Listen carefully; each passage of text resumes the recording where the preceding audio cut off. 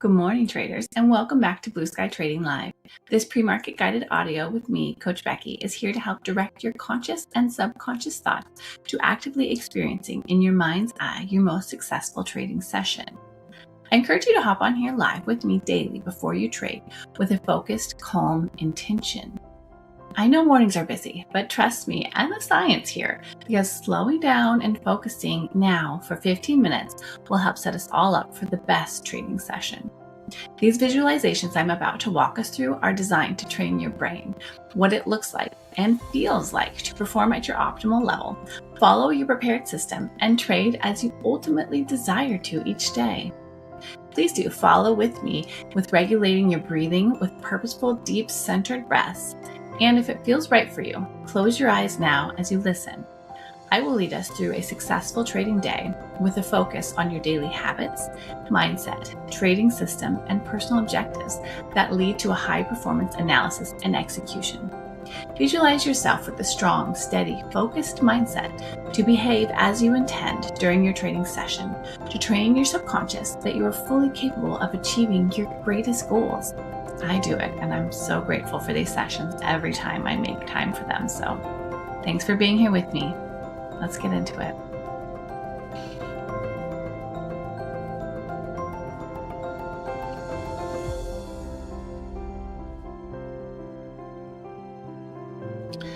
My body wakes ready as I've given myself the sleep and restoration needed to perform at a high level. Before I start considering my charts, my mind prioritizes gratitude.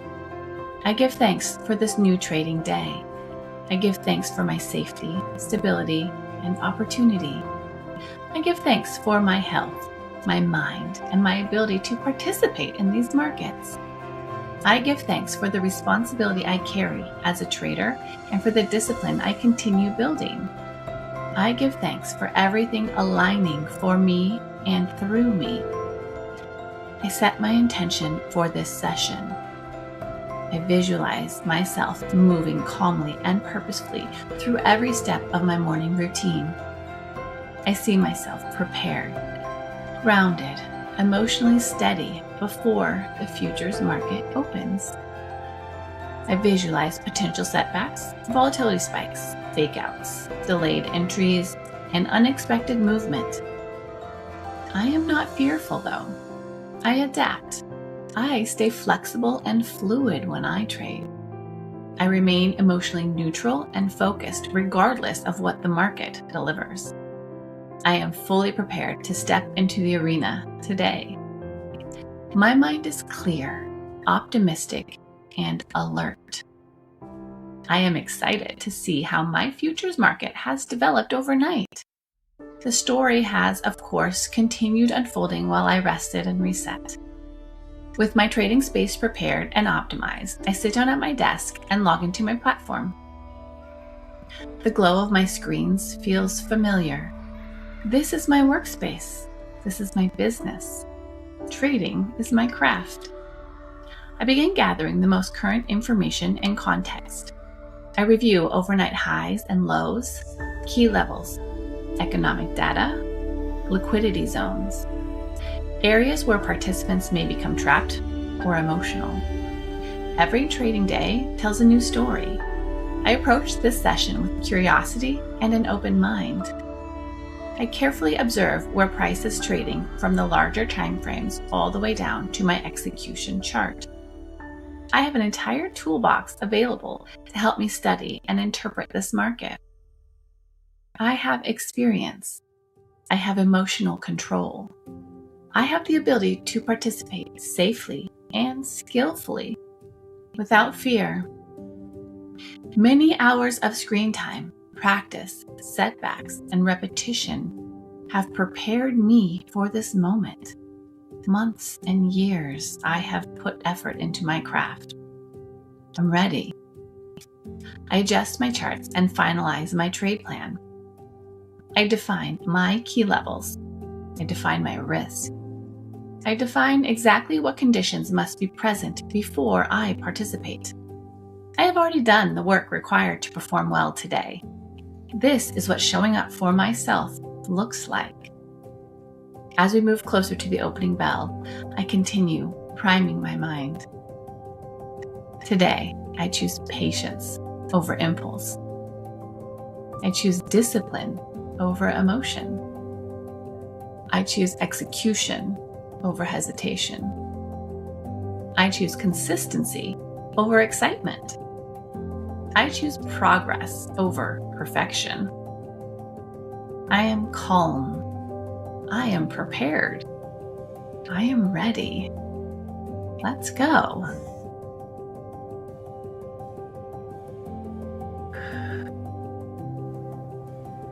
The opening bell arrives. My session is live. Volume begins to flow into the market. The morning is still young, quiet beneath the growing energy of traders around the world stepping into action. Deep breath now.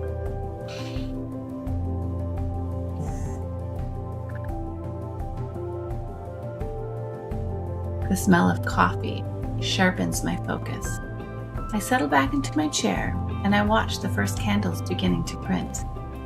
I enjoy observing the opening energy take shape. There is no rush, no pressure, no need to force anything. I mentally review what my ideal setup looks like. I already know the type of trade I am willing to take. I know my position size. I know my acceptable risk. I know how I intend to manage the trade if my setup appears. The soft hum of my computer and the glow of my monitors create the backdrop for my work. I calmly cycle through my charts and data as they expand. The excitement I feel is controlled and measured. I'm not here to gamble. I am here to execute. Relaxing my shoulder and jaw, I take a slow, deep breath.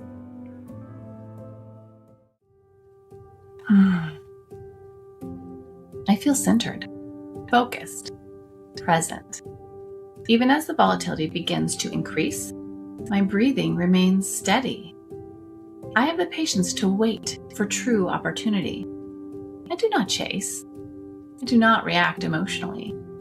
I scan for clues, for acceptance, for rejection, for confirmation.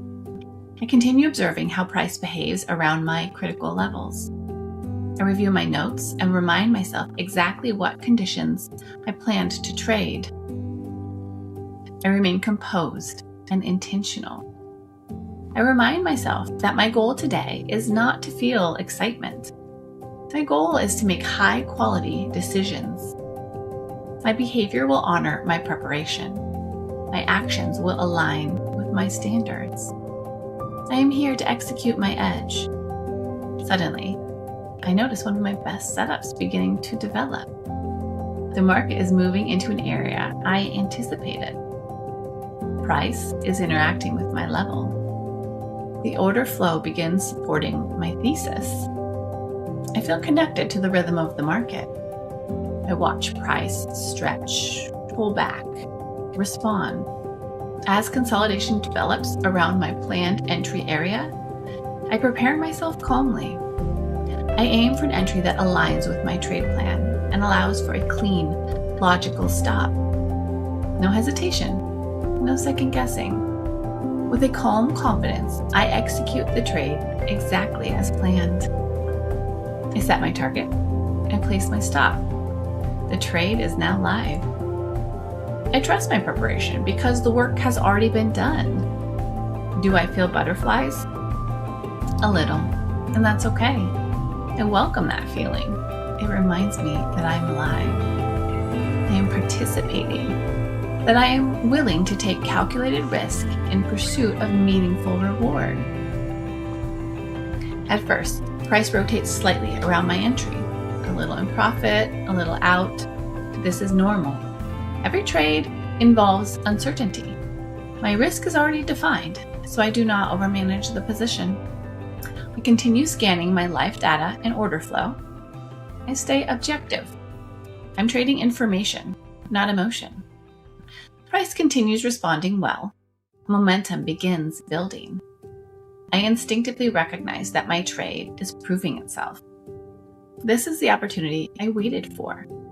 This is why my patience matters. As momentum increases and price pushes through an important area, I intentionally add to the position per my system. I stay composed. I stay disciplined.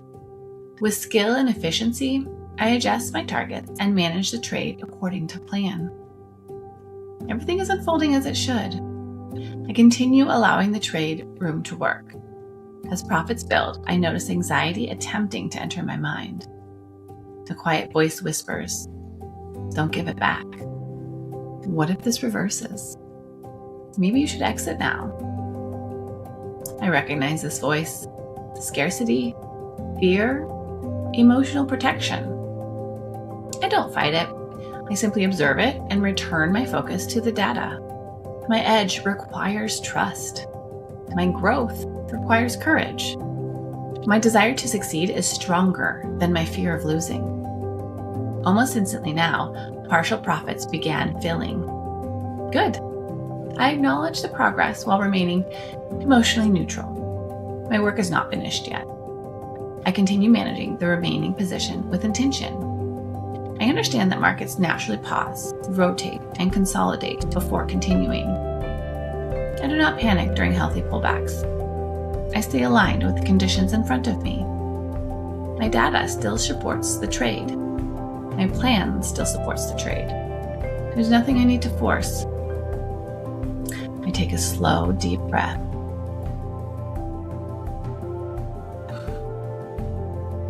Take a brief step away from the screens. Freshen my water, freshen my coffee.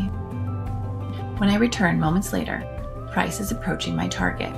Within seconds, the remainder of my target order fills. I slowly exhale. I thank the market for the opportunity. I fulfilled what I set out to do today. This is what I know how to do. This is the result of preparation, discipline, and repetition. I will continue showing up and executing like this again and again, every day. As I stand up, stretch, and smile, I breathe deeply. I feel such gratitude for this life. I embrace the opportunity to trade. I embrace the opportunity to grow. And I trust that everything I am building is continuing to unfold exactly as it should.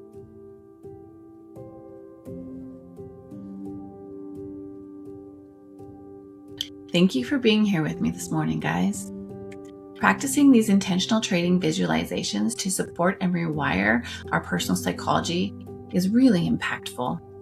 This is the behind-the-scenes work that takes focused effort and consistency to have it grow and become a normal part of our process every day as traders. It's worth your effort, though, because as this practice every morning really does help develop our skill in picturing ourselves successfully executing our system and achieving all of our goals. Not every trading day is going to be perfect, but when we visualize what it looks like and feels like to approach the market with intention to our system and our plan and our mindset, we change. Purposefully filtering what information you feed your brain and directing your thoughts specifically for your highest good immediately before stepping into your arena is neurologically powerful. Traders, happy Wednesday. Welcome to another day here at BluSky on YouTube, BluSky TV. I'm here, Coach Becky. How you doing this morning, Becky? I am so good. Good morning, everyone. Hey, so CPI print is over, and it came in right at expectations. I think a lot of traders were worried that it would miss to the bear side, but we got a bullish print, met expectations. So now we kind of need to see, our economists and traders still kind of starting to roll in on the rate hike side like they were Monday and Tuesday. We'll kind of see as that comes in, but it was a bullish print. You cannot argue that. Now, just based on the last few days, it's hard to be bullish just because the market has dumped, I don't even know what it is, 2,500 points almost in the last 2 days. But we ran into key levels of support a few times and bounced. So I'm almost thinking short-term bullish, maybe a little pop into a drop. We do have Trump just going off about Iran all this morning. So if you guys could keep an eye on the news for us and let us know if you see anything, that would be very, very helpful because, you know, at any moment, he's going to drop something, but it's nothing new right now. It's just the Iran needs to make a deal. I might do this. I'm doing this. So more of the same thing he's been doing for the last three months. So, but it's just something we need to keep an eye on. So I will go over the what I'm looking for in the Qs. Becky will kind of give her levels on ES, and that should take us to open, and hopefully we can hit a play. So what I do with CPI prints is I draw fibs just from the top of the candle to the bottom. This kind of gives us our established range because for me in a news candle, until we break out of that candle or break down from that candle, it can be choppy. So I kind of have my scalper's hat on until we get out of there. But I'm really looking at this 830 to 920 range. I feel like whatever side we break out of that is going to give us a short-term direction and we can hit a play. But going into open, I'm kind of looking for maybe a drop into 830 and then climb up. But for me to flip bearish, we have to break under 830 and really break the CPI low at 750 to get some continuation. Becky, what are we looking at on ES? Yeah, so similar in ES, we are obviously inside kind of the heart of yesterday's range that we created. On my volume profile, we are right in the middle of it, and as well as sitting right on top of VWAP. So I think I am slightly bullish on the first move of the morning for ES, as well as the Qs, because it danced around tight in the beginning of overnight session, and then it dipped down and it retested the support that we created yesterday when we saw that pretty robust bounce, honestly. And so after that, we have been steadily pushing up. CPI encouraged that momentum up, and now we're kind of pulling back from that CPI energy and holding. And so that kind of gives me like potentially we could continue up. Now, overall, the bigger time frames are, of course, bearish. And so kind of on guard when we open right at VWAP, that has me concerned for, you know, any game can play and it can kind of mess around. So I want to see what the early momentum is. But if it starts to push up at open, I would be kind of interested in the upper targets. So if we break above 73.58 on ES, then I'm looking to get up to around 73.83 up to anywhere up to 74.04. That whole range there between 83 and 400 would be kind of a resistance that I would be cautious holding along beyond, because that was a strong resistance yesterday. Okay. What would your kind of downside levels to hold be? Like I always like to ask, like if ES loses this, like it's kind of your big switch to flip bearish. Yeah, I think if the CPI, I'm similar to you on the CPI print. That's a great question. I should have said. If we break below that candle, which is the tip of that is 73.19 on ES, then I would be very interested in taking that down to continuation to the support from yesterday, which is 72.89. But I would even entertain if we broke the body of the 15-minute on the CPI, which is 73.38. That would be some bearish momentum that I might be interested in. So I like the 15-minute candles. I like their closures. And right now we've been hesitating for 45 minutes after CPI. And so if we break that 73.38, I would be interested in downside on the early side. That'd be kind of a front running opportunity, but. Okay. So we kind of have similar ideas, I think. So that's always good. How's everybody on the chat doing, everybody? I know Breezy hit some really good plays last night. Let us know if you hit some plays with him. Like I said, going into New York up nice and green is one of the best feelings as a trader, like literally in the world. Yeah, feels like you handled that session. It is interesting. It's funny. I was talking to him before he went on. I said, "Good luck. I don't trade the night before CPI. It's going to be terrible." And then he comes and hits 200 points. So I was looking at him. He took the entire candle for his Asia session. Like he must have just gotten in at the top and rode the whole thing. I'm like, that is boss. Well, I think he rode bottom to the top and then hit the reversal and rode it back down too. Yeah, it was cool. Amazing. But yeah, it is interesting. You mentioned ES is sitting right at VWAP. NQ's not too far below, but I mean 75 points. So that's why, at least for the Qs, I think we run up to VWAP. At least there's that 830 tap that I was expecting to open. It came a minute early. I'm sorry, I'm way off, guys. But this is your bounce zone. So if you want to like get in a position for open, there was your entry. Morning, Mary C in the shorts. Yeah. Okay. Nice. Good morning, Mary. Got a 100 point shorter on 8 p.m. Nice. Hey. There you go. Who, me? That's great. I don't know, one of us. It's 6:30 in the morning, so I still got like my morning frog voice. Sorry about that. It is what it is. My DMs were just blowing up last night. I don't know why. Busy. Yeah, I think we'll see. Do not disturb on at like 8 p.m. or something. Oh, well, there's the upside target. Yeah, I'm very interested in a potential push up here. We'll see. Did anybody take that 8:30 long? Because you just hit 100 points in a minute if you did. These candles are massive. These ranges are huge. Yeah, Becky and I were talking about this morning how I wouldn't say it's like harder to trade, but the sizing really needs to be a little bit different with these candles we're getting this week specifically. I was mentioning how even 5 micros, you know, if you walk away to get a cup of coffee, you're down $1,000 if you're in the wrong direction, very, very quickly. And we can already see she's moving quickly. So my bullish thesis already played out. Sometimes I kick myself for not taking in the open bell, but you know, we got rules and you got to stick to them, right, Becky? Yeah, exactly. Like I also was in sync with that same opening push, but I also didn't want it. I don't want to be in that trade because there's a lot of volatility and we don't really have the energy of the opening push yet. So it would have been a quick scalp, and I would rather kind of see what she does here. So already we did do that quick push and we're rejecting right now. So we'll see what this rejection holds, if we can break some supports on the downside here. Yeah, I mean, we've already gone up 100 plus points and down 100 plus points in the first minute of the market. So I think, again, this is at least for the upside, I think it's a scalping territory until we see some kind of trend for the downside. It's just moving really fast, guys. Just very, very fast.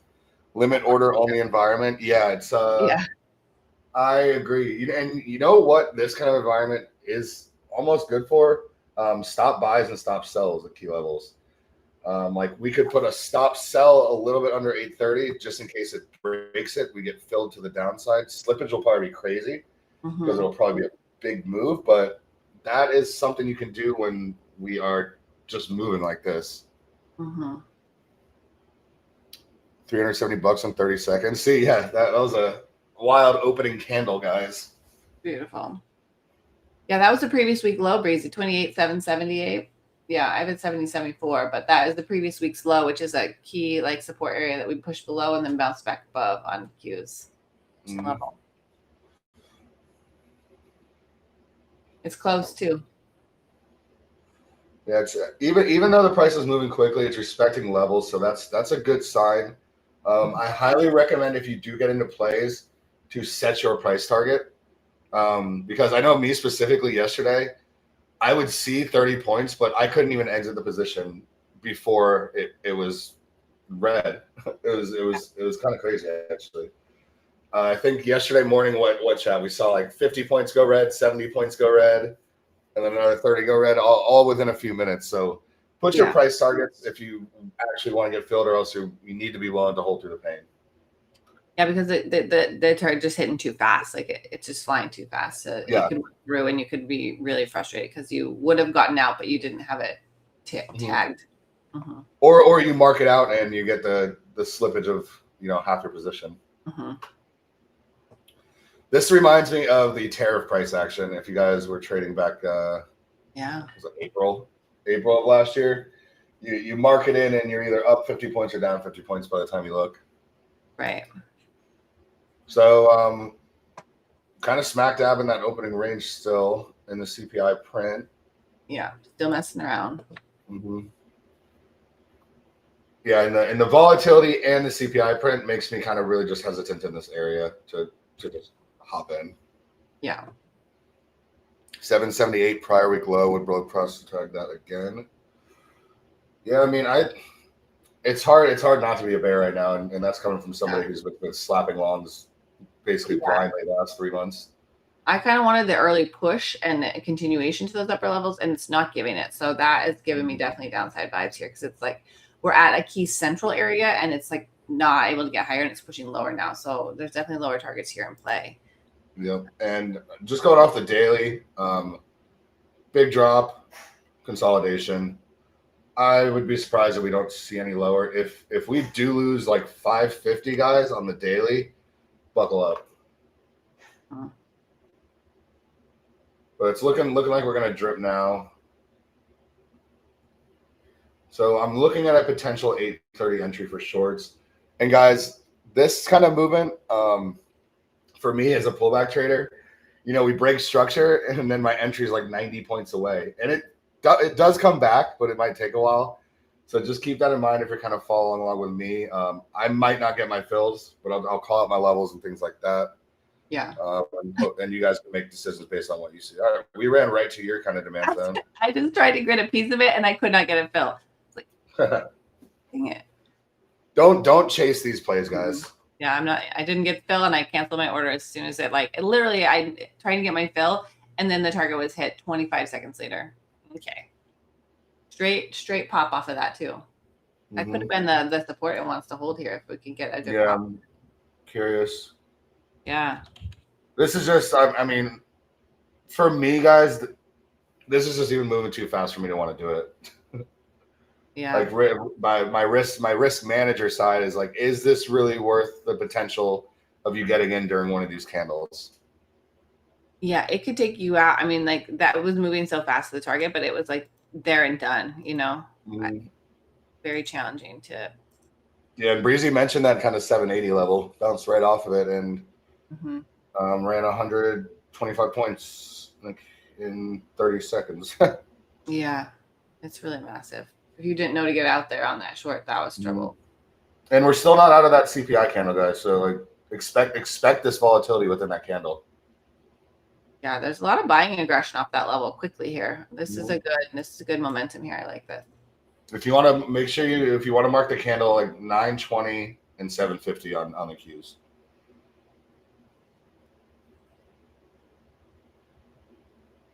This is Russian roulette. Yeah, right.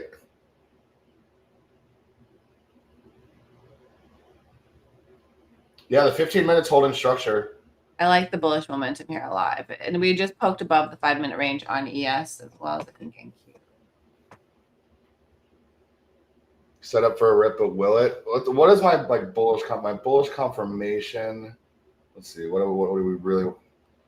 It's just tough in here because looking at the hourly, there's wicks on both sides everywhere because it was just moving so fast. Even overnight. We can get the long on the Qs. I think 29,000 is right there.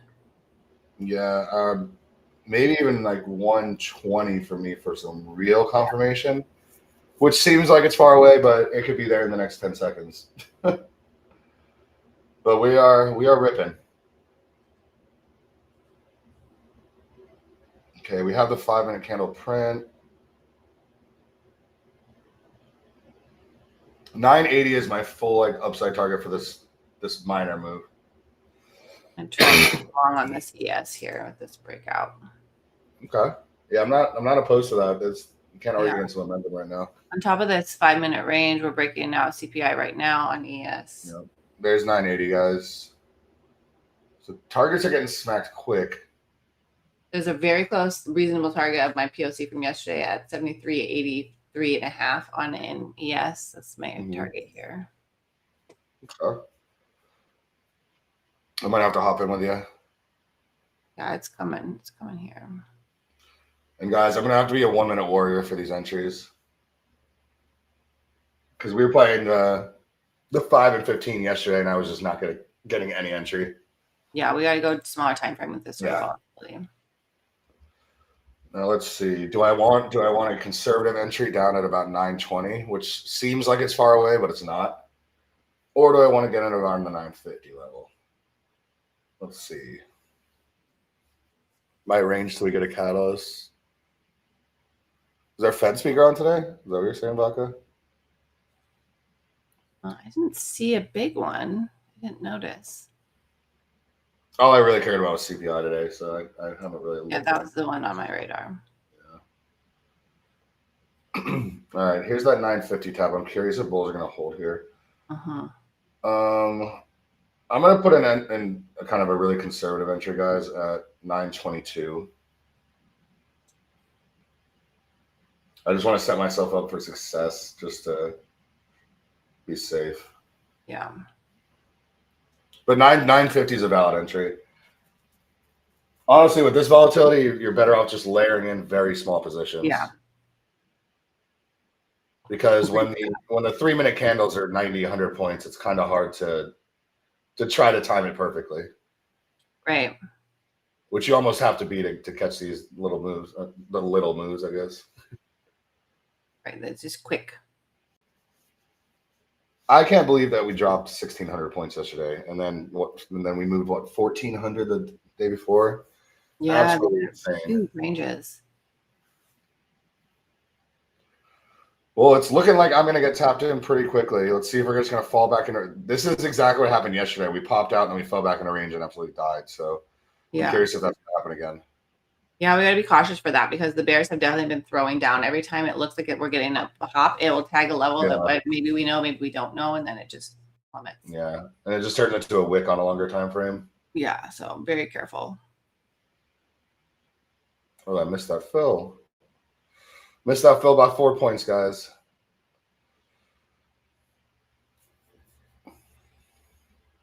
And my stops are basically right under 900 on this one. I don't want to risk too much. Yeah. Yeah, keep it close because it could cause a problem. And if I see you guys trading without putting entries without a stop loss during this price action, I'm going to give you a digital slap. I have some words about that. All right. We're in.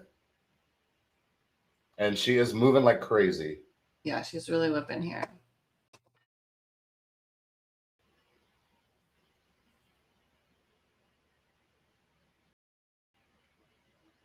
Looking like stop loss. All right, stopped out in about 4 seconds. Right back into our little opening range. Come on, that was fake out, breakout. This is really hard as a streamer trying to even call out a position right now. Yeah. I think with a 2-second lag, by the time I said I'm in, I was already out. Yeah. Yeah, me too. That was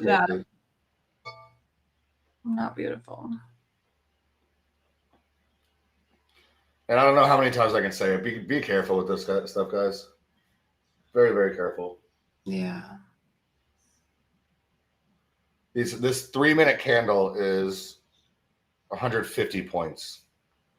Well, so the 15-minute is about to close. Probably have to play half size with this stuff. Yeah. This 15-minute candle is not giving it away. Heavy consolidation area. Oh, it's just wicking on all ends. Yep. And this is what I'm talking about, guys. Like I just got stopped out quickly on that play, and now we'd be massively in profit. Yeah. And if I was in 1 or 2 micros, I could have held through that, but not with 5. That would have been down $600-700. Yeah, I held in one of my accounts. I'm still in. Nice. You held nice. Yeah. Based on the bullish on the 3-minute was my stop, and it was very, very close on this one account. The other one I had a tighter stop, and it was out. Yeah, that I would have needed a 65, 70 point stop loss on my position. Yeah. Yep. And there's target. Oh, God, I love this. This is so annoying to watch. Yeah. Took one and holding. Nice. Get it.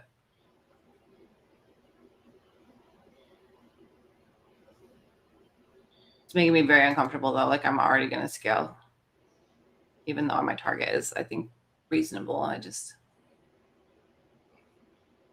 Yeah, I'm looking at 030 for these longs. If you held, congratulations. I'm looking for 30. And there it is. It's 83.5 bad on ES. But I'm already scaled some, and I'm already break even. So one I got stopped out on, one I'm green. Oh, man, that's such a bummer, Becky. I read the play perfectly, and it just wicked me out. Yeah, well, that's the thing. That's what we're seeing right now. And to not have risk management is a dangerous choice as well. You know, like I gave one more wiggle room because I was in smaller size, and so I was able to hold it in. Right. That's the thing. Like, this is a micro environment unless you have real big, pocketbook. Because I think this is like I said, even 5 micros is rough to hold through these moves. Oh, but man, that stinks. That was my morning play, guys. It's up 650. Good job. go. There you go. Yeah, if I'm gonna hit, it'll be about $600 if it hits here in a minute. Yeah, there's your ES target basically. We're right on it. It's very close. Take me. Go. Got in where I stopped and grabbed 50. That's a good point. I do put my stop losses at key levels. Sometimes it barely kisses it, and that's the entry. So that's what I was saying about layering in. Like a starter position with 2 or 3, and then add 2 or 3 where you think is kind of the last stand. Boom. That's one way to do it. Target on ES. Beautiful. I'm out. That was a good target. Love it. I'm glad one of us was in. Well, yeah, one account out, one did not. No, we're getting that rejection. These levels are they're so volatile that if you hit, like, that's why draw your levels, call them out. When they're hit, it's a quick, massive response like that. It just fell 10 points off that, which is a lot on ES. Yeah, if you didn't have your limit order to get out there, yeah, all your profits are gone. Yeah, you'd be like, what the hell? Yeah. So now for the Qs, I want the levels I'm watching are 030 and 980. Yeah. If it can keep holding up, I think the Qs could get up to 9135. Yeah, that's my pure breakout level. Yeah. If we can hit that. Yeah, if we can tag that. I'd be looking for like 250. Yeah. And if ES holds up, I want 73.99. And that's the things with these environments, guys. When we have massive moves, like so we moved massively to the downside, the bulls can reclaim like 50% of that move as so quick, and we know 50% retracements are a massive thing in the market. So 50%, I mean, that would bring us, I'd have to draw it, but probably back up to 500 or so. Yeah. Vodka, I love your approach here to switch your accounts when you get a quick grab, and then switch the accounts, because this volatility is dangerous. You won't want to make an account that was nicely green flip to red here. Strong work. Which this price action can do very quickly. I think you said you're up 600. That can go bye pretty quickly in this market. And that's a recipe for getting pretty frustrated. And you want to try to avoid frustration as a trader, because that gets a tricky, slippery slope there. Yeah, this kind of stuff can make it tilt pretty hard. Yeah. Especially like that play I took. I was right, but I was wrong. Yeah. The old me would have hopped right back in. Yeah. Now I'm very curious if we'll reject here, because that was the key. We hit some targets on both instruments, and now we're seeing this hesitation. So I would be very cautious if you're still in the long to be holding up here, because I could see it rejecting at any point. I do have farther long targets, 9,135 on the Qs and 399 on the ES, but we're also nearing resistance from where we closed yesterday. So I'm on edge for it rejecting here. Yeah, pretty key level here. Gonna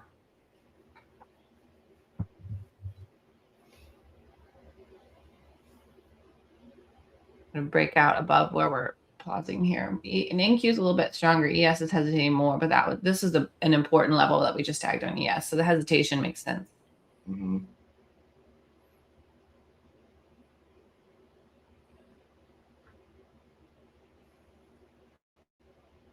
That was a pretty clean bullish retest on the Qs on that last candle. Then concern 65 ES low, which is trying. I think we can blow the top off. Yeah. This might just go. Break above this. It's at a key resistance. I agree. If we can get above this and print and get some closures above this, it could be strong.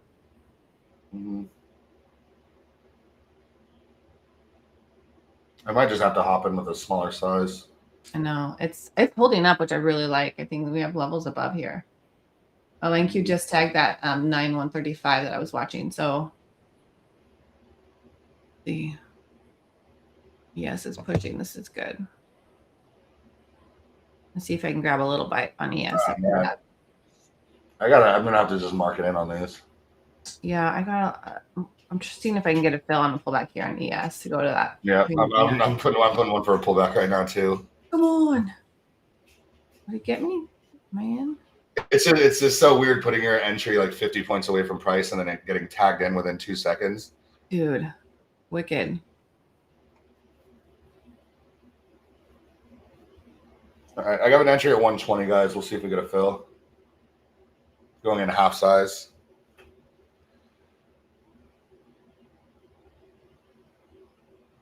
All right, and we are already in. Yeah, I just got filled on ES as well. Looking for a push over 150 on this, guys. All right, quick $100. Print it. I think, did we tap the 150? I think we did.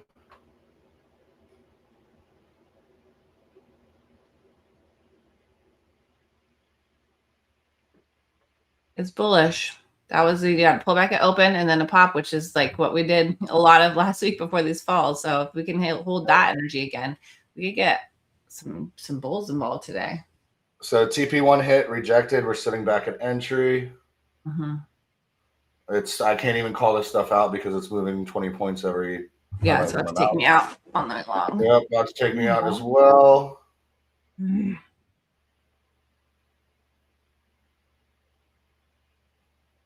managing my stop on the 5-minute on ES, right underneath that doji, which is at. I'm right about to get out. Yeah. All right. This reminds me just exactly of yesterday, guys, where I'm getting in, hitting TP1, and then I'm getting smacked. Yep, I just got stopped out.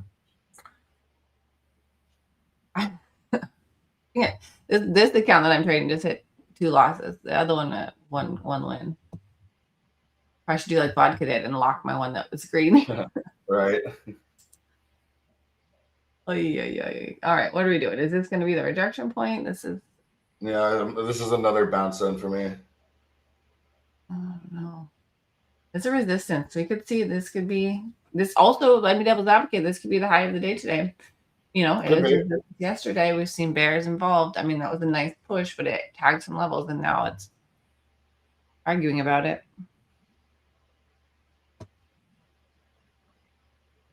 I want to see if a short might work here. We're breaking down. Yeah, if we break, which we just broke it, my shorts might be on the menu for me. If we get back under 980, I'm just gonna slap a short and hopefully hold it all day. Yeah.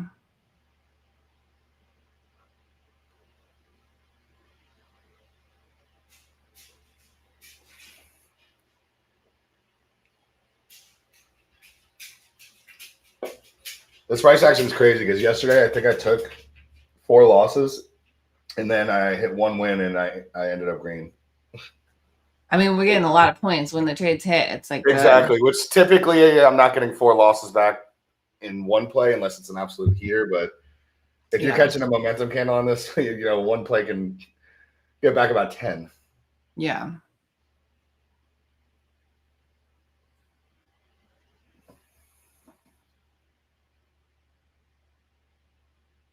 And we're only 20 minutes into the session, guys. Right? I know, Breezy. Oh my gosh. Those candle sizes are wild. All right, let's see if she can hold here. Let's see. It's a good early push up, but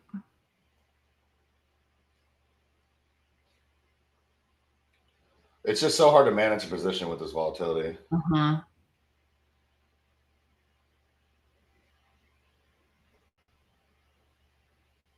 broke structure on the 5-minute, but that's still a smaller time frame. Yeah, we did.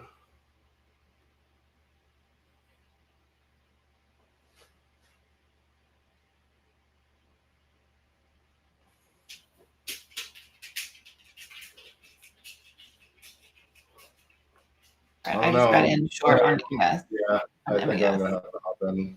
Yeah, I just got filled. This bounce. We're 7 minutes away from the top of the hour, which sometimes there's a good move that happens around the top of the hour. So yeah, 10 a.m. Eastern is my absolute sweet spot to start getting into plays. Yeah. And the morning gets its wiggles out, and we can see a little bit more the energy. 4-hour candle prints, which is looking like a bearish close. And I don't know. We'll see if we can close over. We're kind of at a pretty pivotal point. Yeah, it's a small body. Like, it's not really.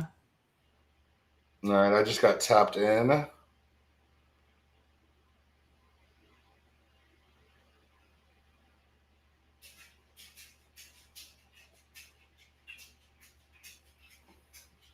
I can't hold anything right now. It's really dancing. It's wild, honestly. The 4 hours is giving me a little bit of bull vibes.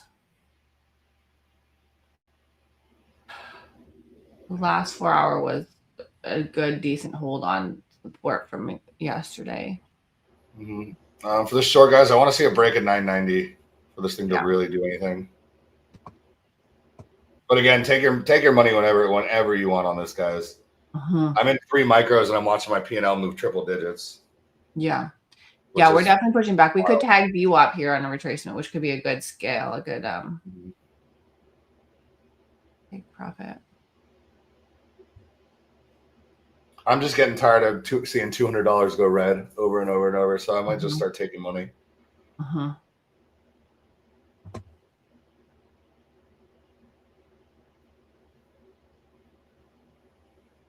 And when it's dancing like this, levels get respected, but they sweep them nonstop. So if you're in a position, it's tough. Yeah, absolutely. They sweep and they'll take a lot of liquidity from the ends, and the move could be right, but it could take you out, like when you were in that long earlier. And like I'm in the short and getting stopped out now. Yeah. Yep. Jeez. This is like 1 micro price action for me. Yeah, I don't love that. It's irritating. Stop fading my longs. I mean, both sides are working within the same candle, so it doesn't matter what side you're on. It's just a matter if you're going to take profit or not. Yeah.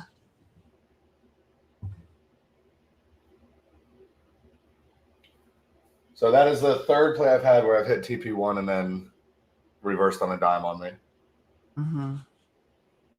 Momentum is still up this morning. There was only one that broke down, but just this level is so interesting to me for if the bears are going to defend it or let it break. That's going to be really important information we get in the next 15 minutes or so, I think. Yeah, let's just see where this 4-hour candle closes. Yeah.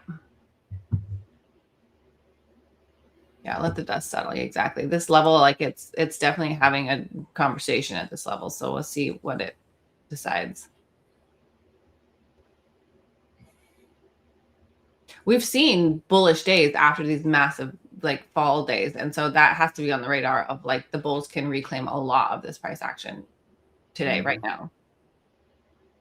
That's the bullish like bias as well. So.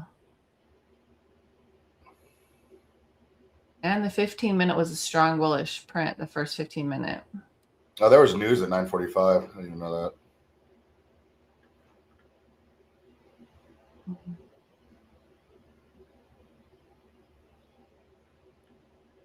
Yeah, we might go for those upper targets here. Trump is signing the Secure America Act right now. Whatever that is. Nacho knows what's up. Yeah, 1 micro pays the bills right now for sure. Yeah. 1 micro can buy a vacation right now. Yeah, I love that. I mean, dude, if you held 1 micro yesterday for the move, you made $3 grand, which is crazy to think about.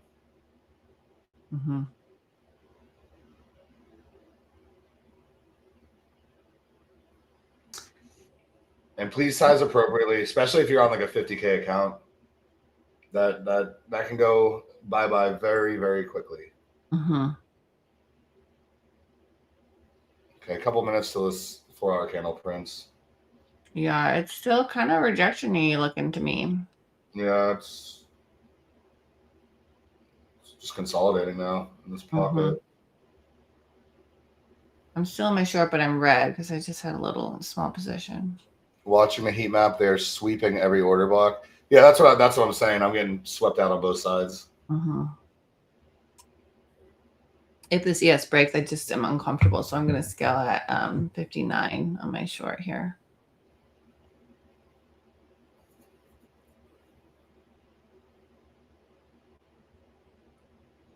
Kind of leaning short.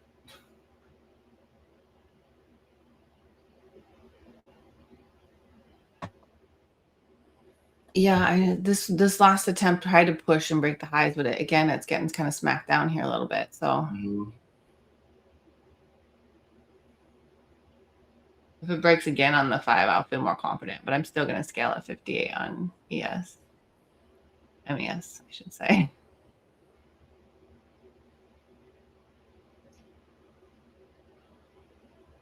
Well, I mean, the 4-hour candle closed right at a key level. Mm-hmm. Oh, that's interesting. Now we'll see. Could put a wick on the next 4-hour. What would that look like?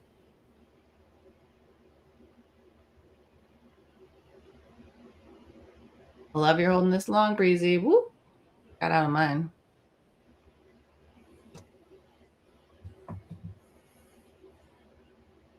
I couldn't even touch that level at 28,778. I tried to scalp the short to it, but it was there so fast. Yeah, that was quick.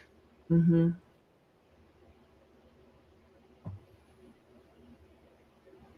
Oh, this trade makes me uncomfortable. This what? This trade makes me uncomfortable holding this short right now. It's just hold on and see if it works out. You can't do anything else. I know, right? Dancing. I want to see if bulls can hold this level right here. I know. I'm so curious. Like I gave it a little room initially, and now it's like I'm gonna snug up, I think, and just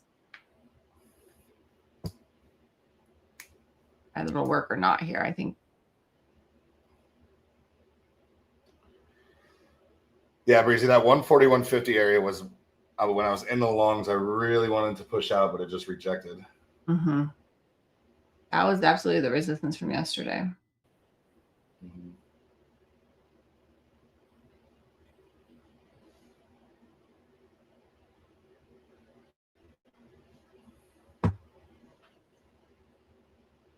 All right, she just lost 29. Oh, it's hard to even say they lose the level because it just wicks. Yeah, right, it wicks it and it still pops. Oh, what you gonna do, Mama? What you gonna do? I don't know. What ticker's moving slow right now? Right. Should we trade like RTY or YM? What is YM? Is going crazy? Let me look. Might have to pivot. MQ is just going ballistic right now. I just really obnoxious. YM is moving a little bit slower. She's bullish. She's trying to hold up here. Also kind of breaking down as well. Oh, there's similar patterns. It's so funny because as soon as you say it's breaking, and then it's like, oh no, never mind. Mm-hmm. Mm-hmm. It flips as soon as you say the words. It's like, oh no. Mm-mm. What do you think? NKD stream, yeah, let's do that. Yeah, or some Bitcoin futures. We each their own. No.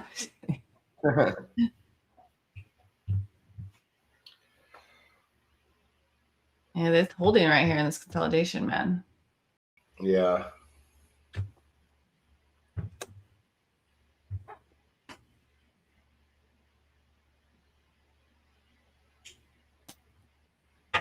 Both these two wicks on that 15 minutes retested that 28,900. Yep, exactly. That's kind of where I was seeing they held, and we saw they swept it, but then they held.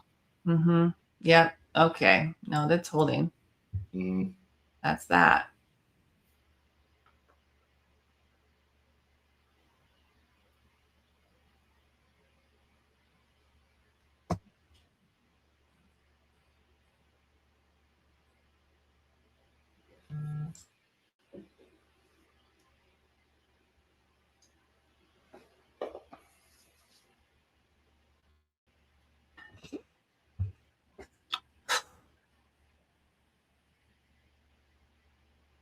I want to get in longs. There's like, I know, me too. But then I don't trust it that much either. I don't want to get swept, get a 40-point sweep and just get stopped out again. Right. Today's price action is the reason I have trust issues. Right. 1,000 bucks on 3, 1,000 to 3 on MQ. There you go. That's how you do it today. Beautiful. Yeah.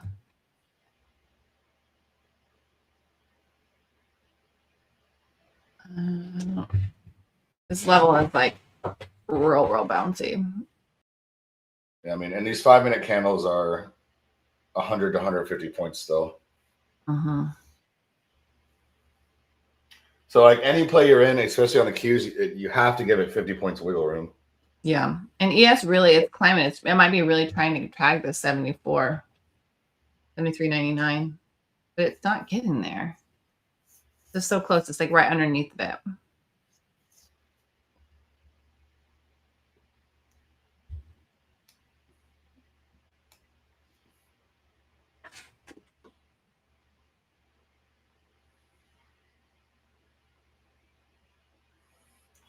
I'm just going to put along in this value area down by 980. See if it gets tapped again. I'll cheer for you. I don't know. I can't do it. I think if you're going to get in, you just put it at the extreme levels. Yeah. That you don't think you're going to get hit. Yeah.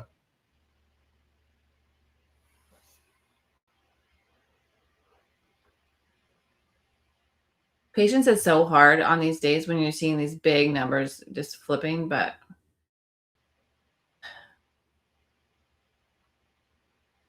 I give it a little room, a little time.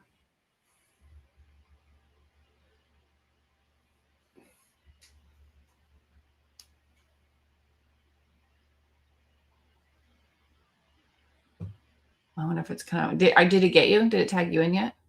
No, it didn't. Yeah, I know. It's 100 points from entry now.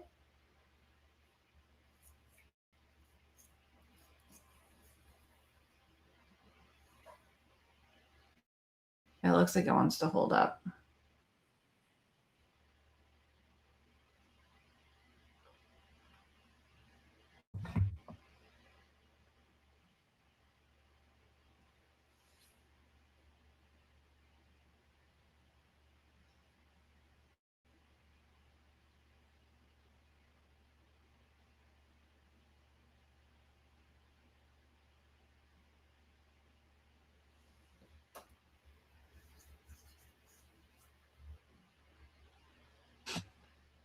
Come on, what you got?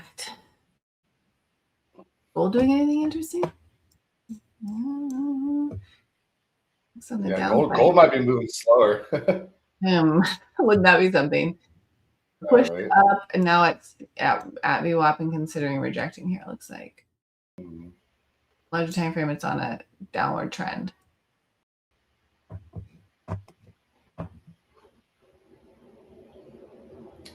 But we're in a big consolidation area now. So yeah, it's definitely like I said, get in at the extremes of the consolidation area if you're gonna try to play this. Getting in at the middle is just a recipe for disaster.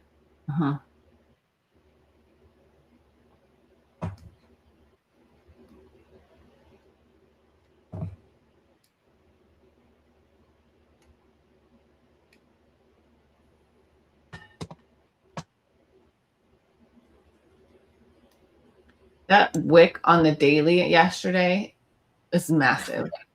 Yeah, it is. Ooh. Which is a buy side, you know.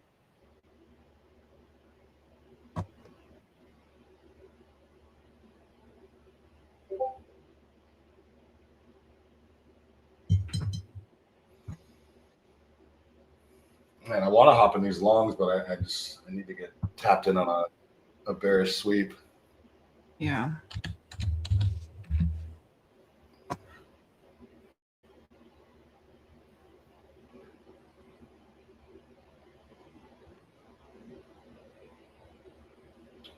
Pretty wild. The market's barely been open half an hour. Yeah, I agree.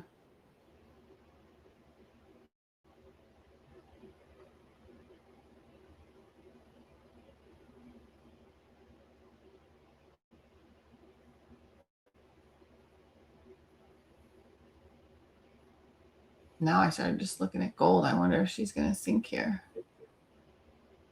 Oh, look at that. They're bullish. Oh, man. NQ just broke. Okay. No. I am not going to get tapped in on this play. Yeah, ES is not far from my 399 target upside here. See if we got to close above here.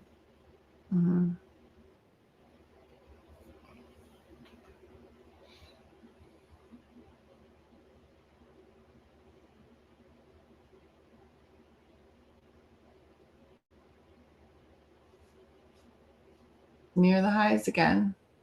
Yes, broke the high of the morning. NQ's close.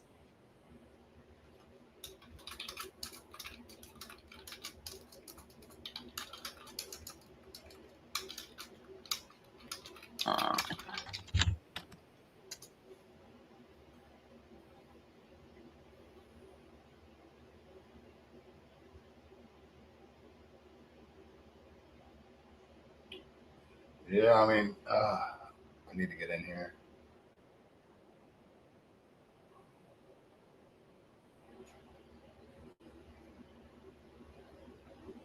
Yeah, scaling one at a time, Drew. That's what I was mentioning earlier. With the way price is moving, it's hard to like just hop in full position at whatever level you want. Right. Agreed. That, which is a good strategy of scaling in and out on these days, because you want to have small position size. You want to wait and get more confirmations and make sure the leverage is something you can take with these big candles. Exactly. That's a good strategy. I like it. Oh, this is a nice bullish setup. Let's see if I can get tapped in.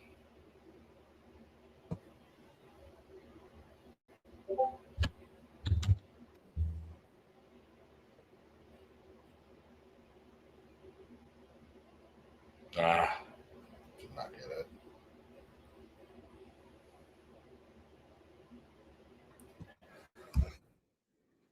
it.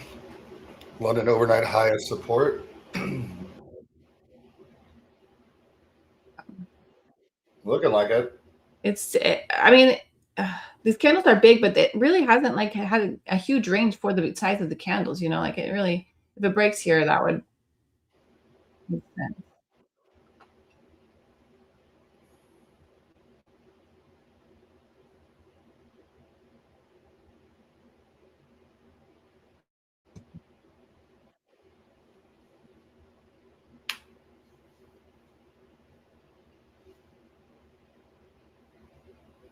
Yeah, this is gonna push.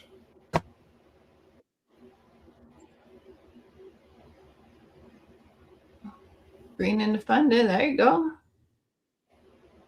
All right, here's the breakout level, guys.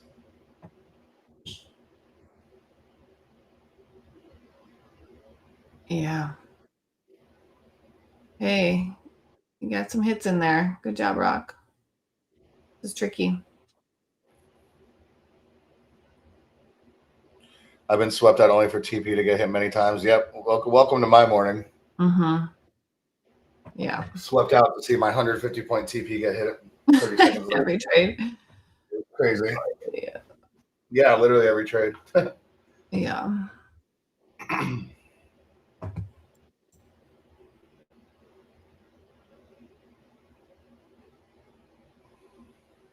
What's up, Hoster? Going to switch to buffer after this funded? Yeah. I would just, if your account's green, switch on to the next one, so on and so forth. Yeah, exactly. I don't think I'd be copy trading today. No, it's definitely a day to rotate counts. Slippage would be pretty wild, probably. Mm-hmm.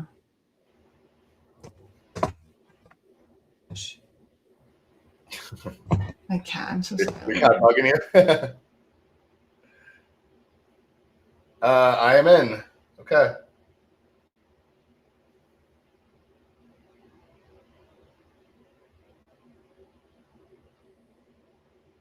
My son to get the cat out, and he's like, "You won't go." Okay, guys. Here we go. Print it. There we go. We finally got one. Now let's see if it holds for more than 10 seconds. And I'm being stubborn holding these guys. I should just be taking the quick money, but I'm not. I mean, it's been holding up. So if this is a bull flag, we've got some room to push here. I mean, we hit TP for 60 points. I just didn't get out.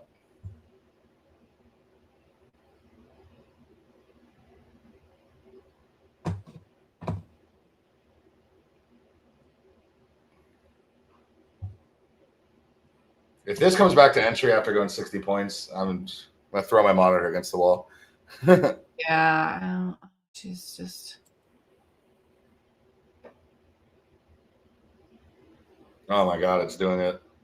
Oh my God, it did it.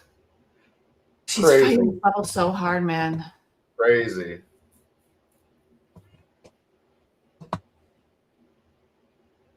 I can't remember the last time I've just seen like 60, 70 points go to zero all within the same candle.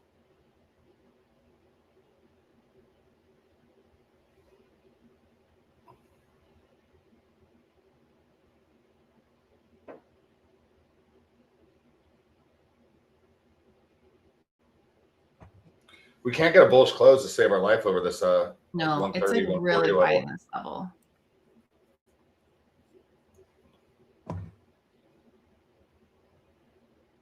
Unreal, guys. Wow.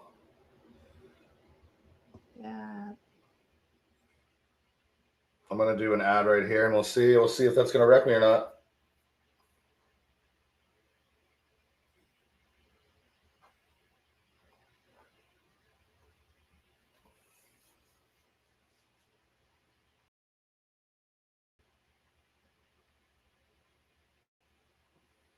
Gosh, this is bonkers, guys. Like, let's just be real. 45 minutes in. The last 30 has been really just tight consolidation here. Mm-hmm. But consolidation in a 200-point range. Right. Not tight. Like taking people's money. This is just frustrating for me as a trader that I'm right and wrong within the same candle. Yeah. And it's just invalidating everything as just as fast as it's validating it. Yeah. So like I've had multiple opportunities to take my money here, guys. There we go. Let's go. Let's go. Now, come on. Can I actually get some continuation, or am I going to see 80 points go to zero again? That's what I want to see. And you guys know I love to see the actual move.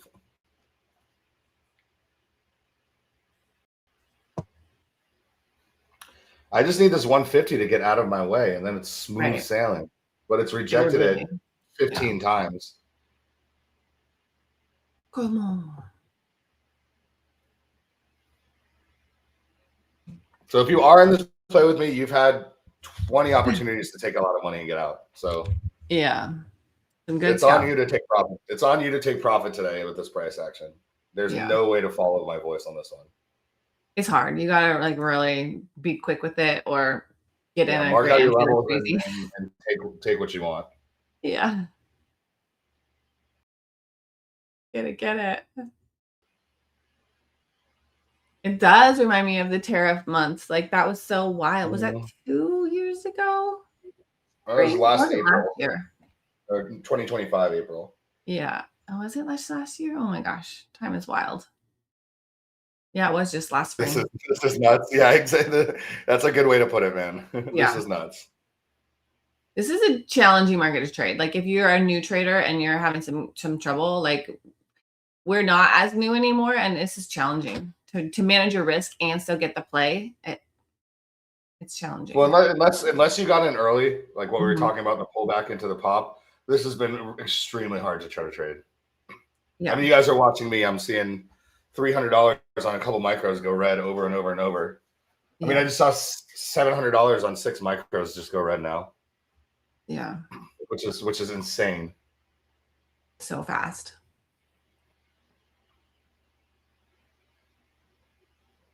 And this is not fun to hold through for me, guys, just in case you're wondering.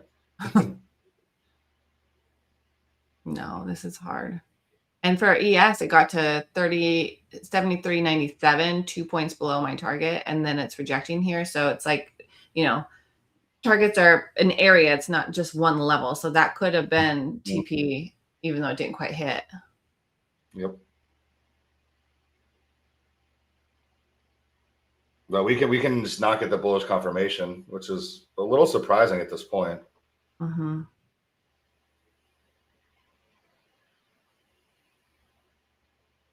I thought for sure that last push would be it. Yeah.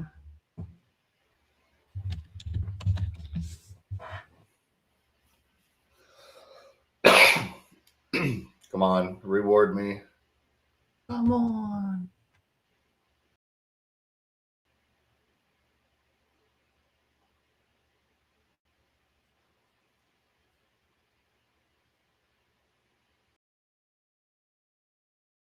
I want to see this just run to 250 at this point. Mhm. Like, Yeah. reward. Give me a big reward for trying to hold through this. Right? Love on us a little bit. Right? Come on. All right, we're getting back to the breakout level again. Can she do it?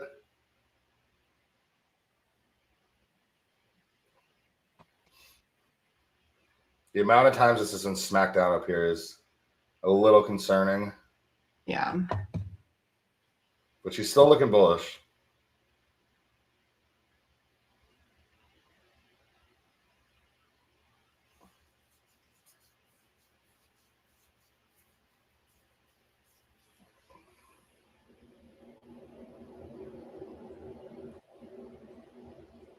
Come on, come on. Come on, lady. Come on. Just, oh my God, smacked down again. Over and over and over and over and over. He's really causing some consequence here. Mm-hmm.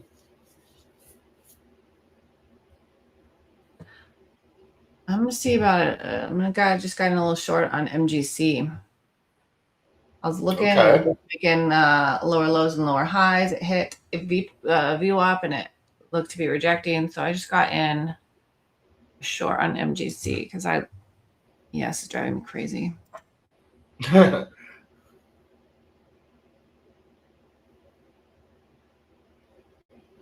Instantly in profit, which makes me nervous in this market. Can she go?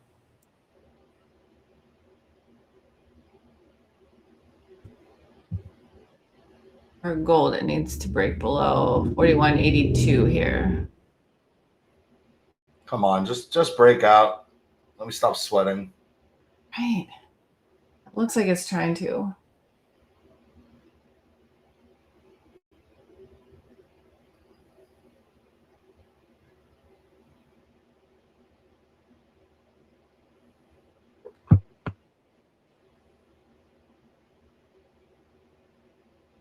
All right, back to the breakout level. Come on. Go, go, go. I don't know how many times can this tap it before it goes up, before it just goes. I don't know. The longer the consolidation, maybe we'll get a nice big pop. Yeah, exactly. But just do it already. Come on. Let's go.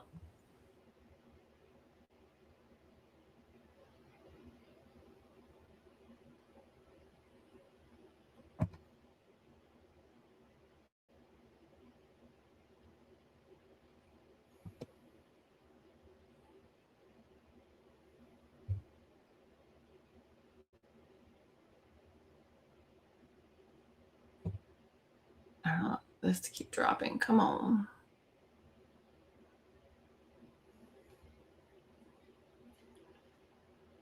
I'm really looking for some kind of candle close over like 120, 130, guys.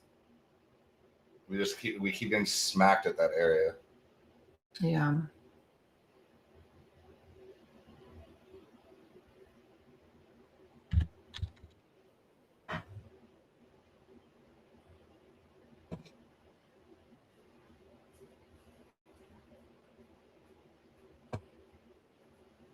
Come on, give us this push. There we go. Let's go. Yeah. Come on. Give me this. Let's go. There we are cooking now. Yeah. Yeah, it's almost a 99. Yes. Hit it. Beautiful. I'm going to take half off. There you go. There you go. Beautiful, Justin. That's what I like to see. Yeah, there's the ES target. Hey. Woo woo. I was hoping I was not going to look like a fool after holding that. I'm glad it worked out. That's good. It was holding. It was showing it was holding. All right. Beautiful stuff, guys. Mm-hmm. I know, right? All right, give me 250. All right, I'm up a grand on 3 micros right now.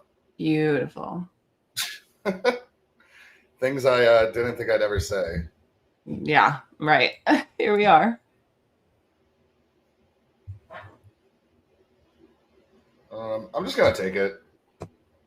That's a good run, man. Yeah, that was good. I'm Glad I got that. I needed that one. Print it.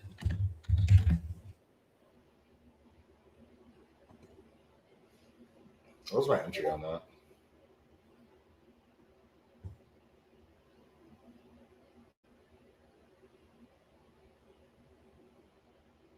Yeah, this is 064 to 187.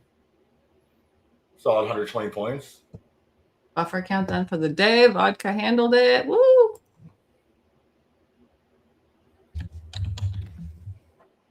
Looks like a good exit on that too. Nice. 300 here on 2 micro scaling in and out. Nice. Done for the day. Almost $5,000. Nice. Heck yeah, beautiful. Up $1,000 on that one. Let's go. Yes. Way to hold. See, guys, that's what I was saying. We took a bunch of small losses, but that one just, I mean, made it all back. Yeah, that was a good push. And way to lock it in too, because look, it's getting some. We've seen resistance when we're hitting these levels, man.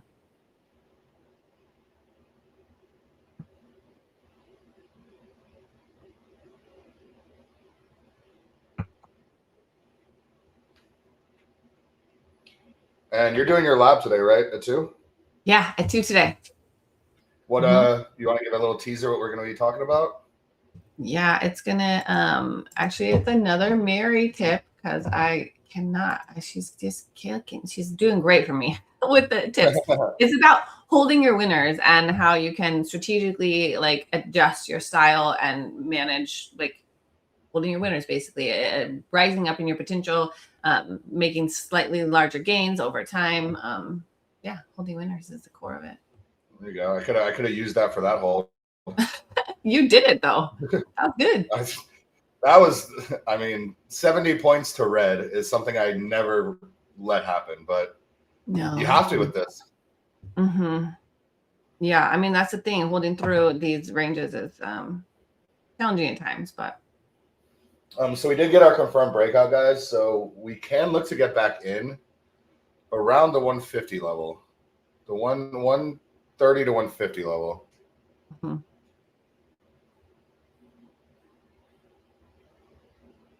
Yeah, give it a minute to react here.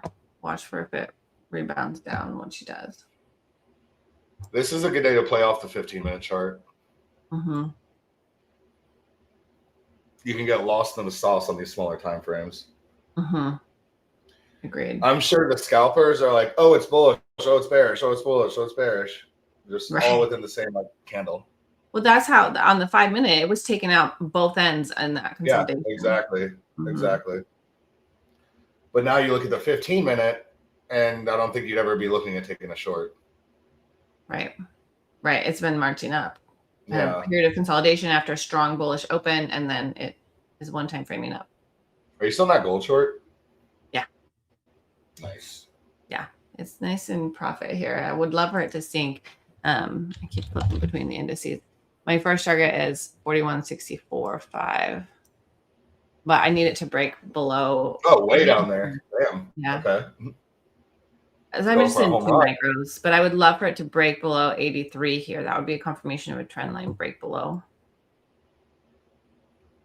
I mean, it's got room. Yeah, break it. All right. I'm going to put an entry at 120, guys. See if I get tapped in. And honestly, after hitting 120 points, I should probably take a breather. But whatever, we'll see. Yeah. Oh, we missed. So we missed by 3 points. Give it a minute.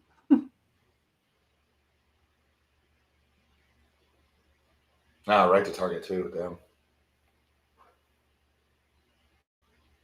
Take a breather.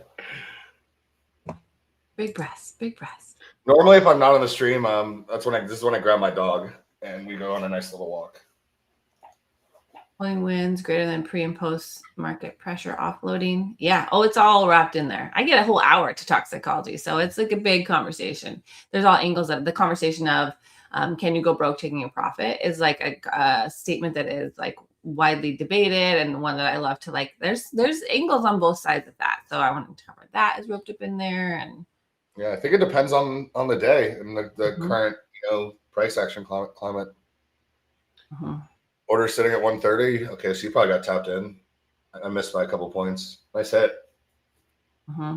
Yeah, good fill. Guys, highly recommend if you have a problem over trading, get a dog. I love that. Take it on walks. Yes, that's my good friend strategy. Like totally. It saved me a lot of tilt. I'll tell you that. Fresh air with activity, physical activity, you get off the trading trance. Like it's beautiful. Or even if your apartment complex or something has a gym, like go hop on the treadmill for 10 minutes. Do something. I took a trim on this gold short because it's right at that level that I'd like for it to break, but it's not. So I took a trim. So this ought to be a green trade. And I say that, guys, because this price action, the more times you enter, it's like a ticking time bomb, honestly. The more times you enter, the higher percentage you have just to get one of these candles, something like that. Start the tilt action. Yeah, we're getting pretty strong rejection when we tag levels. Like it's doing some big moves. Like you don't think about the actual numbers. It doesn't look like it's moving huge, but the numbers are large here. Oh, I got a Doxy. Perfect. Doxy saves the day. Yeah, exactly. Yep. See, I have a fenced backyard. My situation is not, I just let my dog out. And so I thought the same. Go out the front door, Becky. Yeah, I know. Put the leash on. Yeah, that's what I need to do. 100%. This thing's still moving like crazy, guys. It hasn't even slowed down yet. He has to sinking hard here. I feel like I've been in this. I feel like this day is like 3 o'clock in the afternoon right now, but it's not. Yeah.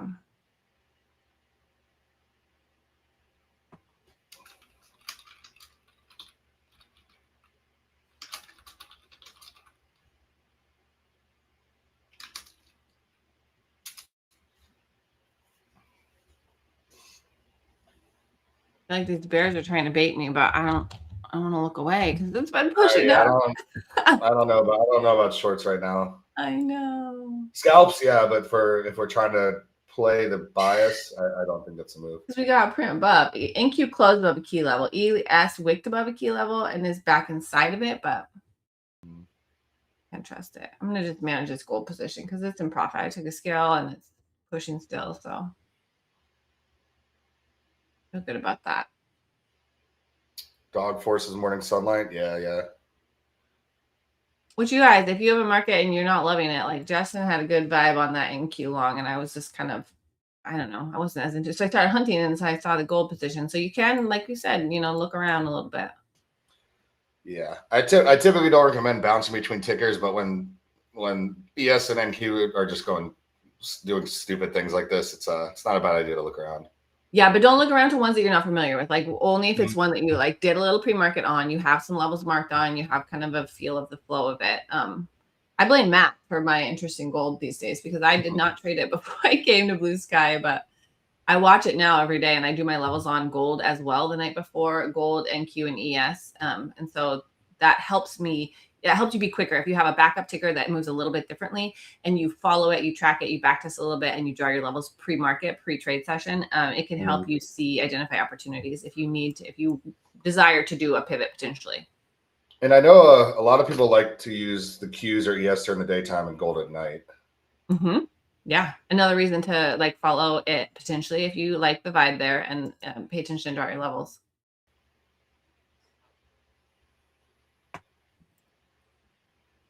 Yeah, ES did a hard pullback and then wicked right the heck off of that.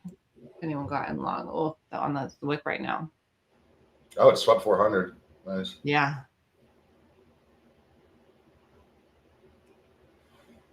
Yeah, traps all over the place. All over the place. I agree. I'm still leaning towards we're going to hit 250.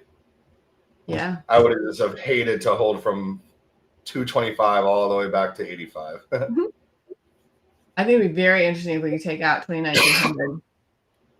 That's a really important resistance area that held yesterday. And so if we could break that, it's a key. It's a whole number, 29,300. Like we're pushing at it with some strength here. That was a nice pullback. And then the bulls defended. 15-minute continues to one time frame up. Yeah, I think 300 is on the table here for the Qs.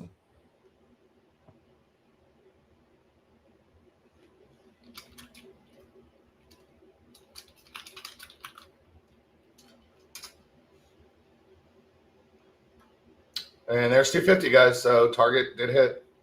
Ooh. Good game. Close the laptop. We're done. Yeah. Bulls up in here. You can't get the larger time frame. And honestly, the 4-hour did look bullish as well as the hourly once we started getting into the day. Like they were not breaking down. Sometimes big liquidation periods such as yesterday and Monday is distracting. It makes you want to chase the shorts, but there's often very strong momentum moves off of that. And it was pushing up pre-market was what we talked about before the market even opened, is that it was angled upward. That's why we had a bullish bias at the beginning, and that is a really nice opportunity here.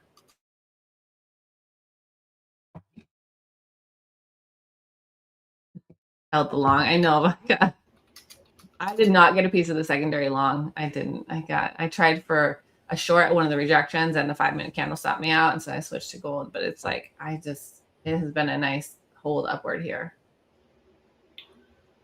One thing that I struggle with is when I see that we're in a resistance, even on a bullish trend. This is where I'm not as good at being a trend trader. Is that I'm like, I don't know if we can long. There's a resistance here, but resistances break all the time. Like it's just a level. Like it doesn't have to hold. It's not a wall. It's just a number. Yeah, for me, I ride the trend until the trend tells me it's not a trend anymore. Yeah, which it has like, yeah. I mean, I know you probably too, but you'd always try to catch the top, or you just miss out because you're like, oh, it can't go any higher. That's resistance. But we have about 55 levels of resistance we can break through before we even need to really worry about anything.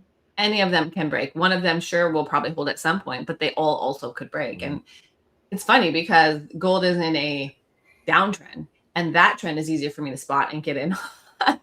Like, what the heck is wrong with me? I'm definitely a perma bear, you guys. I'm like, they're bullish. I don't know. I'm going to find a bearish market. And like on the Qs, like I'm taking longs until they stop working, because statistically they're working out better than shorts. Yeah. Like right now, decent area to get back in if you want. Yeah. Yeah. And if we break 250, we're running right to 300. We break 300, we got a lot of room. Yeah. Yeah. 300 is definitely the next stop on the longs if we can get up back up to 250 and break it. This is a pullback right now. On the smaller time frames, you can draw a trend line on it now that we've got some data printed as well here, and that can help support or, invalidate potential entries. I'm going to put an entry back at 120 and see if that gets tapped in. Nice.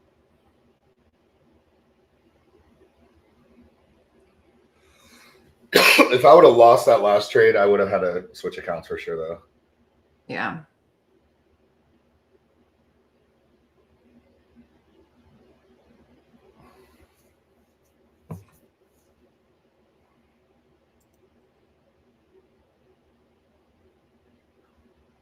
M pattern. Yeah.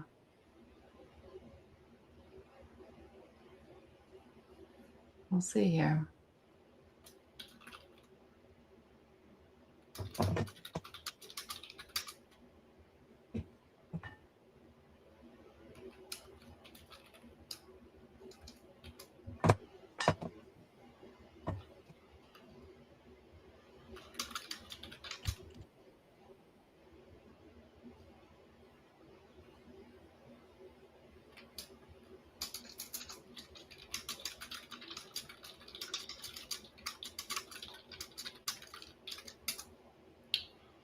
Oh, I missed by a few points again. Damn it, guys. I just put the trend line on the 5, and it is like getting close to it here. So it could still be a pickup here. If it breaks like 29,100, I don't know. I would be concerned for downside.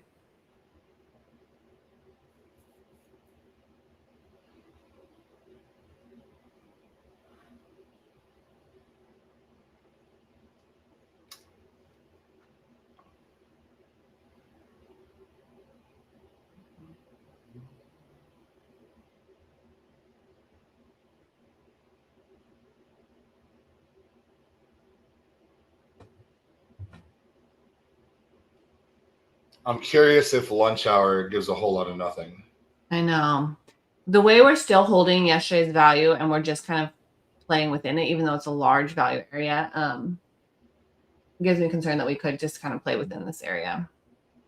You know, looking at like the 15 and the 30, it looks clean, but man, the 3-minute it looks like a barcode. Barcode, little push, barcode.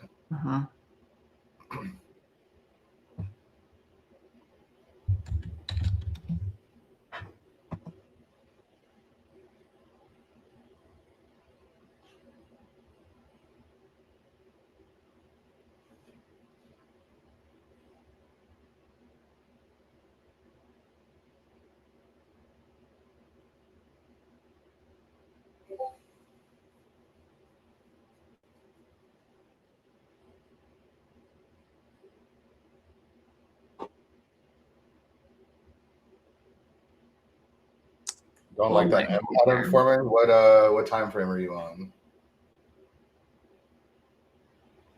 Gotta be like the 1 or 2 for that. Yeah, I'm just a really small time frame. Yeah, the 1. I see it on the 1, but those are tricky markets to go that small size. Yeah, I can't go that low. I haven't gone that low in a long time, so it's less comfortable for me. I mean, I can. I just don't want. I don't want to. Yeah. It's easier to hold long if you're looking at a slightly bigger time frame too. Oh yeah, absolutely.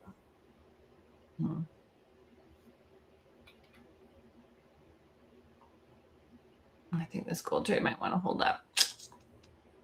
My stop is in target and inside profit, so it's fine.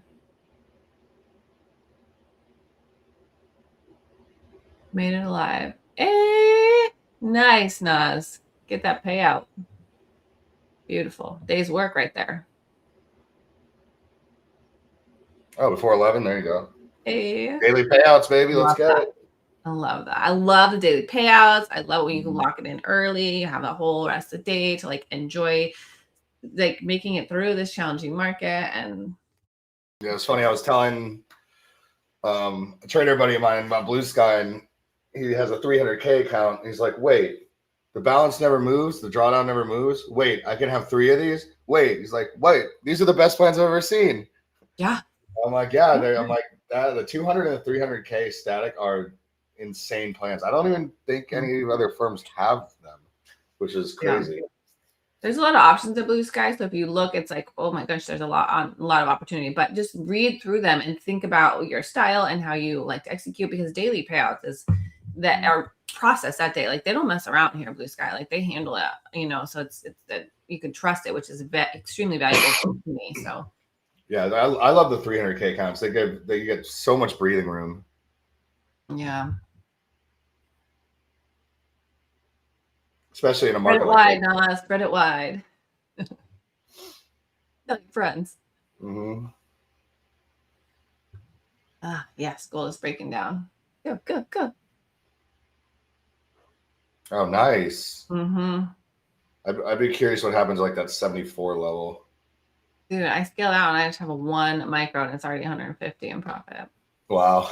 Love it. Gold prints. Should have sized up, honestly. It was a good setup. Gold is printed for me, but gold has also taken my dinner money. I know. I've definitely won and lost, but it's something that I'm so intrigued by and I want to get better at. So I gotta put some contracts on, and so I can start getting some practice with it. But gold go ahead. I really want to try and wait for really good setups, which I did really like this one. Yeah, it moves very different from the indices. So it's if you're used to trading NQ or ES, like then you start trading gold and you're like, oh, this moves kind of slow, and then it just drops 30 points out of nowhere. Yes. Yeah, it's got some power when it wants to. When it gets that momentum, oof. Yeah, it can flip you real fast. I have a problem with gold on where to put my stop losses for that reason. Yeah. I manage it tighter for that reason, because I don't have a good feel either. Like I'll start with a pivot manage, and then once it starts moving, like I'll snug it more than I will on ES and NQ, because I just don't trust it. She can really just whipsaw exactly stronger than the others. And I know I've been getting swept today, but gold sweeps me like crazy when I'm touching it. Okay, I'm in on that knife of a candle, which I do not like at all. Yeah, this might be the breakdown. Yeah, we'll see. It might be the breakdown. All right, just broke structure on the 3-minute. Almost seems like it's trying to roll here on the 5. Yeah, it does. 3 and the 5. Oop, well, that was a quick loss. Unless it wicks right now.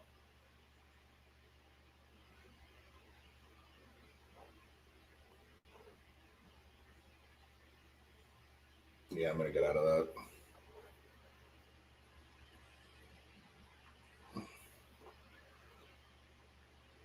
All right, back to the breakout level. We have broken structure on almost all the time frames now, except for the 30. The 30 is holding. 30 is a pretty bullish setup for me, actually. Yeah, this is an interesting area we're at right now. For the hold or the breakdown. I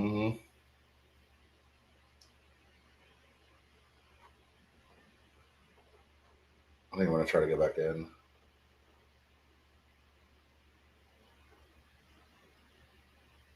Around that 30 area, that 30 breakout area.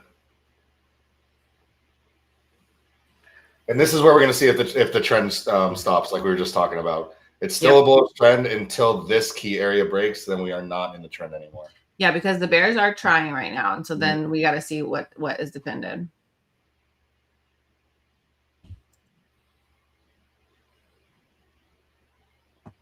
And we are running a sale on, let's see, it's Orbit plans, I believe. Let me double check.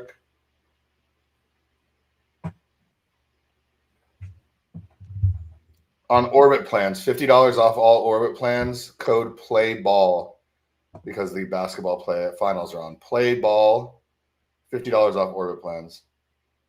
So that 200K static Orbit is really nice. A really nice plan.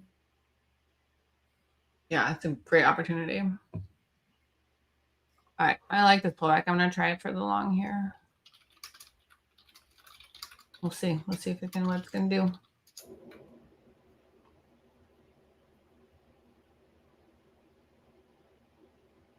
Oh, did I not get tapped in there?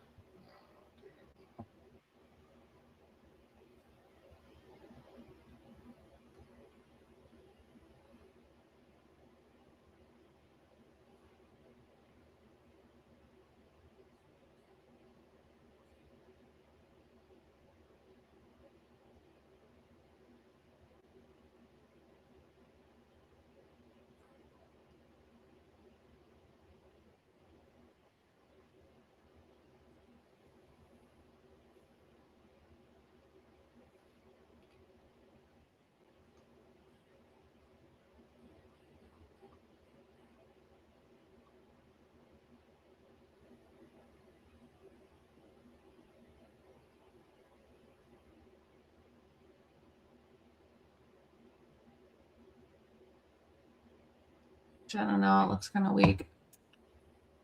Yeah, I mean, this is always worth a shot for me at the last stand just to try to get a bounce, see what happens. And if we get stopped out, then we know we might need a pivot. Mm-hmm.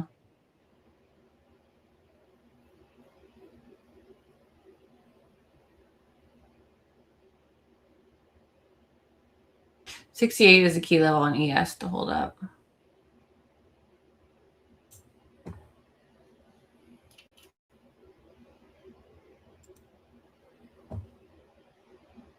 Yeah, I'm about to get stopped out on this long. Dang.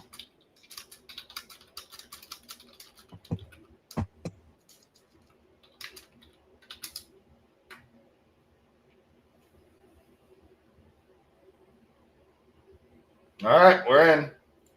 Let's see if we get the bounce or not. If this fails, we're running right to 980. Mm-hmm. And I want to see a push above 40 for me. But remember, guys, on the long time frames, we are bearish. So that just might have been the push to trap all the bulls just to push it straight down, which it looks like it's doing. Oh, never mind. As soon as I said that, we're back green and now we're red. Yeah, she's like messing around here. I feel like an auction year right now. Just like every 2 seconds, I'm saying a different number. Yeah. All right, there's the 40 push. Let's see if we can get Continue. There we go. Beautiful. All right. $300 plus $350. We are out. 94, 84.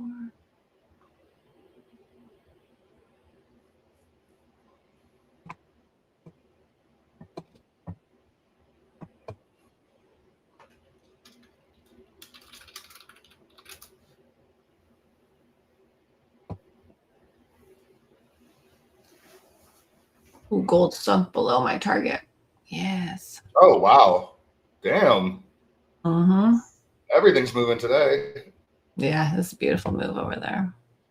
If you're still holding that long, we're looking for a push past 100, 120. I'm getting into scalper mode going into kind of lunch hour. Yeah. It took a lot of work, guys, but we are green. We are green. Yeah.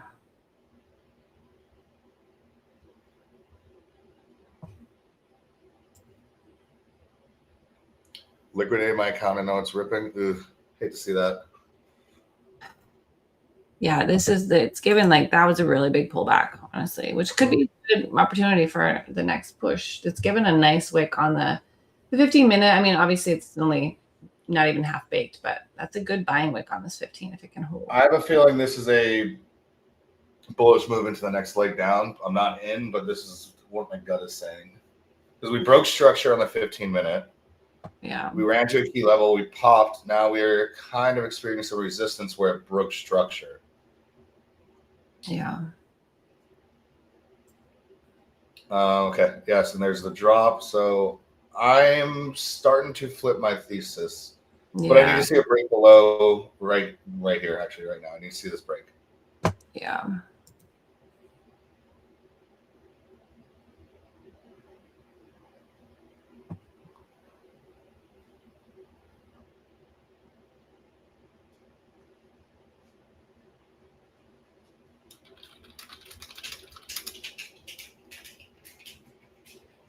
All right, there she goes.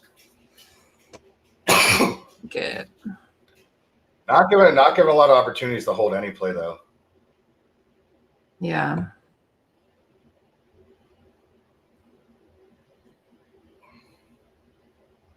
Very curious if we'll close, if we'll get down here. I mean, we're getting back into the morning's opening range. If we get back into the 5-minute candle, which is where was that? On the Qs, it's like 990. If we get back below that, I'm slapping shorts. Yeah. I'm tempted to front run it a little bit.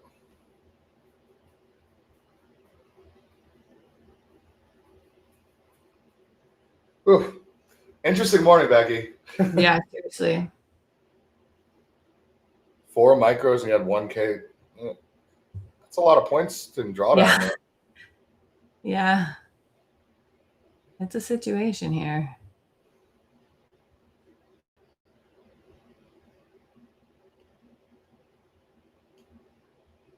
Yeah, it's trying to bounce here, but it looks, I don't know if it can make it. Yeah, I'm team bear right now. Yeah. They're just sinking. I'm just trying to figure out if I want to wait for confirmation or if I want to front run it a bit. Right. Because this last wick up here got smashed back. Mm-hmm. That's exactly what I'm thinking. Got 1 minute on this 5-minute candle. Got a big wick on top, which is bearish.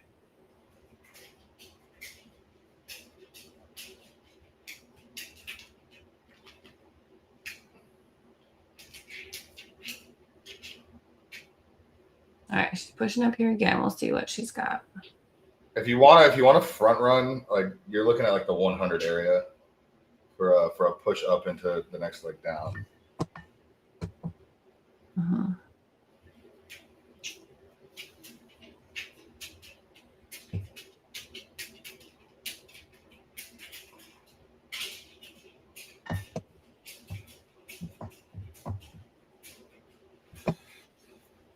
Yep, I think she's gonna go.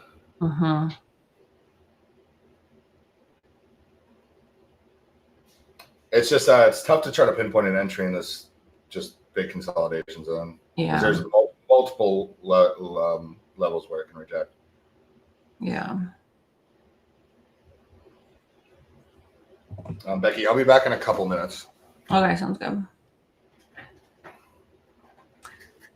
So yeah, we're kind of getting on top of that. VWAP here too is very curious location. They're both back at that area, and it could be like a dynamic support here. So it might have a little bit of hesitation here on either side. But she's sliding.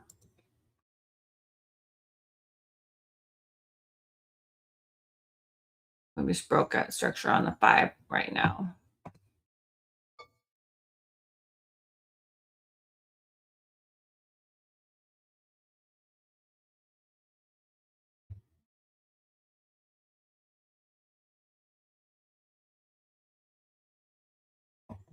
Okay, yeah, we're breaking down.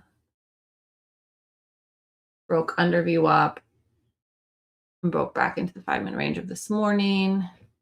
We'll see. Yeah, it's coming down low here. I think on NQ, be very curious about if we can get down to the 894 level here. Is an important area where it could hold. ES similarly. Oh, we're at that lower target. I was looking for 52 on the downside. It just tagged it on ES. Next lower stop on ES could be 35. Yeah, VWAP didn't hold. Yeah, 800 I think is very reasonable. And then 874 is the next stop. If we print and close underneath here on the 15 for the Qs. There's some strong momentum down.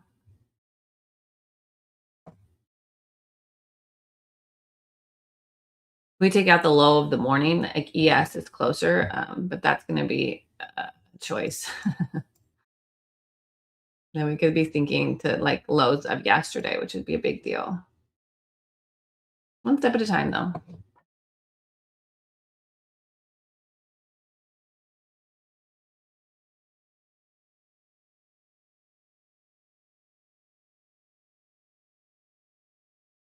Ooh, stinking, dropping. Just took out that level on the NQ short is 87. We just hit that and we're still sinking straight through it. So we're going for the low of the day at 874 on the Qs and 35 on ES. If you're in your short, just manage your backside. You know, it's moving very fast right now. So this could be some momentum to hold.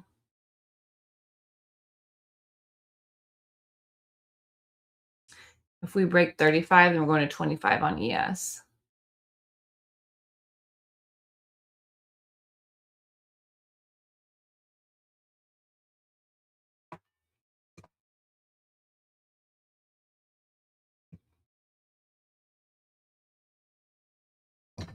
And then NQ, we just tagged. Well, no, we haven't tagged it. 850 is a target here on the Q is the next target, which we're very close to. That's the body of the first 15-minute opening candle.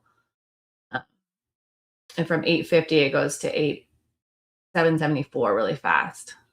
So just ride this momentum if anyone got in on this short. I say we hold.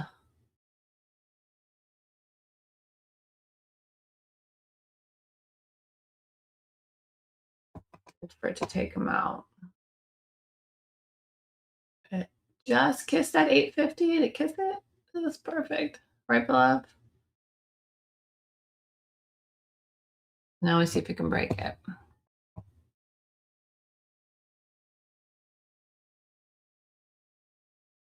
I think, yeah, ES has got 35 to 25 here for target.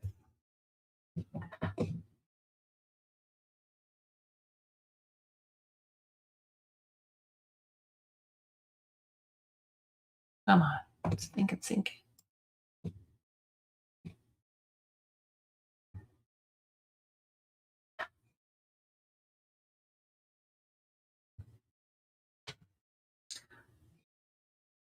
It's giving a little bounce off this area. We'll see what it does now. I think it wants to take out that liquidity. We're getting this close to it. It wants to sweep it. And then that's where Breezy got his long as at 778. So that is a key level to tag and see if it wants to hold again, but it's looking like it's going to take it out. I'm back, Nick.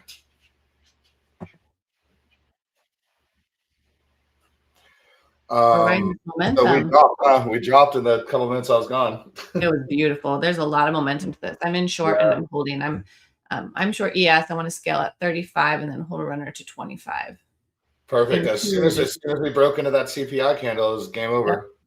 We just took out the low of the body of the first 15 at 850. So I'm watching this 780 here for the next target on the Qs. If that breaks, we could think down to 700, 670. Let's see. What is this 4-hour candle? See, that look 4 hours. The 4 hours just consolidating for the next leg down now, guys. Mm-hmm. Yeah, this is really good. So now that we have our established range, I can really draw fibs and see what the heck is going on, which is always nice.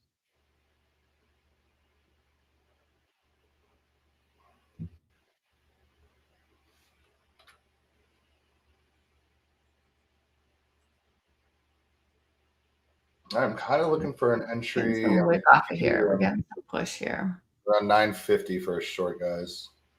Yeah, it's doing a little pull up. It broke and closed below view up with strength. And so now if we retest around that area, it could be an opportunity to join. And I know I've taken quite a few trades this morning, and we talk about over trading, but sometimes the market's just kind of giving out a ton of opportunities.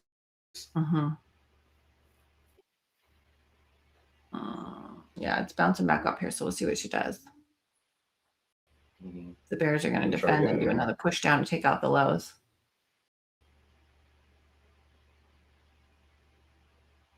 Nope, I just dragged my I just dragged in and got entered.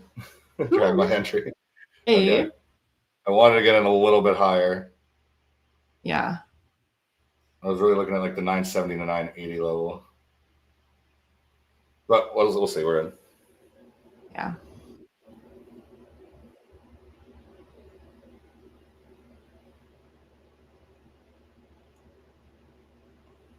There we go. I'd love to see it push down to about 920 would be huge. Yeah. But I'm kind of thinking just scalping. I'm just going to take my money.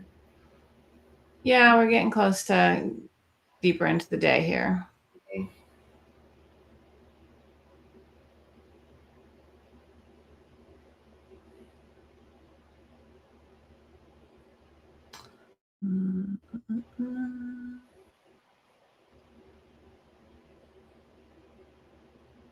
Now we'll see. We'll see if she wants to reject here or what.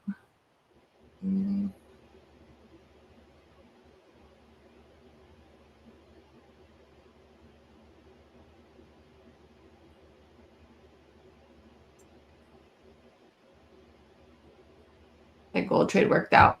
Took me out at the just below the lows. Love it. Good stuff. Thanks.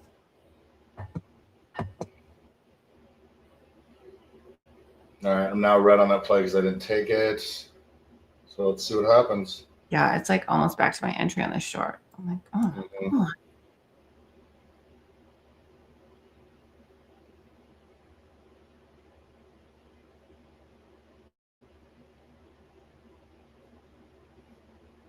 I'm curious if the Qs does push up to like that 0300 level. Yeah. It's important. That was a tough little hold. That was a tough little hold right there. That probably took a lot of people out that tried to hop back in. Yeah, that was the big push up. That was a strong bullish put back because that was just a lot of momentum that was sinking down there. I was like, feel good about my targets, and I did not get any scales, and so it went all the way back to my entry right now. Nope. Come on. I'm gonna go ahead and lock this in. There we go. Nice little like 30 points right. Oh, there's target 920. Yeah, 1 second. I wanted to go. I wanted to take out my low. Oh, she's gonna go. Hold for me, Becky, please. I'm holding. Typically, I'm the one holding, but you got to take it for the team right now. Oh I got man, it for a while. There she goes. Yeah, you had a little bit. You had a little bit more breathing room than I did. Yeah. Yeah, I'm gonna scale at 40, 35, and 25 on my ES targets here. Yeah. If you're in the Qs, 830 major target major target. We want to stay under 920. 5-minute doji. Think it. Oh, this is looking really good. Hold.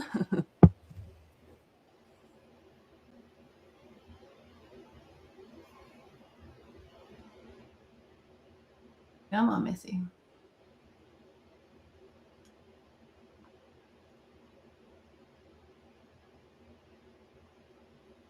I like this momentum. The retracement level made sense. Right up to VWAP, kissed it, rejected. Confident close below. That's a good setup.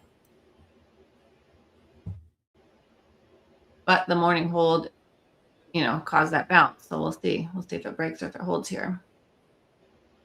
I'm not going to hold through another retracement because this could be the morning low holding, but I'm in profit, so I can move to break even. I think you're about to get paid. I think it should work. I think the momentum right now is down, and that's the liquidity, and she loves to sweep liquidity. Mm-hmm.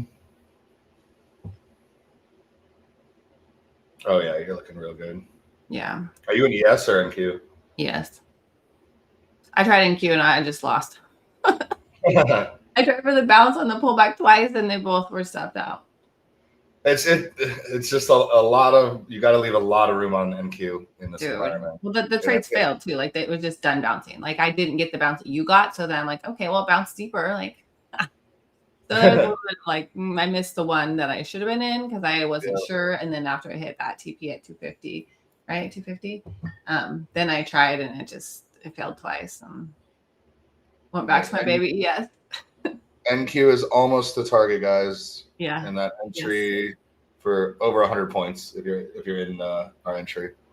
Yeah, this is a beautiful short here.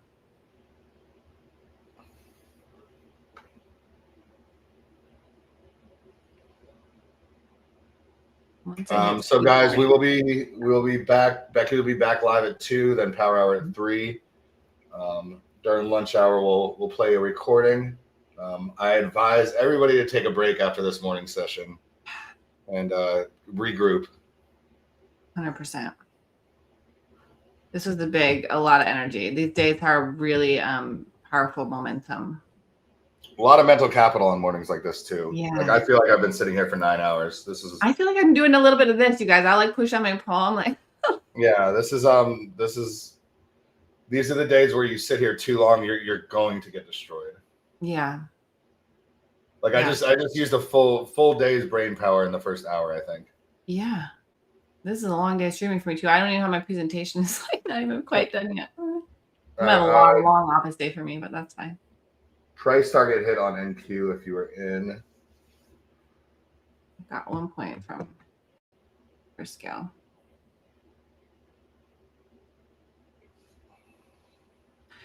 Vodka, I tried again for those bulls on the pullback too to join you guys, and she just, when she was done, she was done. Yeah, I get it. All right, let's go, Bears. I'm on 35. I got my scale at 40. I'm up a decent amount this session. I'm not mad. Yeah, I'm all right. Locked out. Yeah, call it a day, Vodka. Like, just go for a little fresh air.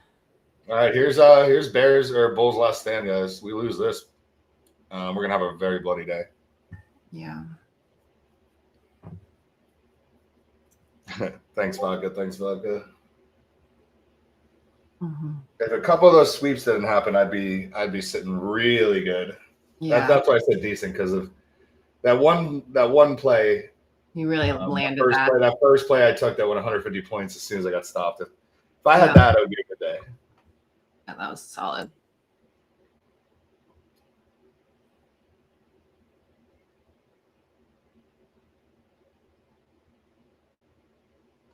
I was in for 4 MES. I scaled out 2. I have 1 for 35 and 1 for 25, but I got my stop moved into profit, which I definitely advise when you get moved into profit. Stop gain. Yeah. So should we do a trade recap of the 30 trades we've taken?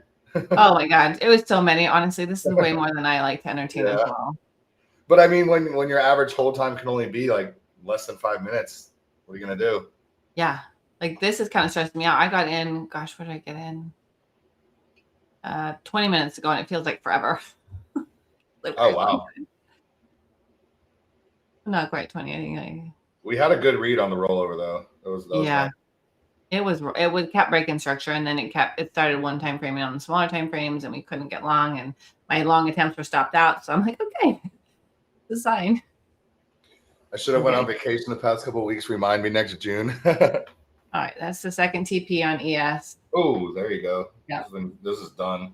Yep, it's over. We're breaking. Come on, 25. You just gotta pass this liquidity around 75. Break. So break 50, and then just game over on. NQ. Yeah, I might hold it to. Gosh, where do I wanna? Yeah, ES breaks 30. I mean, you're set. I know. I gotta walk away when we're done here streaming, so I'm just gonna let it hit my TP of 25. There you go. NQ's back at that really key level, just above 780 here. So if it sinks below that, it's definitely shorts. We got about 20 minutes left in the London session. And if you look at the 4-hour candle, I know that seems like a crazy range, which it kind of is, but it just swept the previous 4-hour candle right back to the bottom. Yeah, she's sinking like a beauty. And then we've broken structure to the downside on almost all time frames. The daily is just looking bearish still. So I think for the rest of the day, unless something else happens, you're kind of just looking for shorts. Yeah, see what happens when we get down into the lows of yesterday. She could hold, and she could give a doji day, but right now we are bearish. There's 750 now. I mean, this is game over, guys. Yeah, we're underneath. That was an important structure to hold, and it broke, and it's still sinking.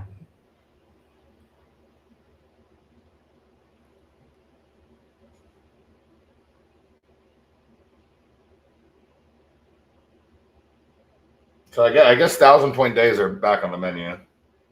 I mean, it appears that way. This last week is powerful, and we don't have resolution in the Middle East, and like even the positive CPI news did not have a positive influence. I don't know if I call it positive. It just wasn't negative. It was more neutral, and so then it's a nothing burger. Yeah. So you got to trade the technicals. And the smaller time frames got us chopped. I mean, the 5 minute. Oh God, yeah. Today, it got a lot of people. The smaller time frame was gross. The 3 and 5 minute is really, really gross. Yeah, painful. I'm gonna put a sell stop at 745. Just see if we're gonna lose the bottom here. And the sell stop, guys, just means like if we tap it, I want it to continue to go downside. Yeah, that's the momentum play. Yeah, I don't typically recommend them. I know a lot of people use them. I think ICT traders use them a lot for like a sweep of a level and reclaim. Or guys, you can try to get in around 830. Not a bad area. Yeah, I might get out on this bounce on ES. I'm managing my stop on the 3 minute because we've had that broke a key level, and I don't want to take another retracement on this. I'm good on my profits. I want to just. So I've got my stop just above the last 3 minute that closed for my ES short. Because we're in an area where there's a high potential for bounce. Yep, I like that. My trading time is almost done, and I have to respect that with just the things in my life that I choose to prioritize. So, rules in your system. Good point. So there's the rejection. Bulls cannot reclaim. We should lose the bottom. Dude, Gabbard, that's the situation in this too. It's so easy to get wicked out on these days. It's like Justin said, he's excellent at waiting for a retracement and getting his limit adds based on the read that he has, but not chasing the momentum up on that bullish move. Like that was why he got that sick win that he got in there, because he recognized that it was consolidating. He had to get in towards the lower end even to take the momentum up, and that gave beautiful price action because it is wicking you out. You got to really it's so hard. I took some losses 100%. I'm like 50-50 on the day. I'm about to hit TP though. Go, go, go. All right, I'm in. Let's see if we lose the floor. I'm out. Profit on me. Boom. Let's go. Think it. I should have just taken that. Yeah, it's got momentum, man. I can see it going where on the queues. Let me switch back to that. 666. Oh, Steve's gonna like that. Steve, if you're here, man. 666 on the queues. You know Steve's lurking in the background too. I mean, that looks beautiful right now for a target. I'm out. I'm out, guys. Quick 35 points. 35 points, and I'm gonna watch it go, but this is the time period. This is the time period where I start giving gains back just for no reason. Yeah. So I always look back in the journal, really look back, and especially BluSky's dashboard tells you what time you do well at, what time you do terrible at. So respect what times you do well at, and respect what times you do bad at, and the business is gonna go. Yeah. I don't know.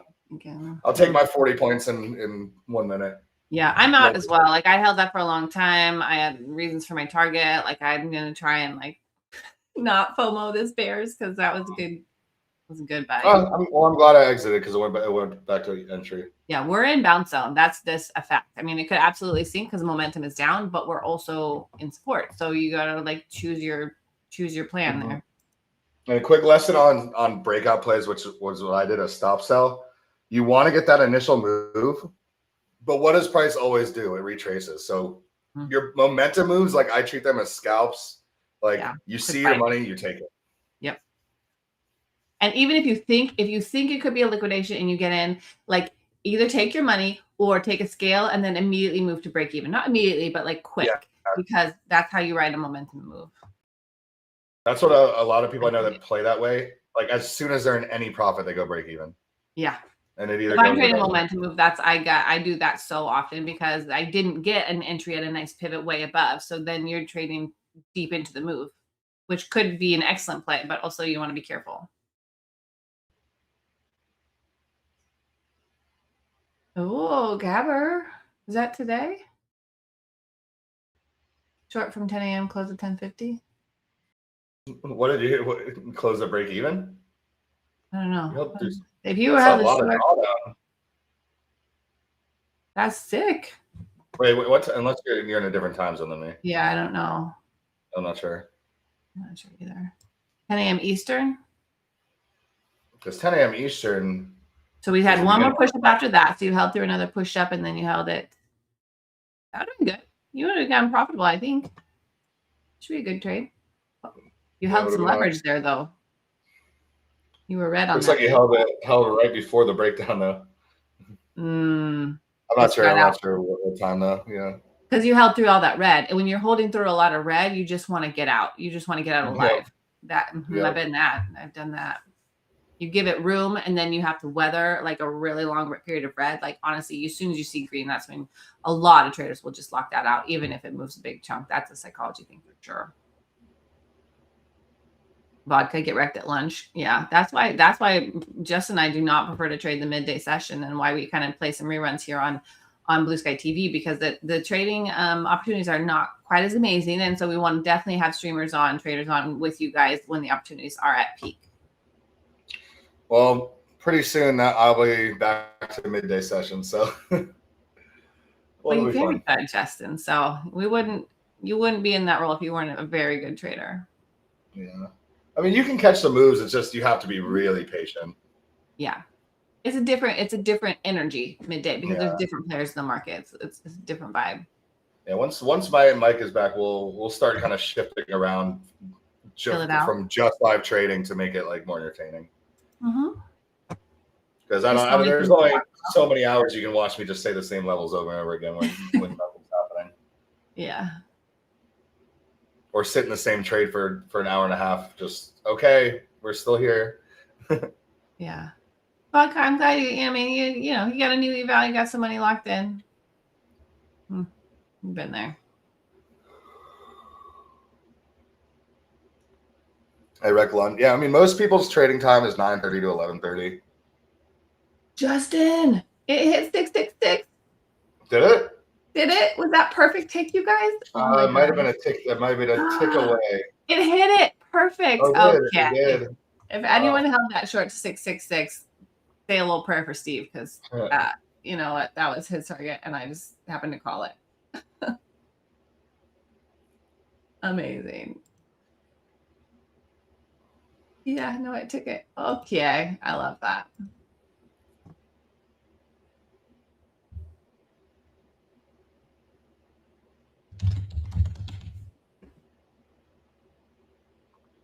Yep. Oh, that was sick. That was a sick exit. Okay, I feel great about this day just because that target. This is where the some manipulation is probably going to occur. We broke. It's going to like sweep both sides probably. Yeah. But 550. I'm still looking for 550. Yeah, I definitely bounce here makes a ton of sense because when you take out that liquidity, there's going to be some fighting back. So it's going to retrace here for a bit to where we'll see. I definitely think that was the bearish break below. And so I would be cautious if you're scalping this long because I do think it's going to pop here a little bit, but I don't know how far, and I wouldn't trust a sustained move. Yeah, remember, guys, like and subscribe. If you made some money, show it off in the Discord. Let everybody know that we do print on here. And we can all make money together. I know it was probably impossible to follow this morning just because I could barely even speak fast enough, but yeah. Normally we're pretty easy to follow. I'm gonna lock this account after that. Yeah, there you go. Good idea. Lock it up. I'm calling this one.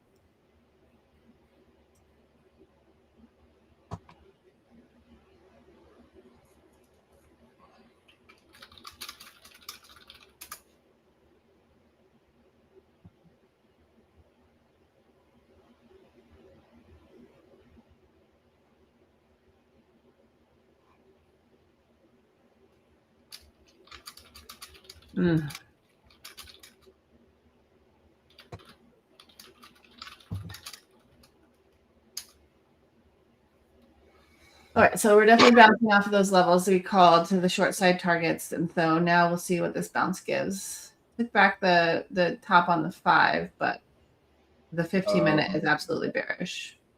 We break order over 830, 840, guys. We're back into the opening range, and it'll be a kind of boring lunch hour, in my opinion. Yeah, if it holds this low, it's going to be, it's going to chop around in between the low here and VWAP. I think it's going to be a chop city for the next hour or two, potentially.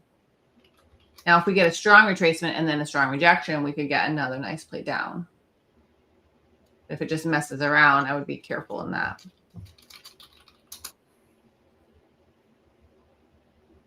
You're welcome, Adam. Thanks for being here with us. I know. We do our best. You know, no one is perfect. A trader says they're perfect and they always hit like every perfect trade. Like they are liars, and I would be concerned. But we're just real traders, like talking about what I think my win rate was under 50% today, and I'm stupid green still. Yeah. So again, win rate doesn't matter in my opinion.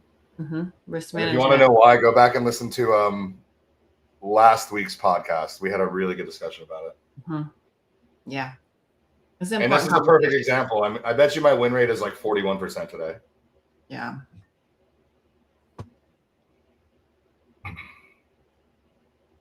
But I'm ridiculously green. That's the way to do it. Risk management, risk to reward, guys. Play the chart, not the P&L. Although playing the chart, not the P&L, when we have 150-point candles is not fun. All right, I think longs are back on the menu now. We'll see. I'm probably done. I'm very done. I'm very tired. That was a lot of a session, and I feel like I got some green, and I just locked out. I'm gonna cut that. Yeah, easy to say and hard to do is absolutely right. Like it's hard to take the loss and to keep your size. I think a lot of it is sizing, like to recognize that the volatility is so high right now. To take a fat loss on over leveraged position will really like wreck you. But if you stay at a neutral, reasonable leverage size, and then the reasonable stop outs, you can have a banger and still have a good day with having some cuts in there. Yeah, I mean, a couple of those plays, I took like a $250, $300 loss on 3MNQ, which is way out of my comfort zone for losses. Dude, I traded 3 instruments this morning, and yeah, like we did some weird things this morning, but you know, we're both like crazy green. Yeah. I hope you guys are able to follow, like at least follow our thought processes and things like that. Yeah, agreed. And always, guys, remember, zoom out. 15-minute chart is your friend for day trading. This will tell you the direction. Like we saw the 3 and the 5-minute breaking structure, but we weren't convinced yet. And I took a long because I wasn't convinced yet. But then the 15-minute broke structure, went back in the opening range, and it was game over. Yep, I love that recap. Yeah, I tried for the 2 times I tried for the long, failed. Adam, great question. Justin, you mentioned journaling yesterday with scalping. Do you just journal about the session overall, or are you tracking all of your trades? So I don't track my trades anymore. Like, honestly, guys, I don't track my individual trades. I track my thought process and like my entry models. Where I entered doesn't matter. The thought process and what I was feeling matters. The numbers don't matter to me anymore. It's just, am I taking the same kind of trades that are working? Or in like if like what I write down my bias. If my bias is bullish and I took a short, why did I do that? I need to go back and review. Like why was I bullish this morning until I wasn't? Then I flipped short because we broke structure. We went back to the opening range. If I look at my journal and I see solid reasons to get in all the trades that make sense, I'm doing the right thing. But my journaling is more vibes than technicals. I love that, more vibes. I do the same now too, because especially now I'm taking a little bit more trades and I'm a little bit quicker. It's like you want to know generally, like my first trade here was a naked point of control trade, and that is an A+ setup for me. I had a long bias based on my read coming into it, and I had a reasonable target there. So that setup again is another tick in the win column, and why I was bullish. The upper target again hit up there too. And then I will make more notes on the trades that I lost, because for me that is lessons. Like I lost twice on the longs and the pullback, but I kind of devalued that we had hit some key targets there, and I wasn't as defensive as I should have been. And so yeah, more like overall, like big picture lessons is what I want to pull out when I do my journaling. And I don't know about you, but I've been trading almost the same exact system for 3 years straight, like thousands and thousands of trades. So if I'm breaking the style of trading I'm doing, that's what I'm more concerned about. I know that the strategy works. I don't need to review it. I don't need to back test. I don't need to study much more unless the market changes. I just need to keep doing what I'm doing and keep the brain going properly. Yeah, Vodka, you have great points about sizing with these candle sizes. It's a massive factor in accounts living or dying in this situation. Yeah, I mean, guys, this is not normal trading conditions the way the market's moving right now. Making it thoroughly. It's actually been an interesting few months with just the bull run and then this drop and the conflict and just everything going on. It's been interesting. Yeah, agreed. Great questions. We got about 2 minutes left in the London Power Hour. The 1 hour chart, it's not really showing much direction. It's giving me range, like this might be our range for the day. And the 4 hour, until the 4 hour candle breaks 760 or 29042, that's your range. Yeah. If we can get a 4 hour close under 750, this is gonna die. I'm very curious now if we're rejecting on NQ, not gonna lie, because it went back up. It tested the moving average, the downtrend here, a point of control. This could be another leg down here on the Qs, but also we're pushing up. So this is my entry model on smaller time frames for longs actually, but I mean it's hard to long when we're still on the downside. Yeah, I don't know about this long. Yeah, that's ATR is massive, which is a literal numeric size of how much volatility we're getting. 70 points on the 1 minute chart. Wow. Like how are you supposed to trade that with any type of size? Ooh, I'll be scalping this a little bit. The projection here, we'll see. No, I'm not gonna do it. It's time to walk away. We got 1 minute, and I got things to do. Yeah. Yeah, in and out fat. I mean, that's the scalper's money right there. If you can get the right thing, see green, take green, like it, lock in some points because that all adds up over time. And if you are getting into green and letting it go back on you, that's tilting, that's paper cut situation. That's tricky. All right, that is 11:30. That is going to be it for Becky and I. That was only about a little over 2 hours, but God, did that feel like a full session? I don't know. I don't know about you, Yeah. Becky, but we navigated it. We are green. You traded 3 different tickers. We took longs. We took shorts. So, guys, take a break. Like I said, go walk your dog, doing something something else. Becky, any final thoughts before we take a break before your psych lab? I just completely agree with what you said. Like that was a lot when you're taking on more energy, more volatility like that. It does tax you a little bit. So do something to counterbalance that in your life. Make sure you're getting nutrition and a little bit of movement, and then come back for psychology lab in a couple hours, guys, because that always kind of helps. They help me, so I think that they are a benefit to everyone. That's kind of how I designed them. So let's chat again in a couple hours. Yeah, I don't know about you guys, but I'm gonna go sit in silence for about 10 minutes and calm down. But I will see you guys. I will be in Becky's lab in Luster Power Hour, but I'll be back here tomorrow morning for another trading session. And tell your friends, let's make some money, guys. Let's get you all to live accounts and let's just bank. All right, see you guys later.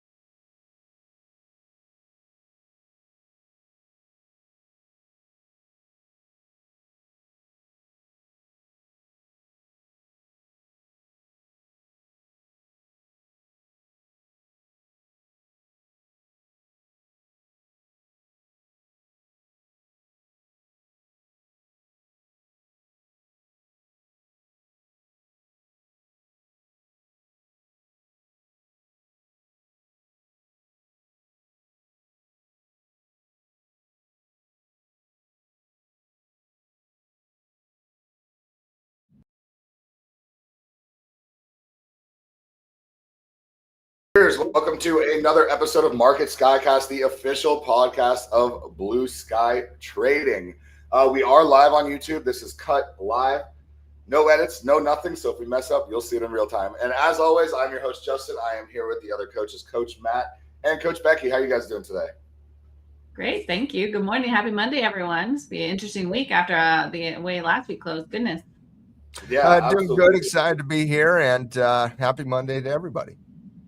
Yeah, so as always, I'm going to start with the Middle East conflict, and I don't want to spend too much time on it because I think it's kind of a moot point at this moment.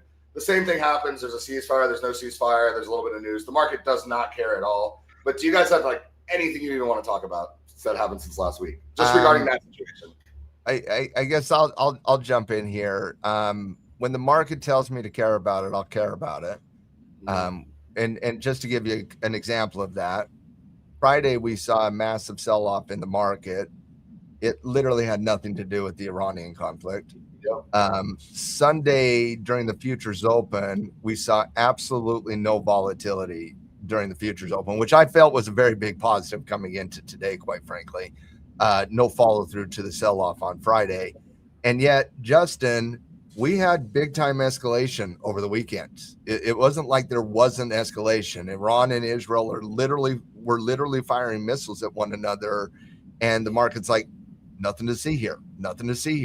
And so I've long held the belief that as long as the market believes that the President of the United States of America, the most powerful man in the world, does not want to escalate and wants a off-ramp and wants to continue to go down the ceasefire route and wants to work towards a deal, the market's going to bypass the news and it's going to focus on the future. If the President of the United States decides to go a different route, the market will probably wake up to that. But until the market tells me to care about it, and until I see crude oil telling me to care about it, there's other more important factors that are impacting the market right now. Yeah, absolutely. Becky, anything you even noticed, or do you care, or you just look at the chart? I know you. I mean, I definitely care, but I am a technical girl, so I would lock into my strategy, my levels, why and where the levels are at. And then, of course, if something hits and it feels like news on the charts, I'm going to try and hunt out what causes the move and figure out if there's validity to it or not. But until that point, like, just wait and see is my stance on it all. Mm-hmm. Yeah, absolutely. And it was funny. I was hanging out with a trader buddy of mine yesterday. We saw the market open, and I was like, which way are we going to gap up or down 100 points? And the market opened, and it was nothing. I didn't care at all. Nobody cared. So I think we're kind of on the same page that like the news is the news. It's going to happen. You might get a little jump, a little dump, but it doesn't matter. But I want to get into what happened Friday, because we had a massive move and it had nothing to do with the Middle East conflict, which is kind of the first time in the last, 3 or 4 months that it's happened. Mm-hmm. So, Matt, let's start with you. What were your thoughts on it? What do you think was the catalyst, and how are you reacting to it? Let's just get into it. Yeah, honestly, I wasn't surprised that we started seeing some downward pressure on price on Friday. We were overextended in the trend. We were starting to see a shift in momentum even before Friday. For example, we had our first red candle on Wednesday. In the last 11 trading sessions, we had a doji on Thursday, and then we had the sell-off on Friday. It wasn't like that sell-off on Friday came from nowhere. The momentum had shifted earlier in the week, and the bears were having a little bit of control of price. That's number one. Number two, there was a key economic report on Friday with the labor market news, and there's something in the market that I think confuses a lot of people oftentimes. We had a labor market print that was a really good labor market number. It came in well above expectation. I believe it beat the expectation by like 100,000 jobs. It was a kind of a shocking number, quite frankly. And yet the market came down. And I'll tell you right now, guys, the number one question I was asked by a lot of my students on Friday and over the weekend was, why is the market going down as much as it is when the labor market just had such a good number? And I said, well, you got to understand that the U.S. stock market is not a perfect reflection of the U.S. economy. That's number one. Number two, when you're dealing with the dual mandate of inflation versus labor, and you already have concern on inflation, meaning the Fed cannot lower interest rates because of inflation, when the economy actually goes up and the labor market has a good number, the market has to reprice in Fed expectations. And that's what occurred here. It's what's called good news is bad news. Good news for the U.S. economy, bad news for the traders in the short term, because you have to price in the expectation. For example, on Friday morning, 1 second before the labor market printed its number, you had 12% of economists polled expected a rate cut by the end, a rate hike by the end of the year. Right after the print, that number was 30%. 30% of economists polled now expect a rate hike. So the most likely, when the Fed takes action out of their prolonged pause, the most likely action right now is a hike, not a cut. And that's got to get priced into the market. And so I really do feel like that's what we saw on Friday.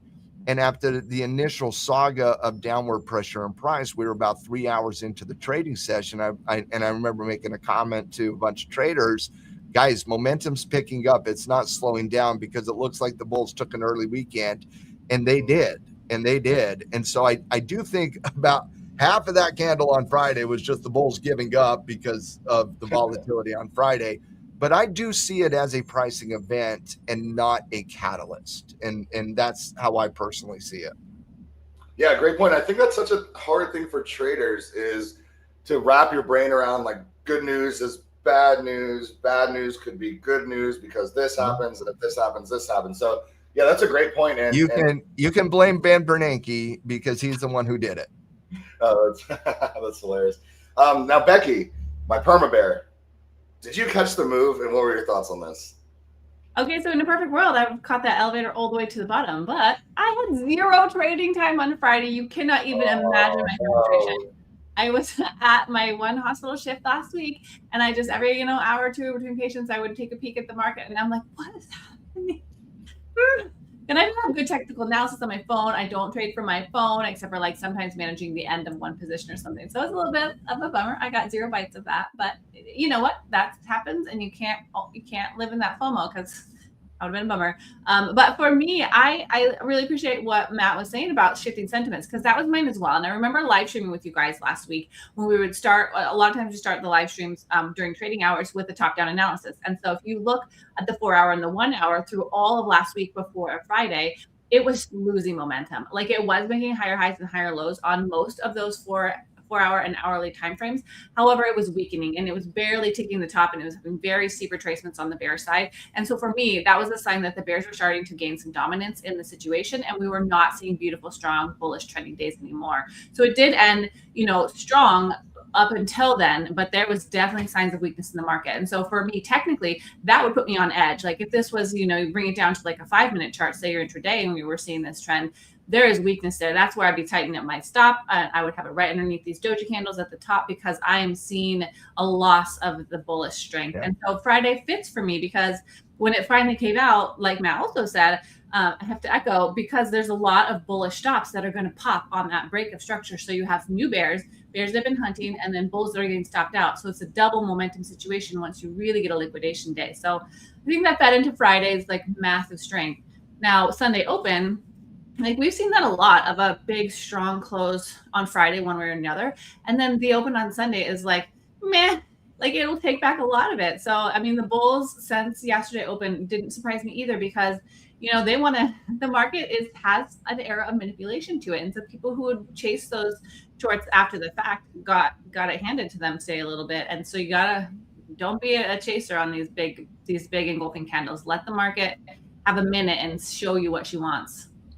Yeah, well, can I just jump in real quick there, Justin? Because I the emphasis on, like, the question coming into this week, in my opinion, was, is this a one-day shock, like just a liquidation event or a volatility pocket, however you want to describe it, or is it a catalyst for further movement? Yes. And that was one of my big questions coming into the week. It had like my top 3 questions were all technical analysis coming into this week. Had nothing to do with the Iranian conflict, really little to do with earnings. Economics later this week are going to be very important. But coming into the week, I was like, are we going to see follow through? Because if we see follow through, this isn't a one-day shock event. This isn't a one-day liquidation event. There's something else brewing out there.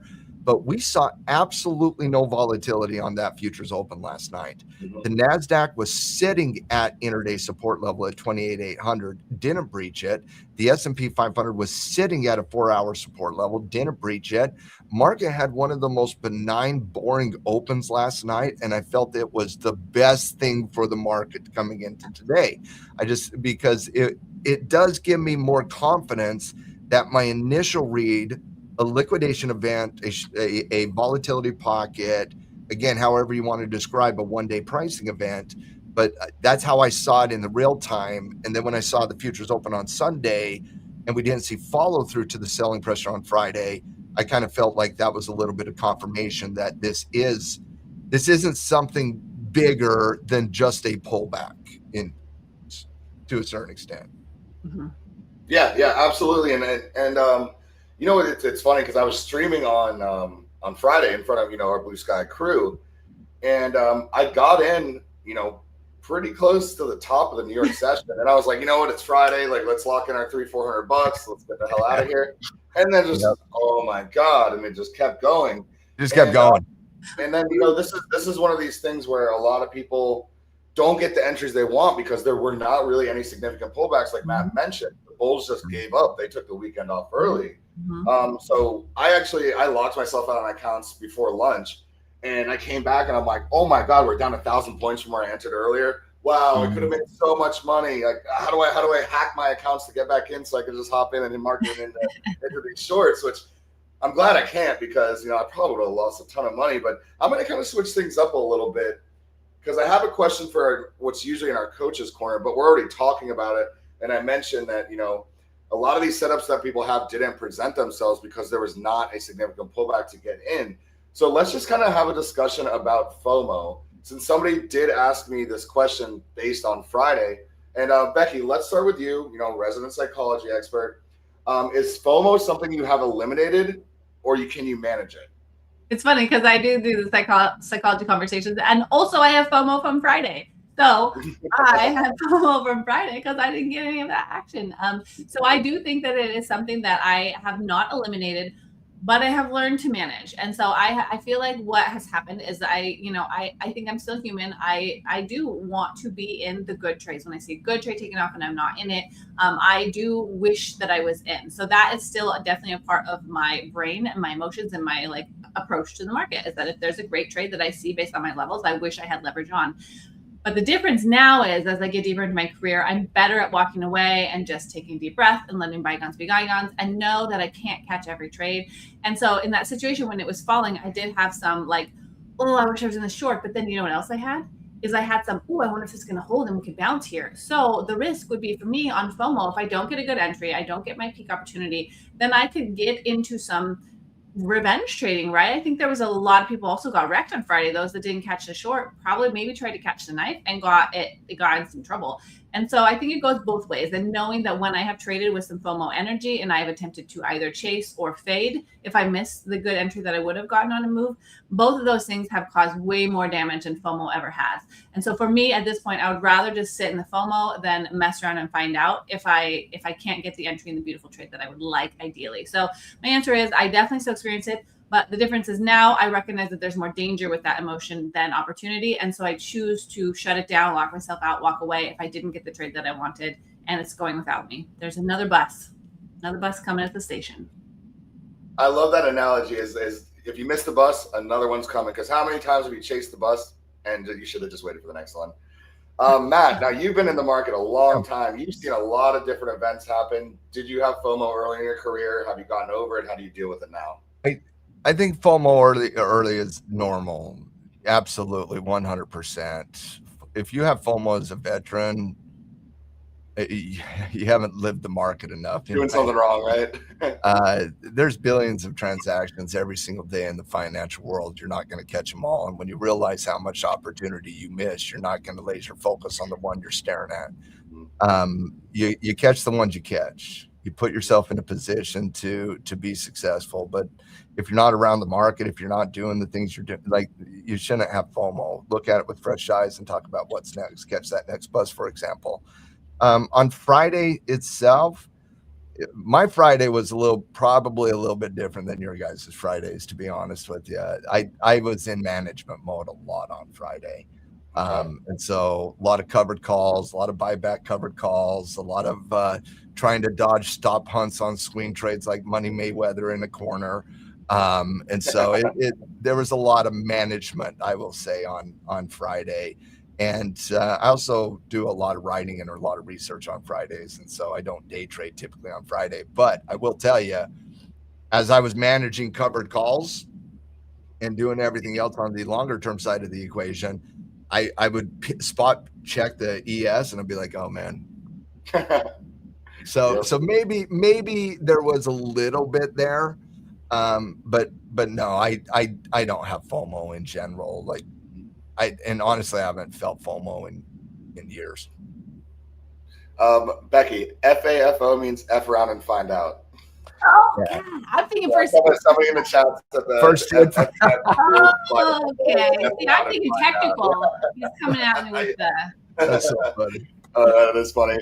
But yeah, just like you guys, I think we're on the same boat. Like earlier in my trading career, like, oh my God, how did I not catch that 200-point move? What was I doing? Oh no, I missed it. Then I'd mark it in and try to catch the bottom when the bottom was already in.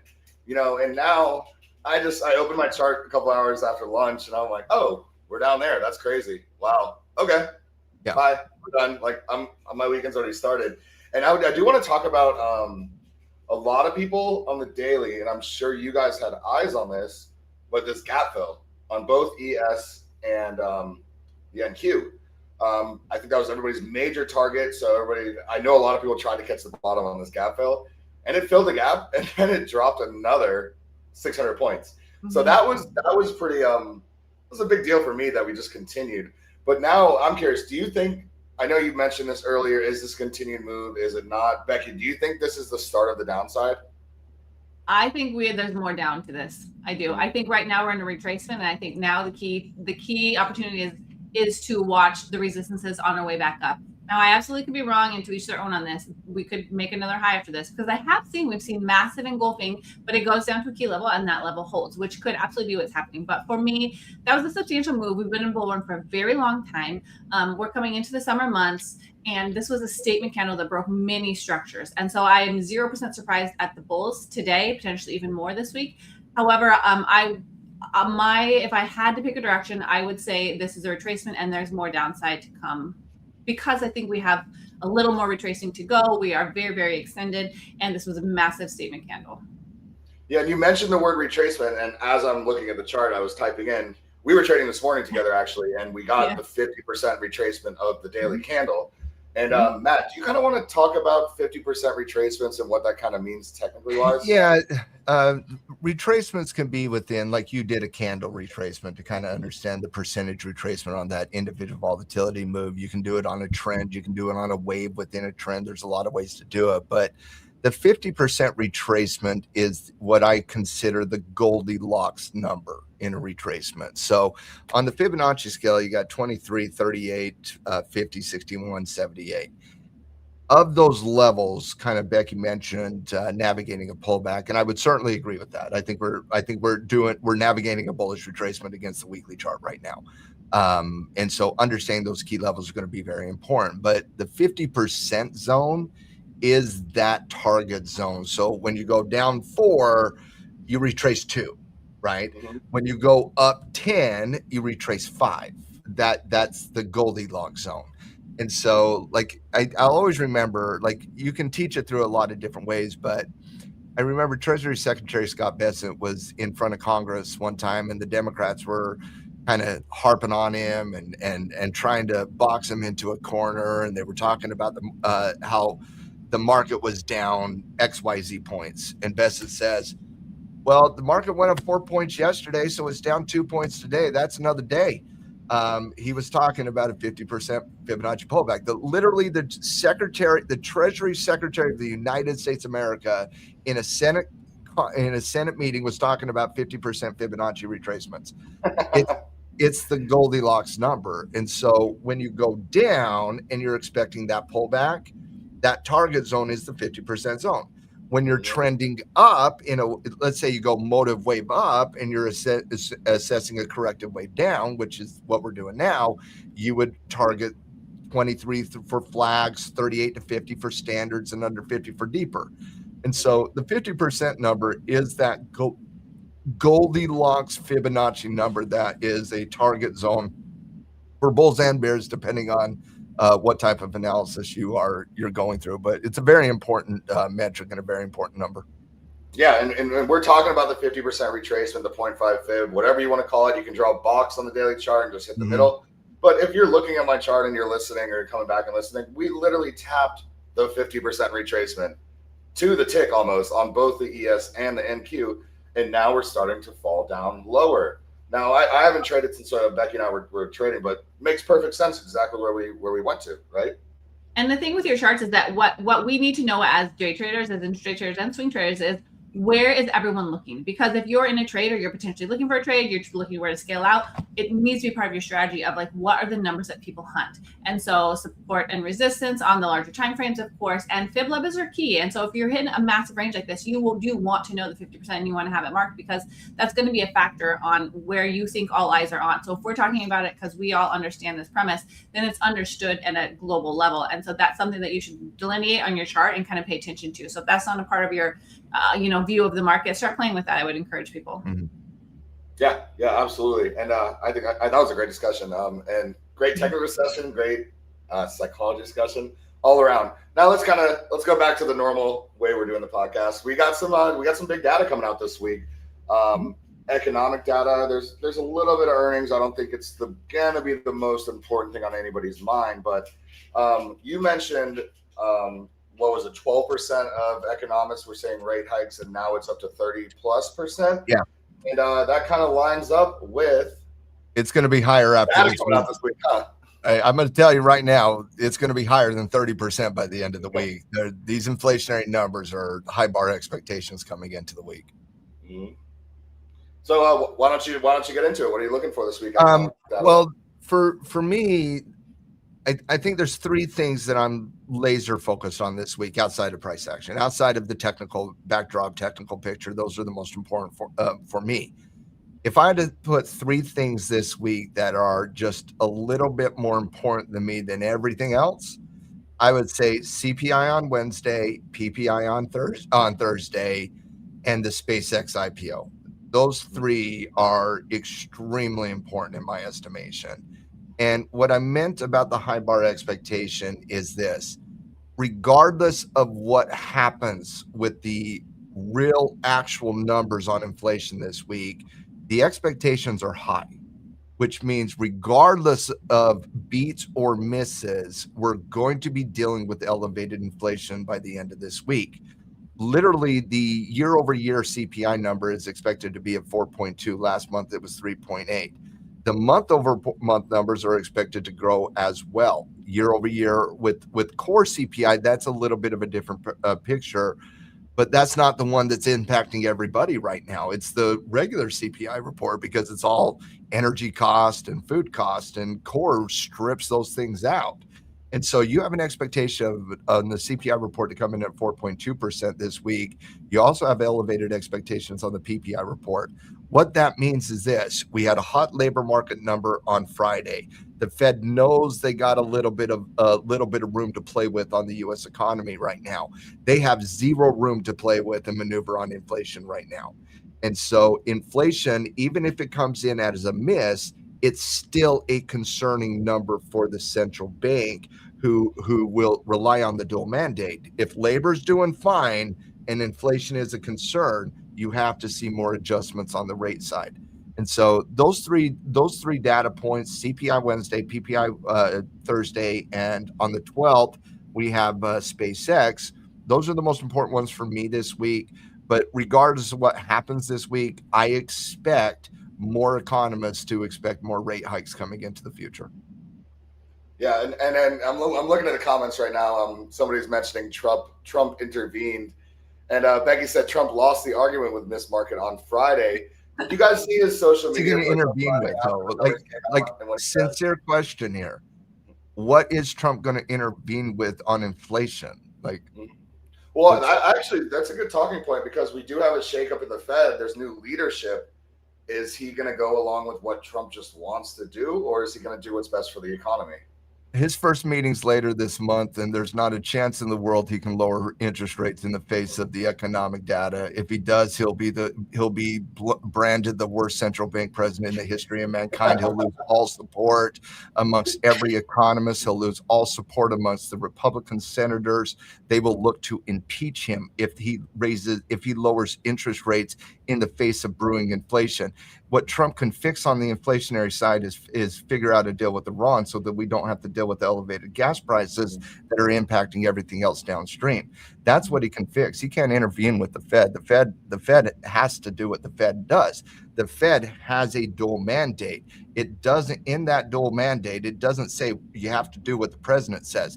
It says if the number one job of the Fed is to maximize the economy, and as they maximize the economy, they have to adjust interest rates to control inflation. Because if you give the president what he wants right now, you're going to be dealing with 10% elevated inflation in consumers' lives, which means not one consumer will be able to retire in time. And so can the Fed do what the president wants? The answer is no. Yeah, it's funny. I don't know, Becky, did you see his social media post? The job numbers came out, which was good, right? And he said stock market will go up. And then what happened right after he posted that? I'm not gonna lie, I feel all right with that. It's kind of funny. Yeah, absolutely. So I mean, Matt already touched on the most important data points, but I'm sure you're mainly looking at Wednesday as well, correct? Yeah, I think that's very important fundamental data information. And I think that will give a little bit more information that we just need to understand in the backdrop. And that could frame up what we're expecting to see technically moving forward. Maybe if it's exceptionally positive, that'd be kind of surprising, but that could be a factor to consider. But I just think we're just going to need to pay attention to that and be careful if you're trading at that time, an hour pre-market Wednesday, and then to a slightly lesser extent on Thursday as well when PPI hits, to recognize that those are going to have some energy into that trading opportunity at that time. However, it will kind of be in the backdrop for me of supporting or giving a little bit of counterbalance to the moves that I would be expecting. So I consider it, but not the biggest part of my understanding of the situation because it happens pre-market. And so when the market opens on both of those days, I want to see kind of what it did, what levels it put us at, and then I want to see what happens at the key levels at that time. And like I said, I'll be definitely, my strategy always, even with all of these things that we consider and whatever could come out at any point, I always approach my charts not looking at to take a trade until I have my larger time frame levels drawn. And if price is pushing towards them, I got to see what happens at those levels, and that will kind of remain and pull me through this. But I do love it that this information on CPI and PPI comes out before market open because it could be really informative leading into both of those trading sessions. Absolutely. I think this is a great time to go back and watch Matt's technical lab on secondary patterns because the CPI print is one of the best days to get a secondary pattern. And I'm kind of wondering, like, is this going to be the next leg down if it comes in a little bit hot, or is it going to relieve some pressure and is it going to go back up? So I kind of think today and tomorrow, maybe a little bit of sideways actions going into the CPI print. So I'm really want to see what happens on Wednesday. So I'm excited to do that. And I will not be trading it. And I know you guys do not trade the initial reaction. We'll wait for the secondary patterns like a smart trader should. So if you haven't watched Matt's lab, go to our YouTube channel, watch that secondary pattern lab, because that is where the money is printed, not on the initial reaction, it's to the secondary reaction. And then, so that's pretty much what we're looking for economic data wise. Is there any significant earnings we should care about as indice traders or not really this week? Oracle's the only one that has the ability. And the only reason I say that is Oracle was a catalyst about 9 months ago, and they're the ones who started the whole IGV software sell-off. So Oracle came out with earnings about 9 months ago, and they basically gave a guidance report, which was kind of fake. And once the market caught on that was kind of fake, i.e. their expectations on credits was like $300 billion in revenue. And people are like, you guys are just shifting money from one tech company to the next, and everybody's calling it one-to-one revenue growth. And so once the market was trying to figure that out, they blamed Oracle. I still blame Oracle. Oracle, I can't stand that company right now because of what they do. Like, tell us how you feel, Matt. There is nothing that gets my blood working faster than manipulation in the financial world. And it's one of the reasons I can't stand Goldman Sachs, because they wake up in the morning and they manipulate the market with their Wheaties. But for Oracle, they tried to do what I call trickeration in earnings. Markets sniffed it out and created a massive down that moment. maybe made me there on the ServiceNow comment. I was responding to YouTube, by the way. But in terms of today, moving into this week, I don't think this is an earnings week. I think SpaceX is going to be an all eyes moment later this week. I think everybody and their dog, both the lovers and the haters, are going to be all over that SpaceX IPO. Everybody's going to be talking about it. Everybody's going to have an opinion on it. And I think it really does kind of dwarf anything else that comes out from a individual stock perspective throughout the week. So you got Adobe, you got Oracle earnings. SpaceX's IPO is just too big for that. So I'd say not a major catalyst this week. Well, since you brought up SpaceX, I know it's on everybody's mind. I know funds are ready to make their position. Just quick 30 seconds to a minute. What do you think is going to happen during the IPO, and are you participating in it? I will never ever participate in an IPO. I think that's degenerate gambling type stuff. The data strongly suggests be patient. In fact, over the weekend, I did some deep research on 15 of the most popular, biggest IPOs since Google. And there was only 3 IPOs that went up in the initial public offering of the top 15 in the last 20 years. There was only 3 that went up. None of them lasted. None of them. And in fact, 6 months later, every one of those 3 that went up, there were bag holders for years, legitimately bag holders for years. The IP going up is your worst case scenario from an investor perspective. And I know it's shocking, but that's what the data suggests. In about 4 situations of the 15, so 3 went up, they all went down after the initial trend. The 4 of them went sideways in the first 3 to 4 weeks, and they all created amazing breakout opportunities for long positions. So neutrality in the first couple weeks is a positive for the bull.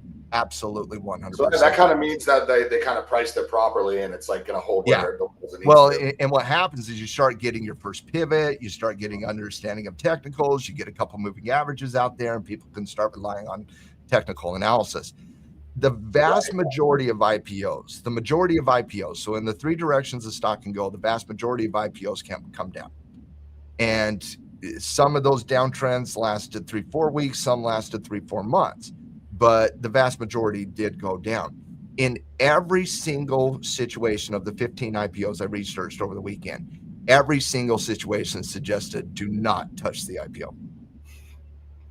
That makes sense. And I want to go back. You said one of your biggest pet peeves or things is financial manipulation. You are in the wrong business, brother. I like to call it out because we see it every day. Becky, are you even paying attention to SpaceX IPO? Do you care, or are you just? I know you're not really in the markets on Friday, so is it even on your radar? I love IPOs. I love watching them and seeing how they move. I've traded a few. I've had good and bad results from them. And so that's how I learned also to not chase an IPO, because that was my biggest losses, was chasing the IPO. Now I've had a couple where I've actually put some puts on IPOs later at the end of that day, and it's gone very well for me. So I do think that there's options in both directions on that, but I absolutely agree. I did not have the stats. So I love that Matt came in with that today, because that's great information for you guys, because statistics are important in this world. Like, we need to look left in more aspects than just candle patterns. Like, look back at what other things have happened on earnings, on IPOs, on Sunday opens, because the trends are a trend because it matters, but if predominantly a certain situation happens, you have to have more probabilities weighed against that continuing to happen and to be what we see in these situations. So I do think there's been a ton of front running and a ton of anticipation.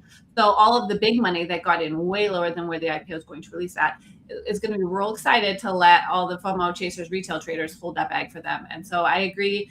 I will not be longing SpaceX IPO, but I would definitely be side-eyeing it and watching where a retracement will hold. And I love how you said, Matt, about a neutral opening is the best you can hope for, because for me, that makes so much sense technically, because the people who got in really early in our front running are selling, and it's meeting equal buyers. So it's holding. There is enough interest, and it was priced well, and there is the counterbalance to that. So if we see that, even a slight fall, and then it holds, that means there are buyers are still rushing in. So that's a very strong sign for them. So we'll see. Yeah, and I'm with Matt. I think IPOs, don't touch it. Let the dust settle. If you do miss a banger, it is what it is. You can always get in on a pullback or when the technicals actually line up. Maybe the 200-day moving average finally shows up and you can see what the heck the price is doing. Listen, I can only say what the data suggests, and 3 to 6 months after an IPO, outside of the 4 that went neutral and then bullish, you would have got a better price as an investor downstream. That makes so much sense. IPOs are completely overvalued when they get released, and then this week you're going to see a marketing campaign to even make them even further as everybody rushes to participate in the hottest IPO of all time, just so Elon and his insiders can dump stock to them. And so to me, it's like, do you want to be a back holder? Like, go buy the IPO. That's what the data suggests. If you like back holding, go buy the IPO. That's, again, I can only tell you what the data suggests. I'll also say this. I will be an investor in SpaceX. It is a company that I am absolutely hunting. It is a company that I want to be a part of. It is a company, I'm a big space guy. Call me a Star Trek nerd. That's fine. Oh, look at your background. I am a big nerd. Absolutely. I am hunting SpaceX. And if it skyrockets on the IPO, I'm going to have to teach myself to be patient and not chase, because the data suggests be patient, and I'm going to be patient. So even though I love SpaceX, like Google literally just signed a deal with SpaceX to give them $910 million every single month. Change. Like it really is to Google. But I'm very excited about the SpaceX IPO. I think it's an all eyes moment. I'm just not going to touch it on IPO day. And by the way, I want to trade options on an IPO. They're too liquid. Bid-ask spreads are way wide. Yep. And that's even if they happen. We don't know yet. Yeah. IPOs are fun. I used to mess with them when I would day trade, throw a little bit of money, but I'd be out within like 15 minutes. I'm not a holder of an IPO ever, because like you said, the couple of times I've tried to hold it or swing it into the next week, it loses almost 50% of its value, and that's just not something I'm trying to do. I'd rather, like you said, wait for a value area and get in. Well, just there's a recent example on this, CBRS, Cerebras, and a very big IPO in the chip manufacturing. CB as in boy, Bravo, CBRS. Okay, so this was one of the latest IPOs recently. Okay, so what happens on the initial release of the IPO? Down, first trend down, and then guess what happens today? They get an upgrade from a bank, 3 other banks initiate coverage on the stock, and all of a sudden bulls are here. And so now is the time you look at this for secondary pattern development. Now is the time you look for, technicals to be the king. The IPO pricing is over. Now it just becomes a technical conversation. I don't know SpaceX is going to be different. I don't know if it's going to be the same. I just know what the data suggests, and CBRS is the base case. That makes total sense. Absolutely.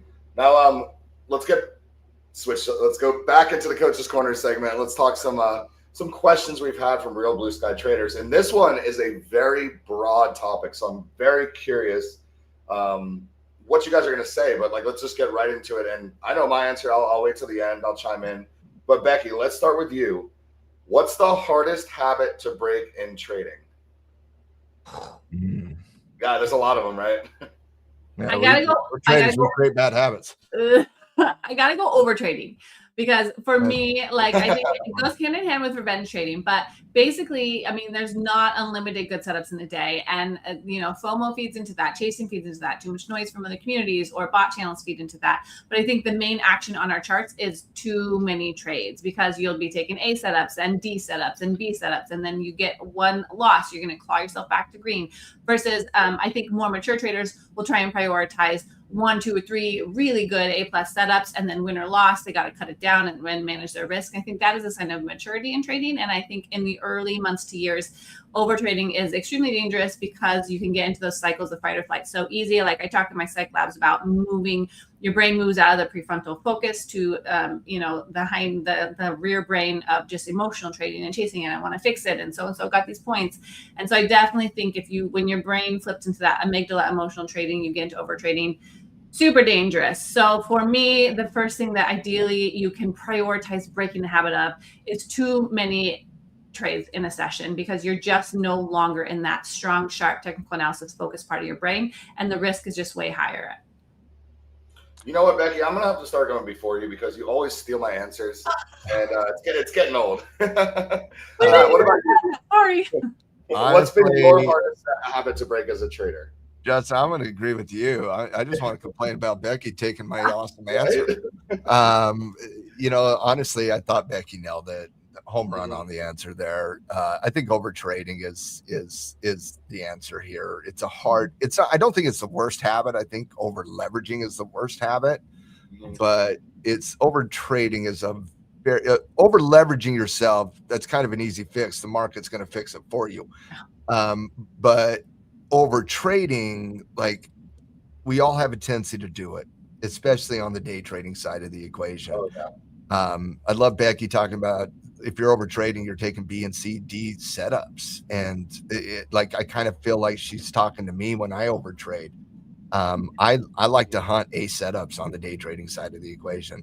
I'll take a B setup for a swing trade on like one of my core watch list. But as a day trader, I don't trade as much. I pride myself on taking the easy trades, the A setups, and oftentimes because I'm getting involved in the conversation, or I'm hanging out with you fine folk, or, we're just all talking about an opportunity, I find myself kind of doing a little bit as well. And so even as a veteran here, like it's, and we're all veterans, but I'm just saying, as somebody who's like been around a block a time or two, I still find myself doing it. And so I think it is a very tough habit to break. And I felt Becky just gave a wonderful, wonderful answer. Yeah, I mean, I was going to say over trading, but I'll kind of add to it. I think one of my biggest habits dealing with over trading was just doing less screen time.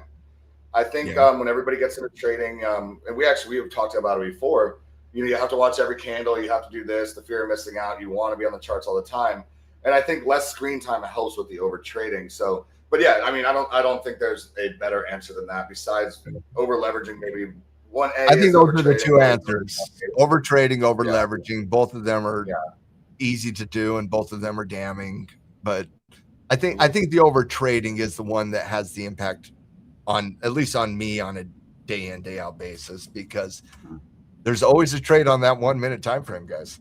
Oh yeah. And I remember, when I was coming up, when I was trading with people, we all traded a lot, but as we progressed and we became profitable, the one common theme, or I guess two, and that we mentioned them both. One was trading less. Who would have thought? Only taking your A+ setups, like you said. And two was sizing down, deleveraging. It's a common theme with all traders. And is that something you've noticed throughout the years with people where you finally saw them get over the hump? Was it just trading less? It's always those two. It's when they feel comfortable with who they are as a trader and they just solely execute their system, and they don't try to modify it to justify things or to take action, because that's what over trading is. You as a day trader, you have your core time frames you trade, but all of a sudden you find yourself on a 2 minute chart because you want to make a trade. And it's really easy to do, harder to break, but it is very easy to find yourself into that. I know I've been guilty of that in the last week. I'm willing to bet you two have been guilty about that in the last week. It's an easy problem to get yourself into, but when you recognize it, pull yourself out as fast as you can. Yeah, and to your point, the streamers, and I know Becky deals with this too when she's streaming. Like, we kind of want to get into trade because we're streaming, so that's another thing we have to fight. It is. It is. Yeah. Anything you want to add to that, Becky?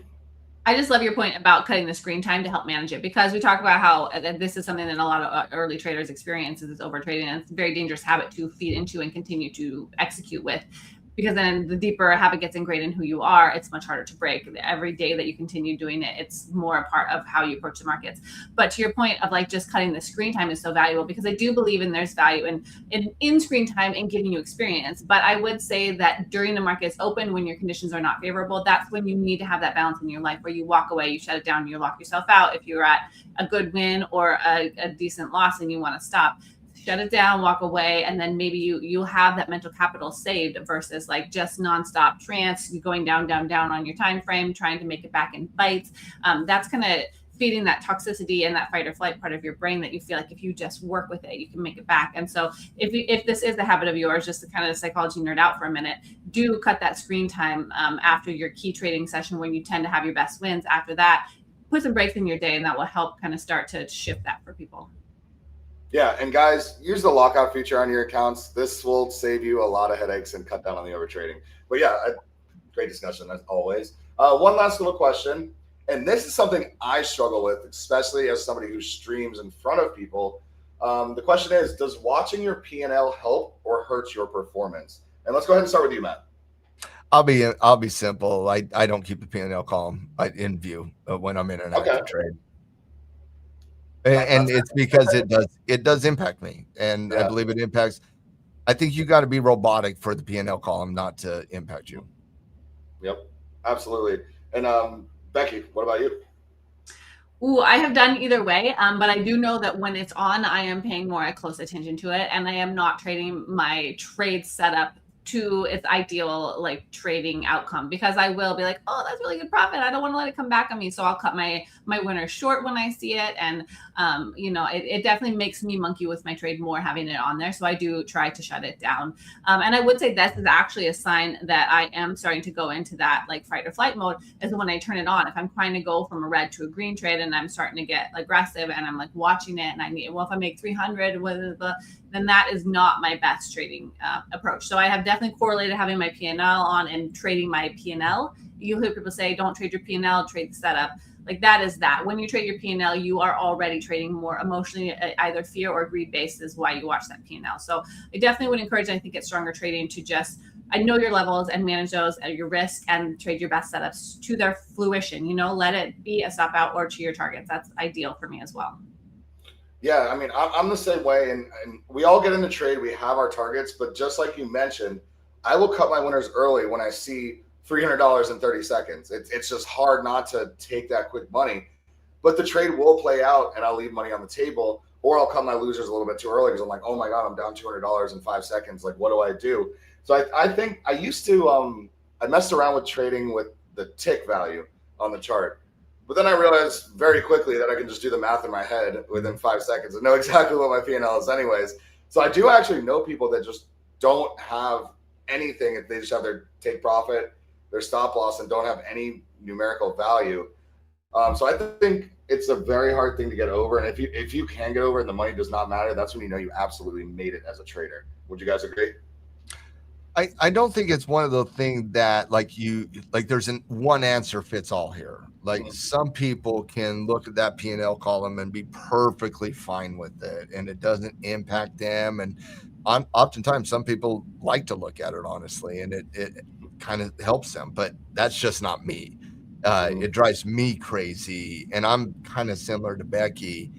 I want to focus on the trade. I want to focus on the key levels of support where I'm managing the trade. I don't want to be influenced to do something based on the P&L. Now, obviously, you kind of already know where it is, right? Like you can probably tell within a few clicks of where your P&L is. Exactly. So it's always in your head. And so I don't need the visual because it's already there. But I think you can use it as a tool as well to know like where you need to ideally scale in and out, and when you can see it fluctuate, especially if you're in a position where you're starting to adjust your leverage size. If you have a strong stance and you're starting to leverage up, you need to have eyes wide open and fully understand what you are taking on. So if it's anything outside of your normal trade size and trade setup, I do think it's an important metric to kind of pay attention to, because you're shifting your trading a little bit in that situation. So you want to kind of know where you're at on the gameplay field, because that can be a factor of, as you're adjusting your system, you do want to be eyes wide open on all the implications of that. And then I think Yeshwan's comment is really good. I mean, if you have a little bit more maturity with it and you kind of want to understand all aspects of what your motivations are, you can use it. But if it is causing you to go into that fight or flight and get more aggressive and fight for $100, then that is when I think it can be detrimental. Yeah, absolutely. And I think, like you said, every trader is different. Some people don't care. Some people do care. But as always, guys, great discussion and another great episode of Market Skycast, the BluSky podcast. If you are listening for the first time or you're just joining us, we do this every Monday live on YouTube. So we'll be doing the same thing next. And if you're here watching on YouTube, stick around. Matt and Becky will have the Power Hour show starting at 3. Maybe we'll get them to start a little bit earlier. We'll see. But they'll be doing some live trading, some actual technical analysis. Hopefully hit a banger. I know Becky hit 100 points during Power Hour on Friday. So, or no, on Thursday, I want to say, and whatever. It's 100 points almost every time she streams. So it doesn't matter. Just join us. But until then, guys, we're going to take a quick little break and stay profitable.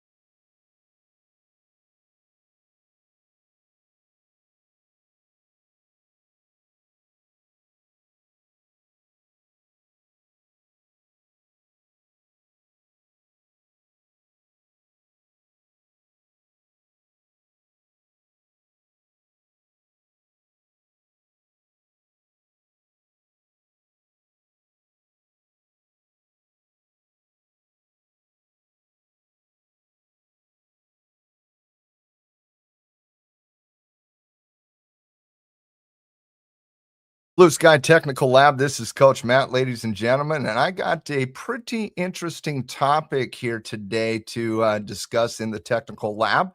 Something near and dear to my heart, something I love talking about, love trading, love breaking down, love doing, and that is a good old-fashioned reversal in the market. And reversals can take a lot of different shapes and sizes. We're going to talk about the different ones. We're going to talk about the types of things we want to see as we go through a reversal analysis. But if there's one thing that I believe that most traders love doing, it's catching a reversal. The earlier you're in the reversal, the better opportunity, the better the reward to risk ratio, the better the probability.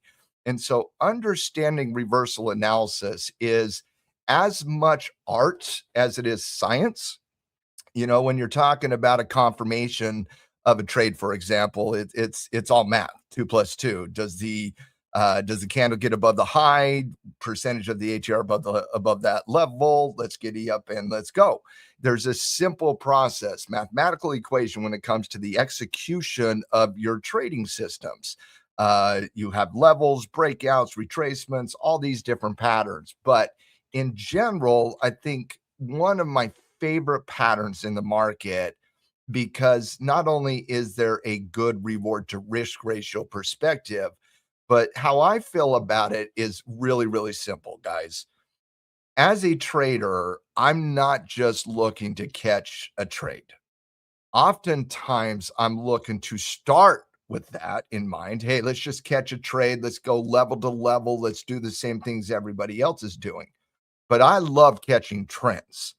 And the very beginning of a trend is the exact point of the ending of the previous trend, and that is a reversal. Now, reversal patterns and continuation patterns are extremely similar to one another, and that's where the art really comes into equation. That's where the breaking down of the step-by-step process as you understand a reversal formation can be really, really, really powerful, because oftentimes in the early beginnings of a reversal are the exact same things as what is called a continuation pattern. And so you have reversal formations that reverse the previous trend, and you have continuation patterns that continue the previous trend. And so what I want to talk about today is specifically those patterns that form up the reversal situations. And so technical reversals are simply a pattern that changes that ends the previous trend and is the beginning point of a new trend. Whether you're talking about bullish reversals or bearish reversals, it's not like you got to learn completely different patterns for the bull reversal as you do for the bear. For every bullish pattern out there, you flip that chart upside down and there is an equal and opposite bearish pattern. So for every M formation, you have a W formation. For every head and shoulders, you have an inverted head and shoulders. For every V-shaped recovery, you have an inverted V-shaped recovery. Now, those are the core three. There are three core reversal formations that we track. You talk about V-shapes, W formations, and head and shoulders. You talk about head and shoulders, M formation, and V-shapes. They're three core, three for the bull, three for the bear. There are fractal patterns within reversals, but we're going to talk about the core patterns. We're going to talk about where to take action in those core patterns. And I also think there's been some pretty decent case studies this week, including one yesterday, one on Tuesday, and one on this morning, quite frankly, that we can break down. And I felt like the reversal topic today was a very, very, very important topic to understand, because when we look at the overall market right now, a lot of this is about kind of your personal expectation. But when you come out and you look at the overall market from a little bit of a bigger picture perspective, you can kind of see how the market has been trending very, very, very well for a very long time. But what that's also done is gotten to the point where we're seeing general overextension set forth in the market itself. And when we're going through a little bit of general overextension, a lot of times in the backdrop of that general overextension, you see daily patterns form up that are more consolidation based. And I talked about this earlier in the week in the power hour, but as of right now, I got the NASDAQ and the ES as a daily consolidation pattern. And as you're going through a daily consolidation pattern, what you see oftentimes on the intraday is neutral ranges. You see these neutral ranges set forth where the market's going to go up to resistance, back down to support, up to resistance, back down to support. And as the intraday plays out that way, goes down to support, up to resistance, down to support, up to resistance, what that creates is the backdrop of neutrality on the actual longer term side of the equation. And so when you're looking at neutrality in the ES, and I'm talking neutrality on the intraday side of the equation, the daily chart is still in a bullish uptrend on both the ES and the NQ, but we're starting to see overextension on the daily chart. We're starting to see hesitation on the daily chart. We're starting to see a little bit of consolidation on the daily chart. We're starting to, I mean, my goodness, today we got Broadcom. First AI name in weeks with a negative impact on earnings. First time. And in that first time, we saw rotation go from NASDAQ to the Dow Jones. We saw rotation go from technology to finance, from technology to industrial, from technology to, there was another healthy sector we were seeing rotation, finance, industrial, and healthcare were the three. So we saw rotation a little bit from the very top of the market to a little bit of the bottom areas of the market to shore up that. By the way, that's a pretty standard bullish like condition where top areas of the market see rotation, profit taking, and they flow into bottom areas of the market that have not seen a lot of pump in the last little bit. So we're seeing a little bit of those early sector rotation models play out right now. And as such, again, what we've seen kind of impact on the top end of the charts, and I'll just kind of show it to you here and toss very quickly. But when you look at the top end, well, what are we starting to see here? We're starting to see a little bit of slowing momentum at the top. We're seeing a little bit of consolidation here. We're seeing battles here that we did not see in the early innings of this wave. We saw battles here that we did not see in the early innings of the wave. And so you're starting to see the top end get dialed in on the overall S&P 500. You can say that same thing on the NASDAQ. And what that's done is create a neutral condition in the backdrop of the intraday charts that we love to trade and love to stare at. And so I just felt like today talking about reversals, because as a swing trader, reversals are a little bit rare.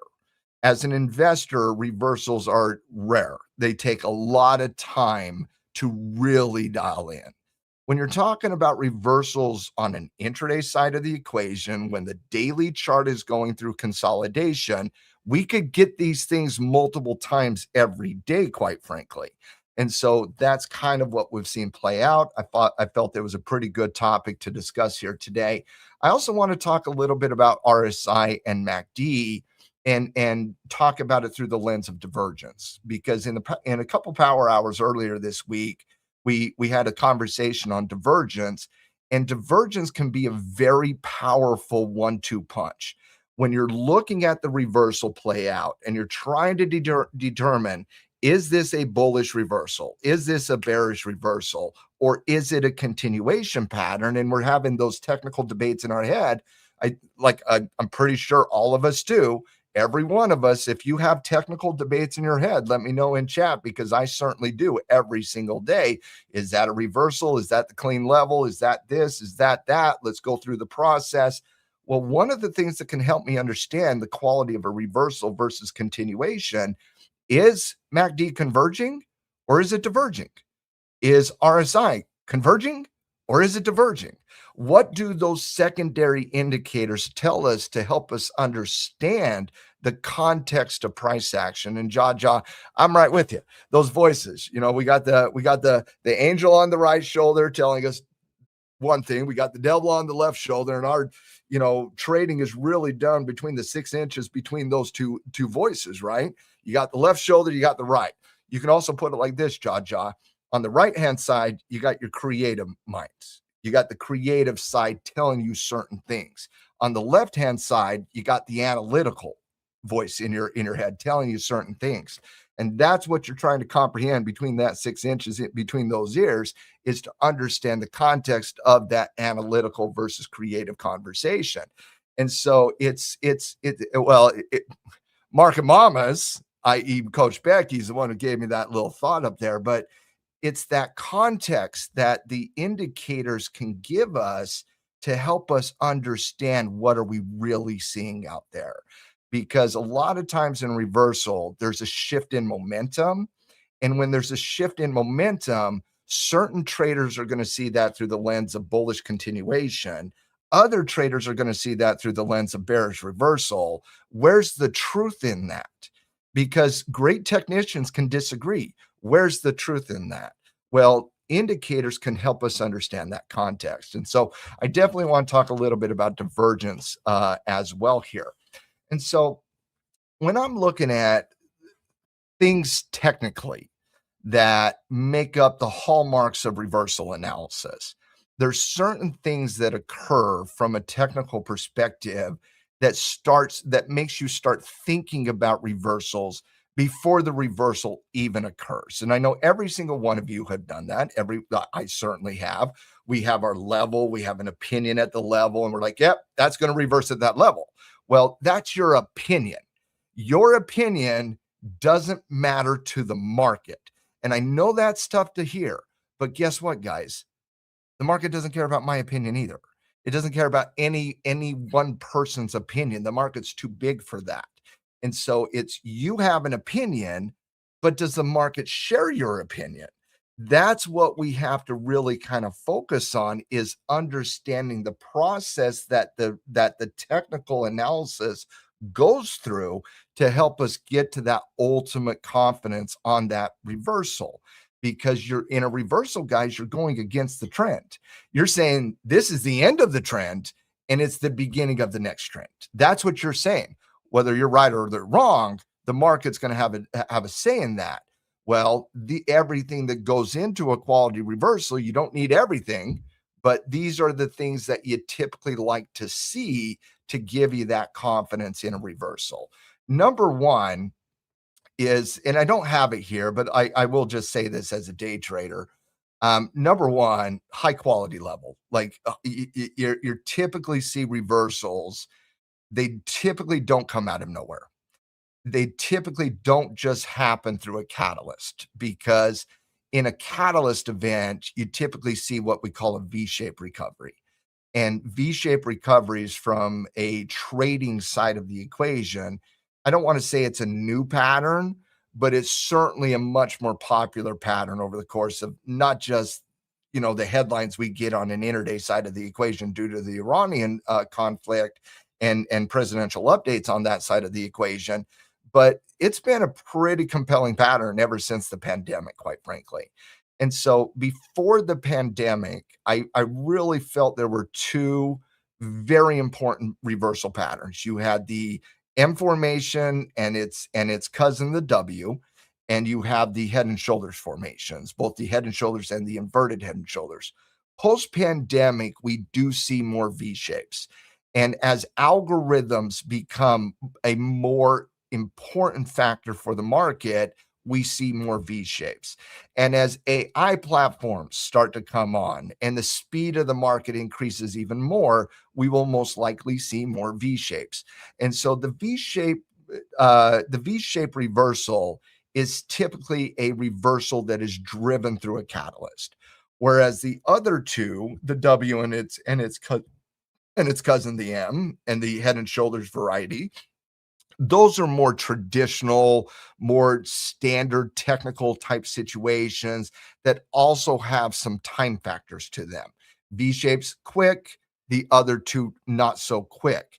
And the reason is because to create a high quality reversal, It's not just about your level. Your level's number one, absolutely, but it's not just about your level. It's about the momentum coming into your level. What's happening with trend momentum coming into your level?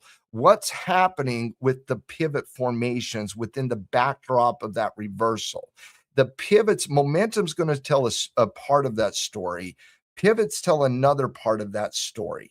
And so when we're talking about a high quality reversal, such as an M, a W, or a head and shoulders, there's going to be a time factor in that because you have to have pivots.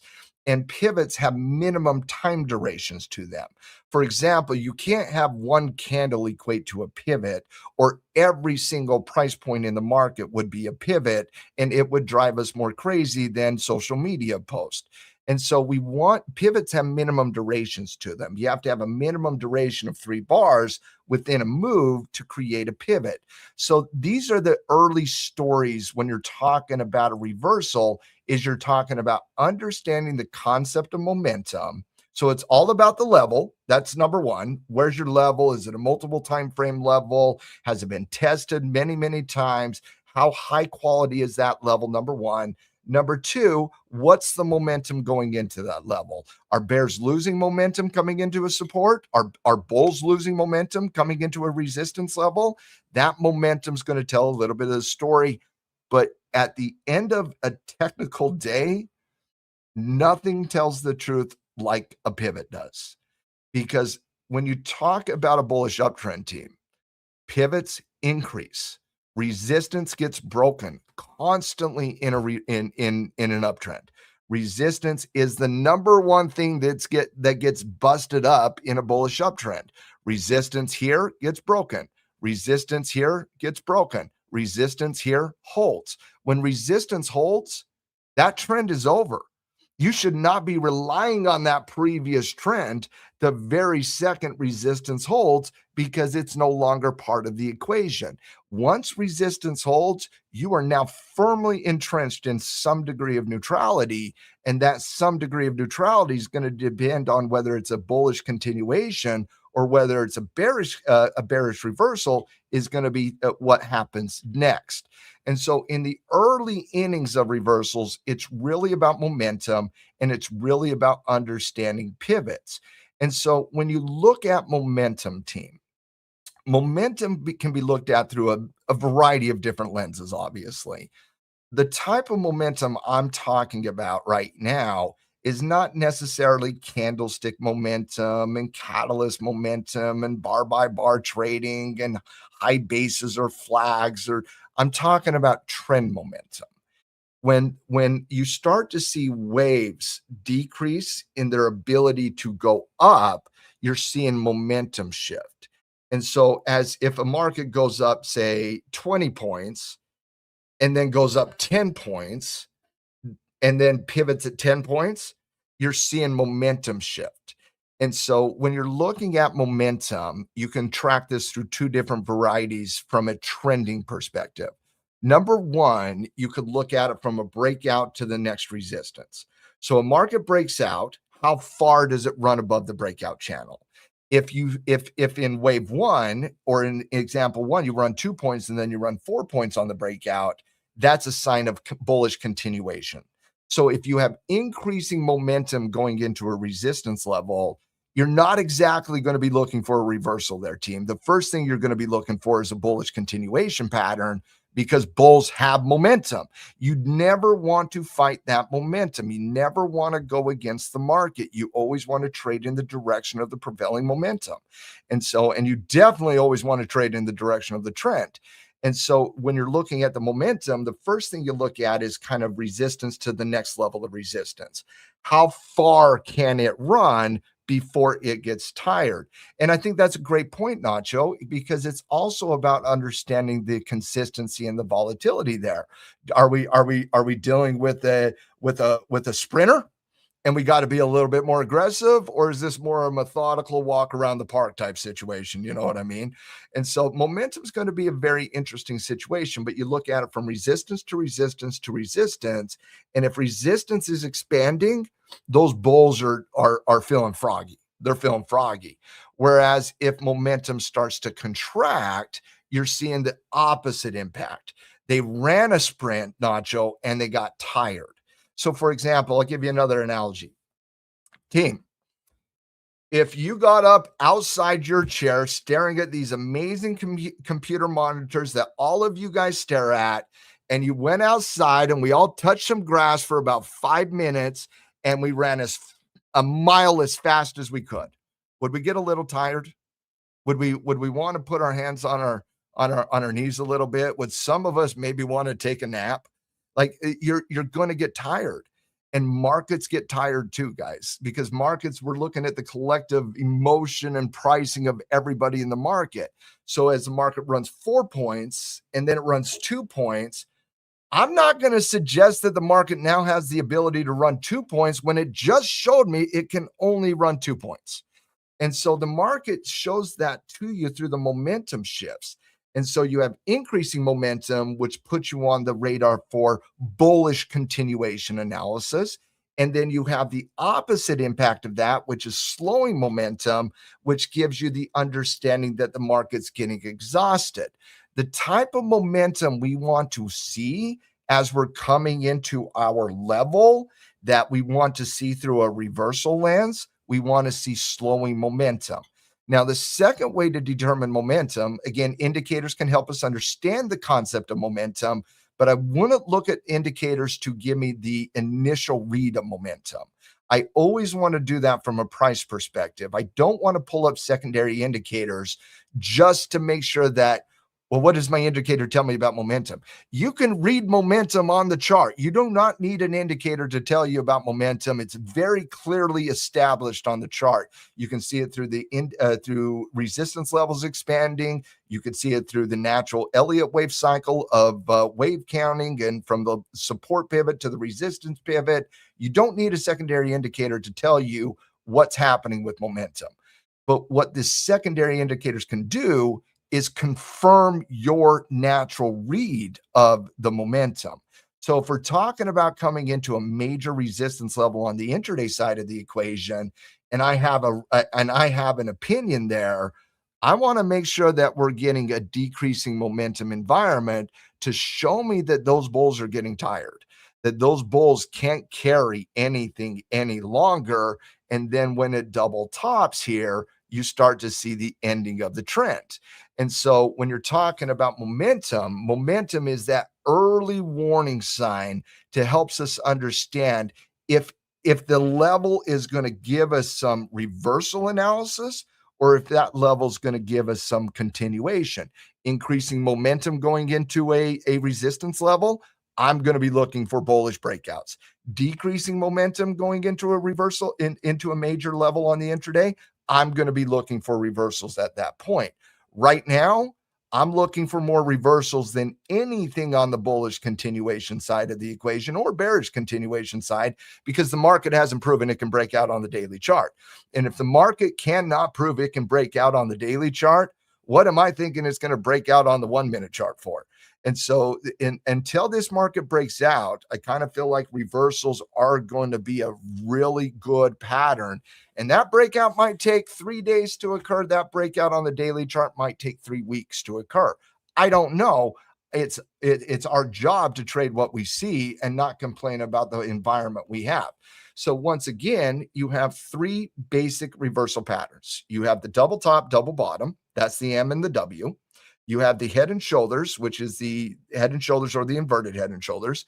And then you have the V shape and the inverted V shape. Now, when you're looking at the double bottom, double top, guys, it's very simply put a holding of resistance or a holding of support. Once support holds, once resistance holds, and we have equal pivots, we are absolutely hunting the double bottom or the double top. So if the pivots in a reversal are equal, this is a traditional reversal type situation. If the pivots in a reversal are offset, it's either a head and shoulders or a V shape. And so when we're talking about the cleanest reversal patterns out there, they're going to be the ones that pivots tell a very clean and compelling technical story. Because if it gets dirty from a technical perspective, it's going to take a little bit more time to clean that up. And so when you're talking about the reversal situations like a W formation, what you typically see is the market's coming down, down, down, down, down, and typically it has a little bit of momentum. And let's say we have an opinion down here where you have a major support level. Well, you have the contract goes from all the way up here to all the way down here, and then it starts doing this number as it gets into support. Well, as you start to see that play out, where the waves get contracting, and the expansion of momentum from the breakout of support to this support level starts contracting, that's the sign of momentum shifting. And that's very important, guys, because if the momentum doesn't shift here, you're going to see something where it's more like this, where it becomes a little bit more difficult to process, I would say. And so as you get the momentum shift coming into a key level, at this point, it's really about understanding how that story gets told. And so that first pivot that establishes the support level, that's not this level we're trading off of, guys. I know some of you love to put a limit order down at a level that you have a strong opinion on. I'm not saying anything negative against that. I'm just saying that's not a reversal. That's not a reversal pattern. That is, you have an opinion at a level and you're trying to maximize your reward to risk ratio and you're giving up probability to do it. That's a different philosophy. It's not a reversal. You're doing it a little bit different. And again, I do it too. Everybody does it. You have an opinion at a level. You want to maximize your reward to risk ratio. And as you maximize your reward to risk ratio, you're going to give up your probability. Because if you're going to have a cheap risk, big return opportunity, you never have probability on that. That's 2 + 2 when it comes to market mechanics. Every time you have a higher probability in the market, you're going to have a little bit less of return. You're going to have a less return, bigger reward to risk ratio. Anytime you have a low probability situation, you typically have a little bit more return to get, but you're not going to game the system that is more effective and efficient than you are, team. And so if you're putting an order at a level, again, I'm not trying to talk down that in any capacity. I'm just saying that's not a reversal. That a reversal is tracking a reversal formation and waiting on confirmation on that reversal. And so and you only get a proper reversal with pivots. And so the first pivot that gets established, that's just telling you that support level is a viable, great support level. You come back up, and then the very second it holds that double bottom, at that point, that trend's over. The previous trend is over, and we have a new trend. But we do not know what the next direction is yet. Because let's say something like this occurs where the pivot holds, comes back up, but then constantly decreases resistance. If resistance is constantly decreasing, you don't have a reversal, team. You have a bearish continuation pattern. It's the pivots that tell the story of the difference between a reversal and a continuation pattern. So support holding is kind of step one in the formation of a reversal. Step two would be to understand what happens at resistance. Does it come all the way back up to the previous area of resistance? At that point, you have equal pivots at resistance. You should be looking for bullish breakouts. You should be ready for any time you break back up, because at that point, you are starting a new trend. Whereas if you decrease resistance against the backdrop of that reversal, once again, bears still have control. It's the pivots who tell us who has control. And as the bears had control throughout the trend, and then they had control throughout the pattern, they should have control in the next trend as well. And so it's very important for us to see that come back up into resistance and then break out of resistance, because the breakout is what establishes the trade, and the breakout is what establishes that next trend.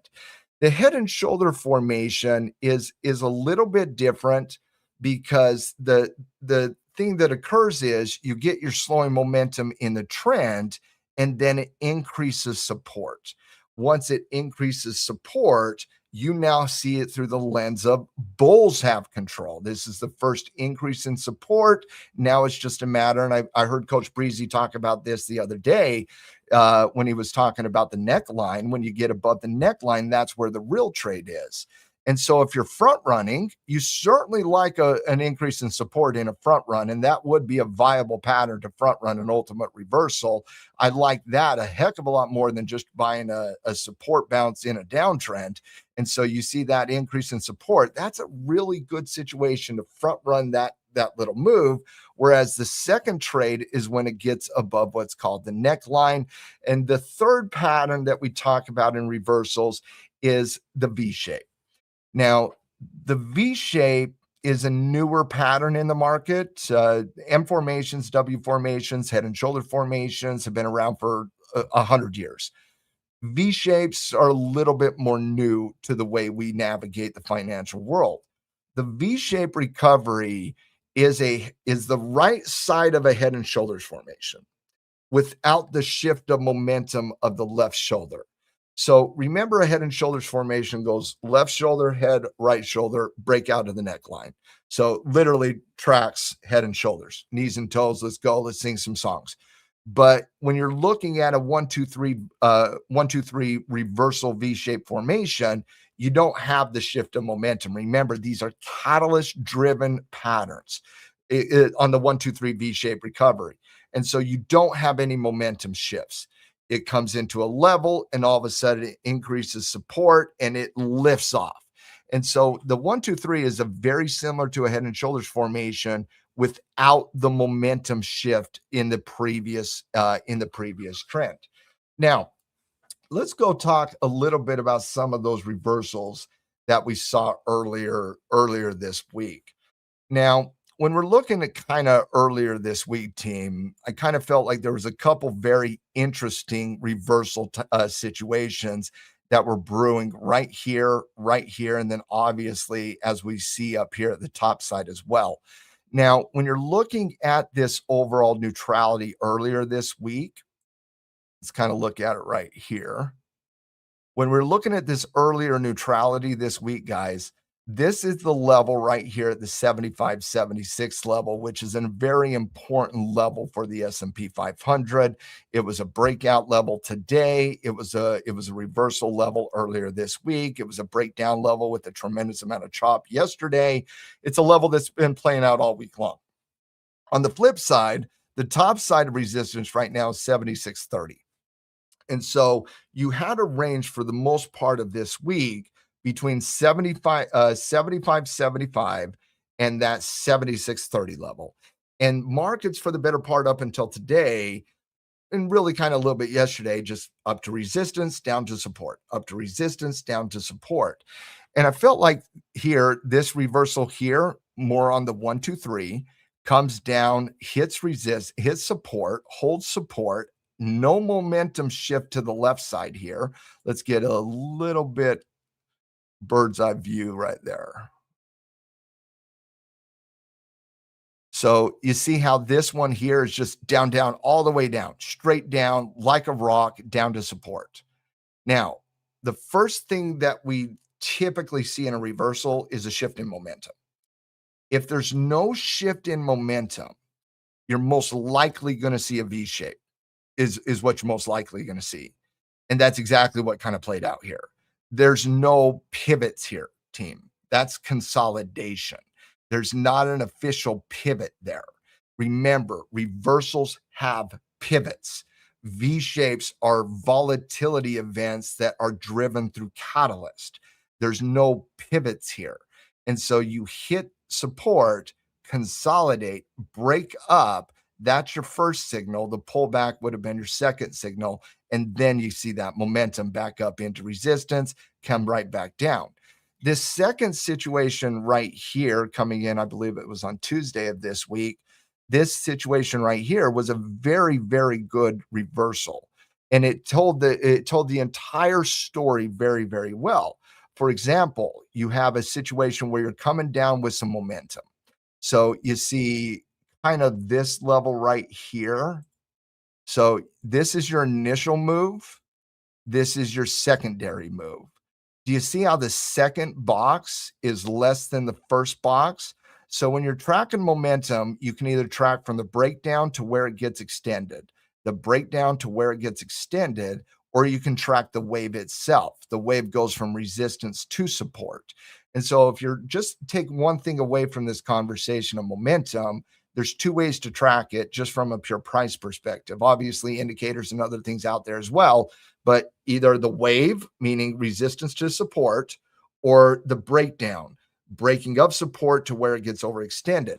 However you parse it, whether you're parsing it through the breakdown to the extension, the breakdown to the extension, or you're looking at the overall wave, I think we can all agree that this is slowing momentum as we come into a key level of support.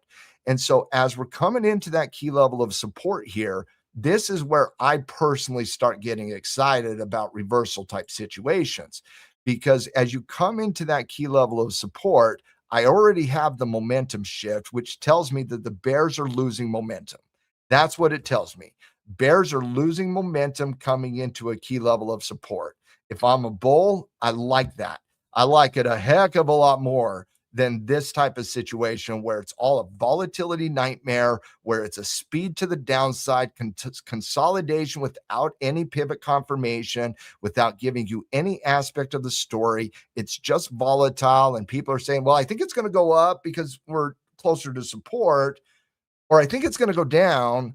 That's not system trading. That's not rules-based trading. You have an idea in your head and you go do it. That's not technical trading. This over here, slowing momentum, double bottom, double top, breakout, that is a reversal. This nice little W formation right there after the slowing momentum, confirmation candle, catch the 9 EMA on the 15-minute, and let's giddy up and let's go, go, go. That to me is a high quality reversal. This to me is a volatility nightmare. The difference is pivot formations. Pivots tell the story. Here, there's not one pivot other than the pivot at support. The next pivot is the increase in support. There's not a resistance pivot here. This is just volatility. This is a clean story because pivots. So one was a volatility nightmare. The other one was one of the cleaner situations we had. What was the telltale difference? They both had the same level. They both had heat coming into them. The difference was the momentum shift. You had a momentum shift coming into that level. And when you have a momentum shift coming into that level, the bulls are going to spot that literally without binoculars, without the sight. I shut your eyes off. You could trade that pattern. Literally, that tells such a compelling pattern. Now let's fast forward to kind of later on this week. So let's just kind of fast forward here. This is a bearish continuation. Why? At no point did you ever see an increase in resistance. And guys, we made that trade yesterday in Power Hour. Becky made that trade. I made that trade. We made that trade because we felt we were getting a reversal. Ultimately, the 15-minute chart never got back up into resistance, held firm, lowered its level of resistance, came right back down.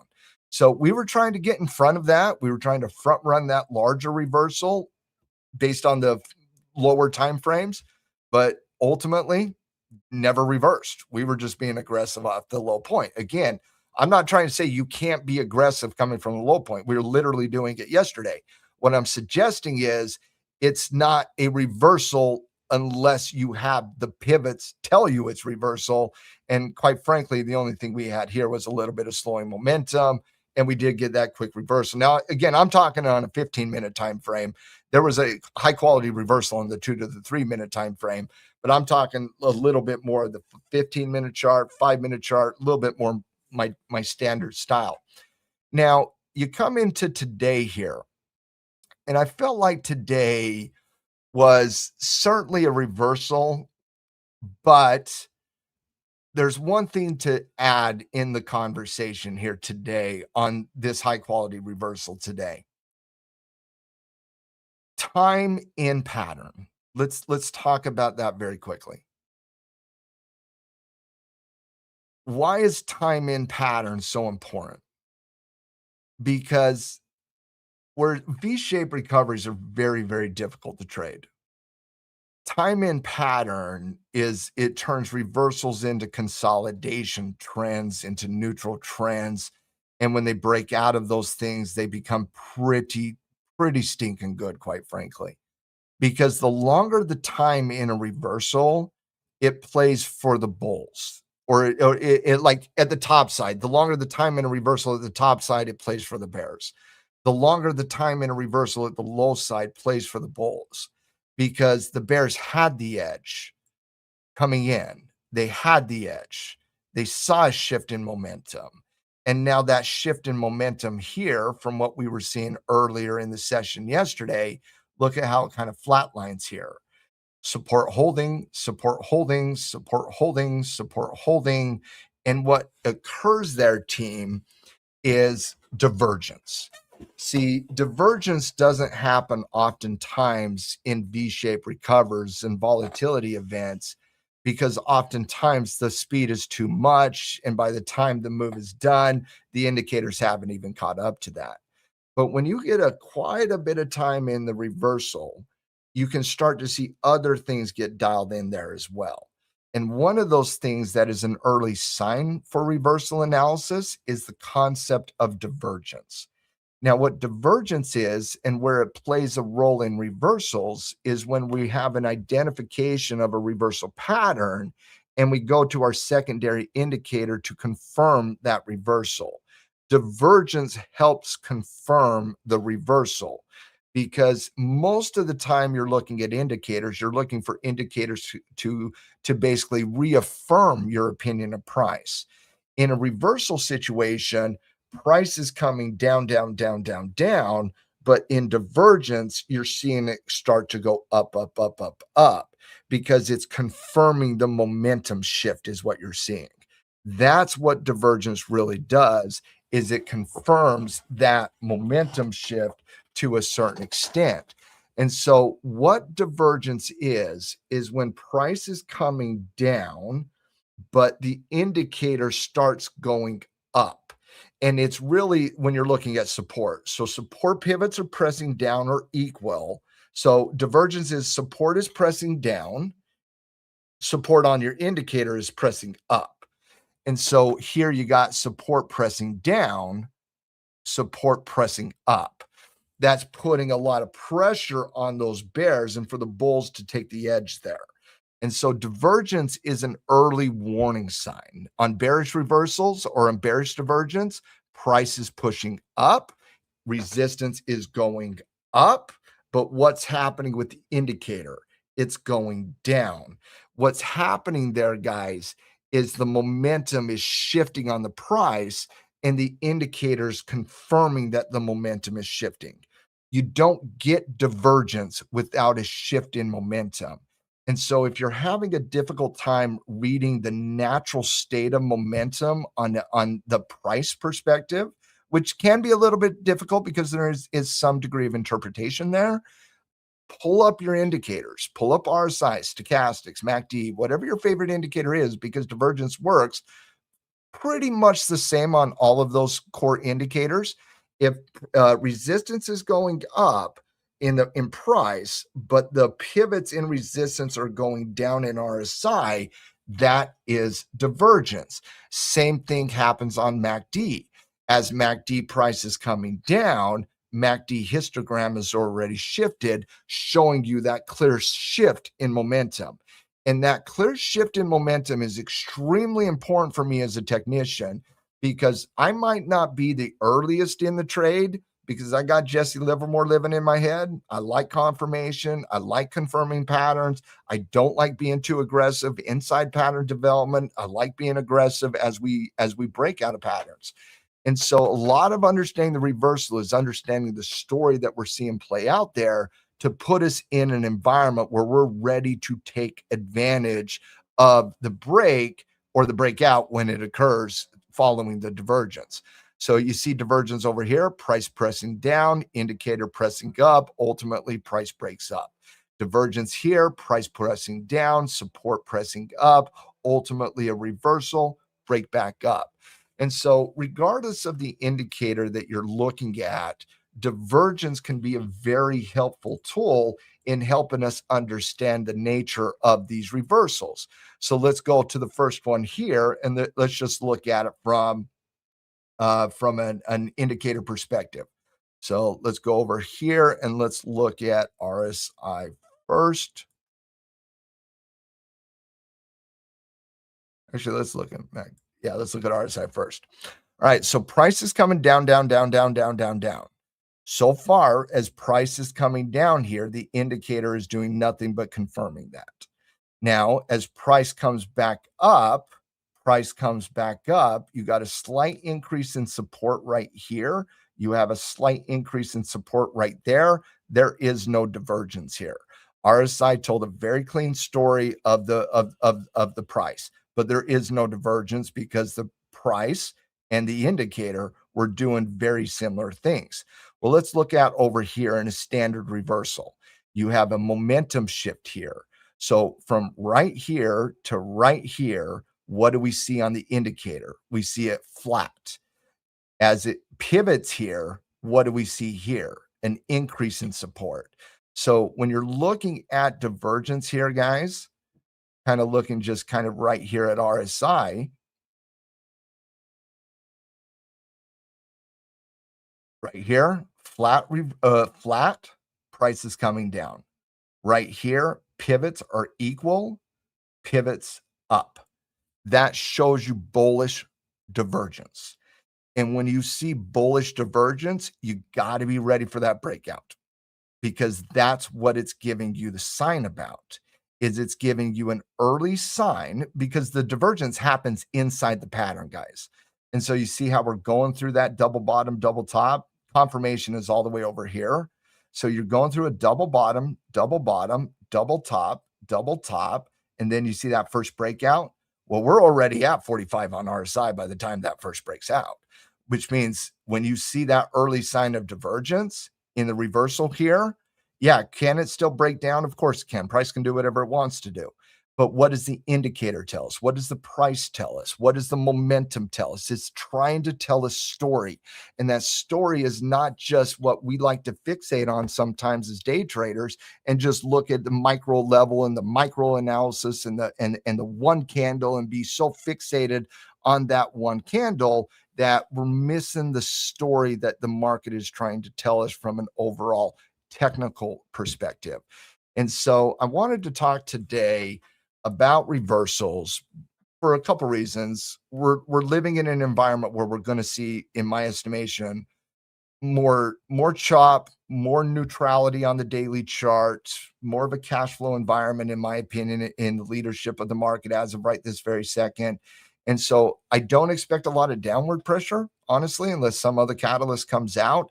I expect a little bit of consolidation at the top end of the market here. And as such, on the intraday side, when you see the daily chart get extended and the daily charts start to go a little bit neutral, that creates a lot of compelling intraday reversals to track. So I wanted to have that conversation here today in the lab. I hope you guys had a wonderful, wonderful time in the lab here today. I hope you guys learned a lot about how I see reversals and how divergence plays within the backdrop of those reversals as well.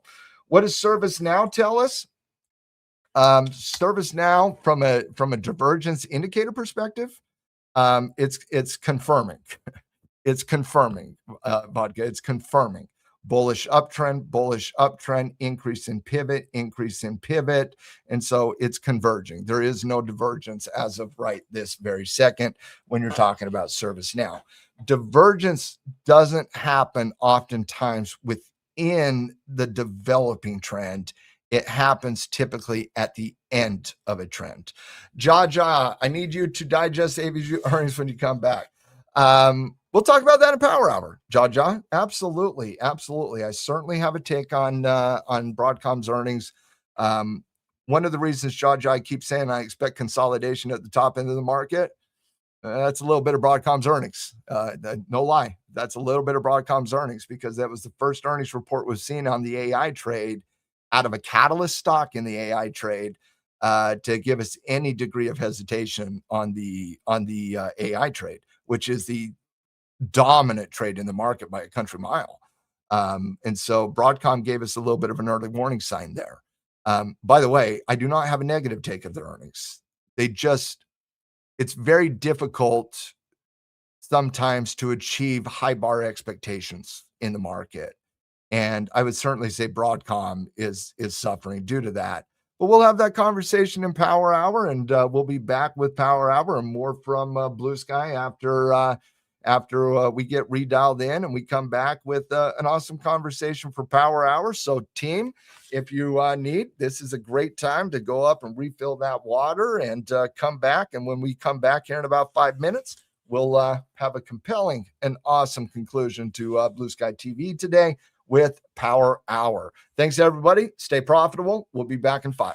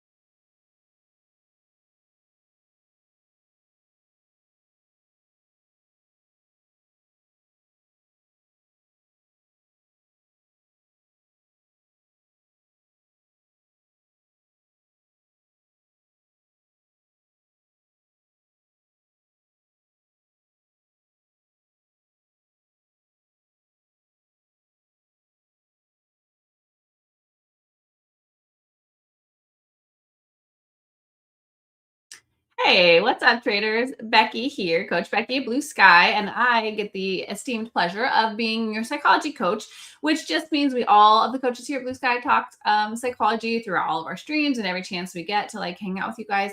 But once a week, we get to have these focus sessions where it is just a conversation around a certain topic that relates to trader psychology, mindset, approach to the markets, the mental game that supports the strategy game underneath what supports all of our trades.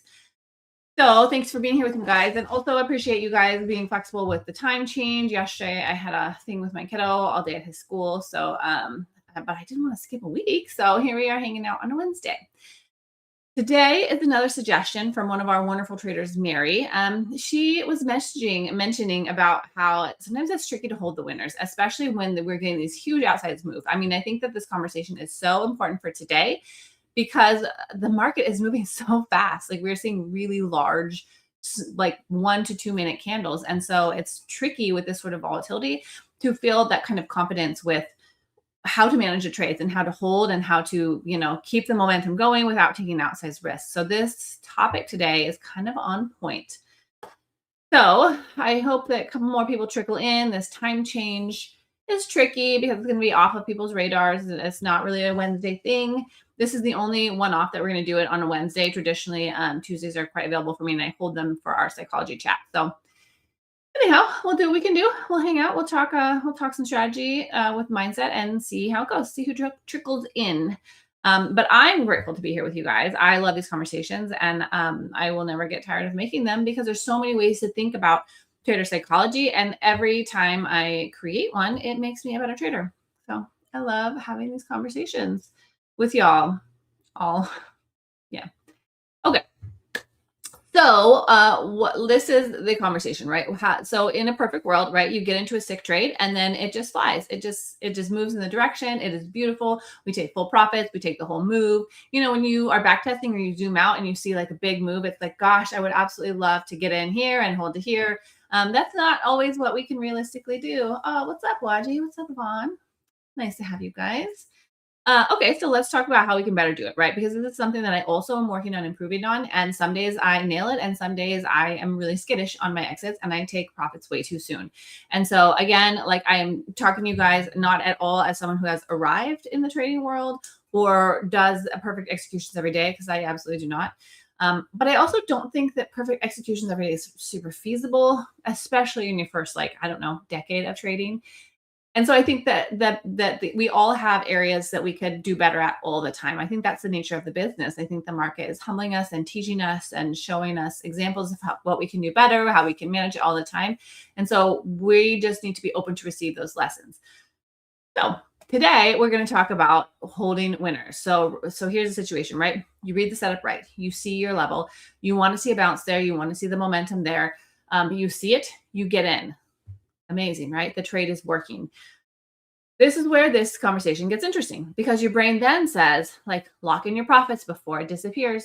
Like this trade could go back on you. What if it wasn't the entry? What if it doesn't hold? What if the counter trend takes it back? We're heading towards a potential area where it could have a reaction at the what ifs, right? So I want to kind of break that down, the core behind it, a little neuroscience behind it, a little statistics behind it, what the cost is and how we can pivot a little bit and start shifting that if this is something that you guys want to work on. So tell me who's here. Does this topic sound good? Are you guys interested?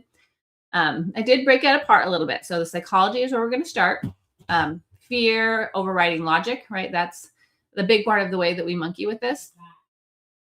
Also, a debate. You can't go broke taking profits. Who has heard that statement before? Because it's an important conversation, right? You can't go broke taking profits. Some people totally believe that. Some people don't believe that. So I want to talk about both sides of that. And then a framework of how to do this, how to scale the runners, a plan that seems reasonable and feasible we can put that into our system and make it a part of how we manage our trades. And then also talk about how backtesting really provides the backbone for how each one of us is going to make this work for our particular instrument and time frame. All right, let's see who we got here this morning. 1 to 10, how often do you exit before your target? So a 1 score is not the best score. So that means you exit before your trades all the time. And a 10 is you are perfect. You hold to your peak long target. You let runners run until they tap out. 10 is an excellent score in terms of holding runners. What do you guys got? 1 to 10 scale. Who's here with me? Come on, come on. 6 or 7, 6, 7. All right. All right. That's good. That's really good. That's over the halfway point. Good job. Thank you. I probably, what was my answer to that? I'm probably like 6, 7 also, but I'm improving. So I probably was like 5 even just last year, because this is definitely something that I need to work on. Okay, so let's talk about some statistics then, because this, I want to bring it all in, right? Me too on the 5. Depends on the day and my energy, which we're going to talk about, because our psychology definitely feeds into how we manage this. Okay, so let me explain to you why this is like a real good conversation. Haji, I might give you a higher score than that. I've seen you hold some boss trades. We go both ways. So, okay, so the research, there's actually research behind this, which I love to find. When I'm thinking about a topic, I kind of hunt for these kinds of information, because that makes me feel some kind of way about the topics that I'm covering if I can get some research behind it. So the research does show that most retail and semi-professional futures traders underperform their stated profit targets more than not. This study is of retail futures accounts, and over 70% of them manually manage trades exits before the 1.5 even R to R. So even when the setup could have gone much farther, we're closing them sooner as retail traders. That's what I'm talking about.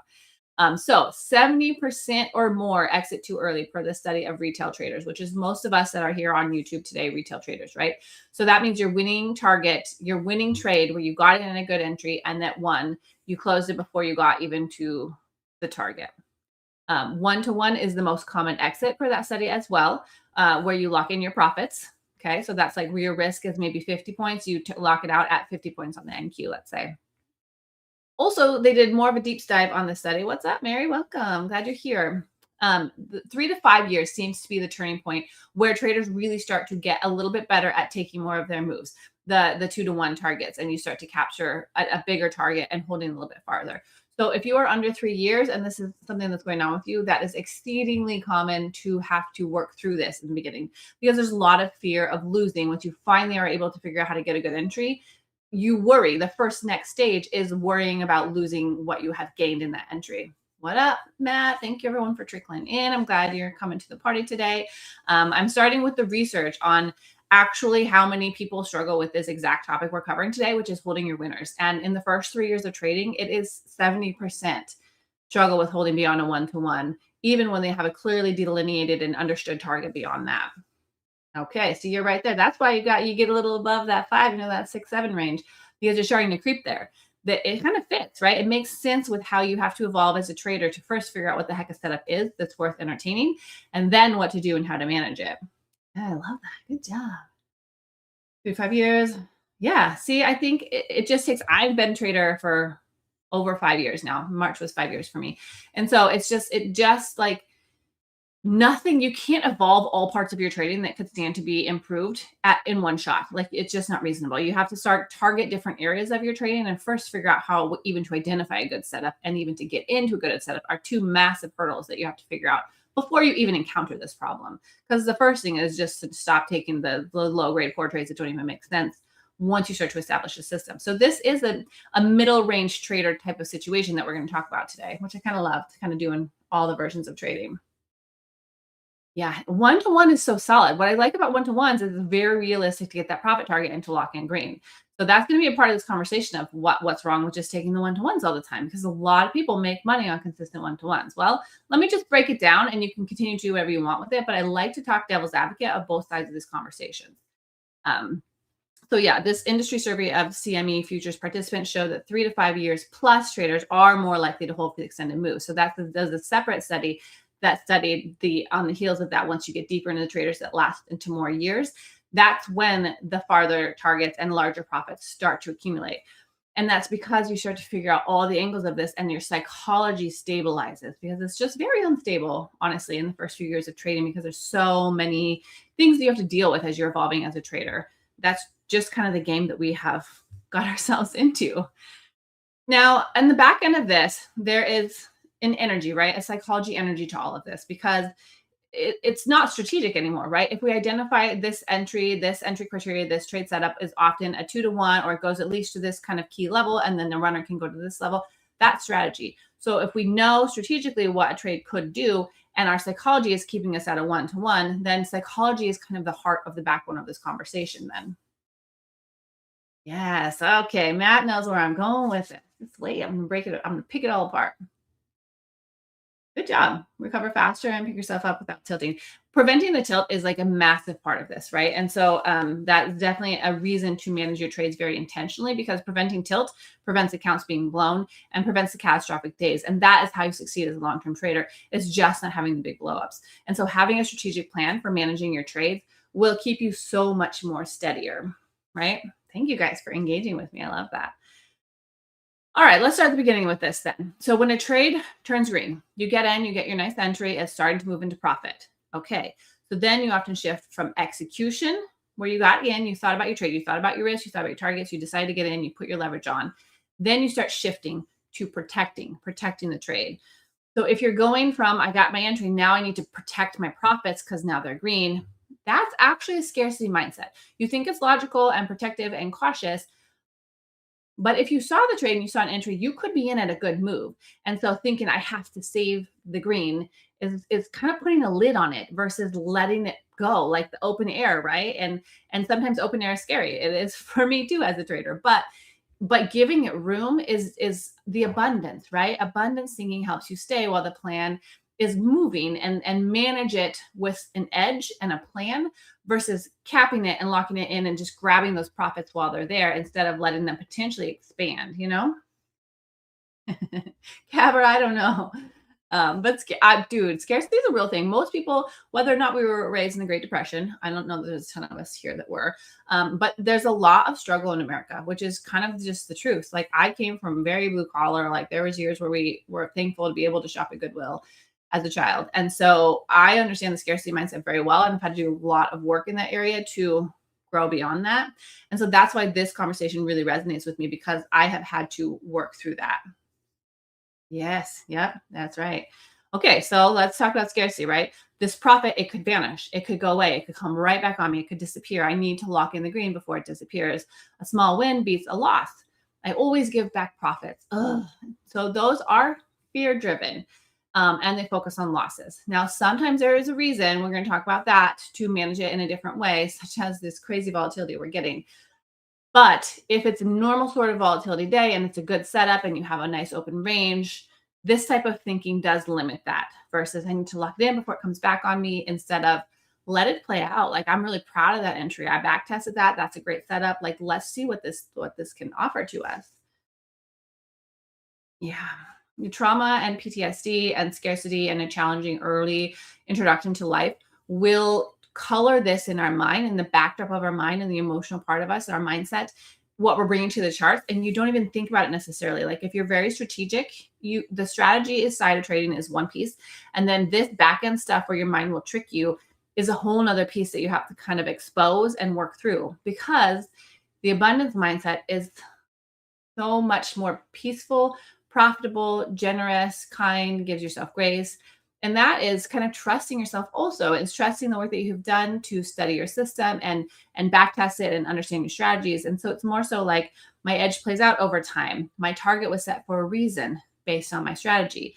Let the runners work, give them time. Nothing happens immediately. If this trade does come back on me, there will be more setups. Not every trade has to win. That you have a plan that drives your exits versus wanting to just have some green printed on your chart for that day. You focus on the upside. Now, these are all things that evolve with traders. This is not, like I said, a beginner trader situation to work through, because in the beginning, you just need to understand your trading and start to lock in some green to build your confidence. This is more so that work of the 2 to 5 year trader where you have really good setups and you can get those good entries. This is where you need to start thinking about this conversation, because you could be selling yourself short once you start to build a stronger psychological edge. And you are really, like I said, locking in those entries that are awesome.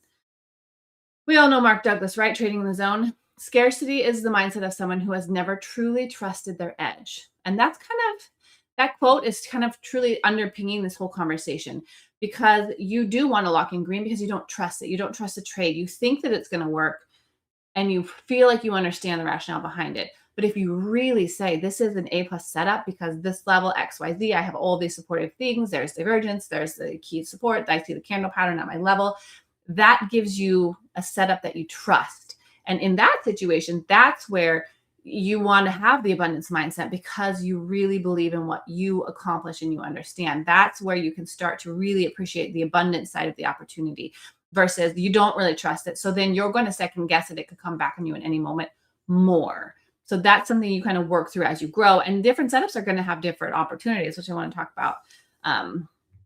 So you guys, I think we already kind of talked about, we're all kind of working through some scarcity, but abundance is the goal. And it's going to be many, many months, if not a couple of years, to really transition this. It just comes with time and kind of intentional energy to see the importance of this shift and try to make little choices each day that bring you to it.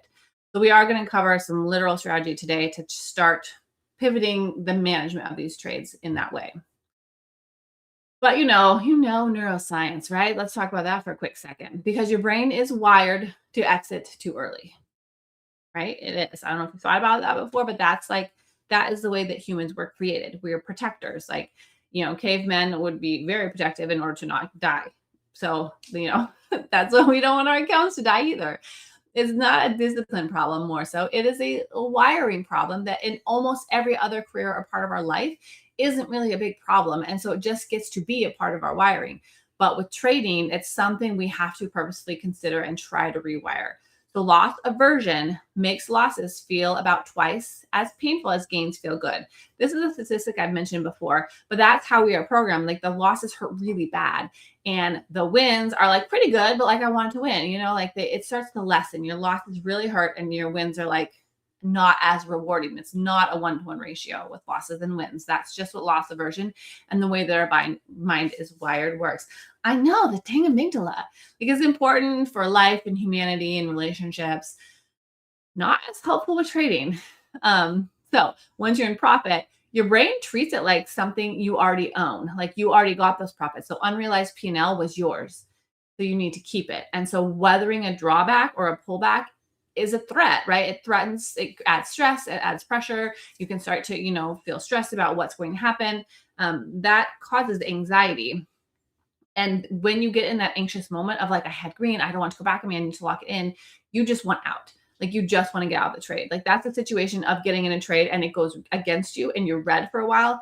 The more minutes, the more seconds you sit in a red trade, the more pain you're taking, the more pressure and stress you're taking, and the more scarcity, like I don't like it anymore. Even if it doesn't take your stop out, it can make you feel some kind of way sitting in that red. And so then you just want out. You want to escape. You want to cut yourself. Yeah, I'll talk about it.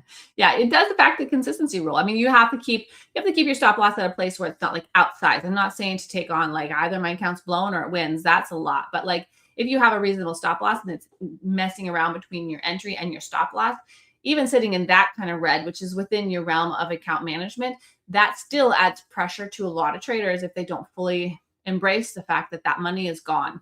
Like you enter a trade and you have a stop loss and a reasonable risk, you have to consider that that's the risk you put on the table to play. It's like the ante at a poker table. That's the cost to play the game. But you do want to make sure you're not doing just all or nothing, because that totally all or nothing is more dangerous for your accounts. But I'm talking more so with when you enter, you have a stop loss and targets with all these setups I'm going to talk about today. So again, that loss aversion, it hits 2 times harder than gains win. And the open profits, the unrealized P&L feels like it's yours when you see that on your chart. So we'll talk a little bit about watching your P&L too. But then the recency bias, right? That's a recent stop out or giving back profits makes you more anxious. You exit faster on the next trade. If something has happened in your day, especially in your trading session so far, it can increase that scarcity mindset and want to just be so super protective. So in that case too, you want to be a little bit more robotic in terms of just treating each trade independently. But it does color the importance of our emotions, like the weight, the pressure of your emotions in that moment, if you are trying to make something back. And the premature close, certain small gains feel safer than uncertain bigger upside. And so sometimes, especially if you're making back from green, there is an urge to just make it back and just like start, climbing your way out, which is smart for risk management. But if you have a really good setup, that's what I want to talk about, like trying to treat each trade independently. This is just Daniel Kahneman wrote an awesome book called Thinking Fast and Slow. And one of the quotes there supports this as well, this neuropsychological back end of this experience, which is the pain of losing is psychologically about twice as powerful as the pleasure of gaining. There's so many quotes out there that speak to this statistic. So it is, it's a real part of the way that our brain works. Here's my issue. We have to prevent a tilt. I was trying to get in. The tilt is dangerous. So obviously, right, if we tilt, it's very dangerous. Ooh, good job. Good luck, bud. So cutting early, if you're in a trade, you're in a great trade. Say you got in at the beautiful entry that you really believed in. You started seeing profits. You're like, this is enough. This is good. I feel good about this. I'm nervous. I like whatever. I don't want to go back. I mean, you lock in a good gain, right? But then it just flies. Like the whole rest of the day is a trending day. And you took this 5 or 10, 2 5-minute candles, 1 or 2 5-minute candles worth of profits. You locked it in that moment. You felt good because you locked in green. But it could have been a trending day that just time framed up the entire day. Like, how does that make you feel? It could be tricky, or even it doesn't fly up all day. It just flies up for a while more and hits your target 2 and 3 without you. And then it can maybe do all kinds of things, can start rejecting. Well, that is a risk. That's a psychological tilt trigger for most traders until you have worked through it. And that's because you can start to chase it. And then you don't have your good entry anymore when you shut the trade down, right? That's just a fact. And how many times, because I've certainly done it, where I'm like, I wish I was still in, or I wish I was bigger so I could scale out more, or I wish I had not closed out at the first target, instead held to a little bit farther because this is really a good entry location. The tricky here is that when you exit that 1-to-1 potentially, and the trade runs another many points, many more than 30 even NQ points, you're watching, you're not in it. This is the FOMO trigger, which we talked about FOMO quite a bit at the podcast on Monday, which was such a great conversation because, especially in the early years and when you're fine tuning, FOMO can be stressful, fear of missing out, right? You can start rationalizing. You start thinking about, I just need to get a little bit more. The trade is still working out. I should still be in it. I can still get in here. Like, I don't know where my stop's going to be. You start trading emotionally because you're no longer getting a thick entry at a key level with a good stop loss placement that you can have. When you chase, your entry is never as good. Like, that's because that's what that situation is. You're chasing the move after it's already taken off. It's a momentum play, sure, which can be managed a certain kind of way. But it's generally not an A+ setup when you're chasing the move that's already happened. Yeah, there you go. So emotional trading can start. Basically, this is the risk here of you have a great entry that you really understand and you take a 1-to-1 and then it keeps flying on. You can get into an emotional place where you are chasing new entries and getting poor risk management. And then you can potentially risk giving that back and even more by chasing. So this is a really dangerous active trading loop. When you're sitting at your screens, you're watching it. You could get in a situation with giving back all of your profits and pulling you into a reactive mode instead. And so the real damage isn't the missed profits in this situation. If you lead to emotional trading, it's the cascade that you can get into that leads you down a road that will take back that 1-to-1 and more, which is like, not amazing. Okay, this is a conversation, my friends. You can't go broke taking profits. Everyone has heard this. I would ask who's heard it, but everyone has heard it. Everyone has heard you can't go broke taking profits. Now, at the heart of this quote, I believe it, because you can't go broke. You're stacking profits. You're stacking wins. I mostly believe that it's true, but I have heard arguments that it is false. And I want to just unpack this for a minute because I think there's some valid information in all sides of this statement. So it's very common. It can be misunderstood if you just take it at face value and you don't think deeper. So I'm just going to talk about both sides and a little controversial here for a minute. But the case for it, right? Small wins compound over time. You protect yourself against volatilities and givebacks and losing your profits. It helps in choppy, low momentum markets. It also helps in high volatile markets that are whipping all around, whether it's choppy or not. It could be big P&L or small P&L, but this back and forth business is very dangerous sometimes. And early in your career, it builds confidence for new traders. That's why I said at the beginning of this, that this conversation is not necessarily for the 1 to 3 year traders, more so like 2 to 5 year traders, because first you have to be able to get any sort of green with any sort of consistency before you try to push your R to R ratio. You shouldn't expect that right away. Like right now, exactly. This market is a wild thing. So take care of the downside and the upside take care of itself. Paul Tudor Jones. I love that because, you just watch your risk, you lock in some green, it all grows. Now I am in camp the case for this statement most of the time, but especially for newer traders or for certain market conditions. Those are the two caveats where I think that this you can't go broke taking profits always holds water, because you just want to be able to lock in some gains, grow your confidence, figure out your setups, watch it move, learn how to manage your FOMO, and learn how to just take notes and say, I took 1-to-1 on this trade. It went 1-to-5, but I would have had to hold for another hour, which is sometimes a really long trade time for a new day trader. And so to just write that down, make notes, have it be a part of your journal, and have it grow over time is how you push through this. But to expect it in the beginning is hard, because it is an emotional situation with holding runners. And now this part about the choppy markets, whether it's low momentum or high momentum, we see it take out wicks on either end. This morning, Jess and I experienced this, and I definitely hit stop outs because it was really dancing, and it was showing a move, and then it was coming back and it was taking out all the stops, and then it would do another little bit of the move, and it was taking out all the stops. And so in that situation, you want to lock in green, because this is the trend that we're in. This is the market condition that we're in. So this is a strategy choice at times to not hold runners, because it's not giving you those setups. What we want to talk about is when you do get the really good setups, this is something to work through. Now, the case against this is an interesting one. You can't go broke taking profits is the statement, right? The argument is that sometimes you are really selling yourself short, and it can be very frustrating. It can hold you back as a trader for a long time and cause you to trade emotionally, which can lead you to that cascade. So it hurts your risk to reward ratio. If you get in a sick entry on a day where you have a lot of moves to a lot of distance to move, a lot of potential, a lot of upside, not a lot of resistance, but you're only taking a 1-to-1, like your risk reward should have maybe been 4-to-1, but you couldn't nail it. And so one loss can wipe out several small wins if you're just taking a bunch of 1-to-1s, but then you're allowing too much downsides to that. That is really risky if you're managing it that way. Now, if you do get the home runs mixed in there, that can be skewed. But it does limit also A+ setups. Consistency bias, A+ setup. Yeah, the bearish bias is having a bias is tricky anyway. Like Justin had such a great point this morning about, like, when we're doing our pre-market, what does a bearish setup look like? What does a bullish setup look like? And always saying out in both scenarios and what levels we're looking at helps with that too. But this will this limits your A+ setups and letting them run. This you can't go broke taking profits. If you live in it old, works for you. But it might hurt over time, recognizing that a 1-to-1 in your best setups is actually consistently a 3-to-1 and you're not getting it. It reinforces early exits and not strong trade management. So the core of this is strong trade management creates a more robust equity curve and a stronger career that will help grow you more efficiently, more strength. And it's hard to break those boundaries with making higher levels in time as your strategy grows if you're not allowing the winners to win and learning to get some confidence with certain setups that are really good, certain conditions that are really good, that have that potential. You have to start taking pieces of those in order to get to be the person that takes big moves. You have to start somewhere with navigating this. And so if you always live in the 1-to-1 land, you're holding yourself back and it won't create the trading career that you potentially could.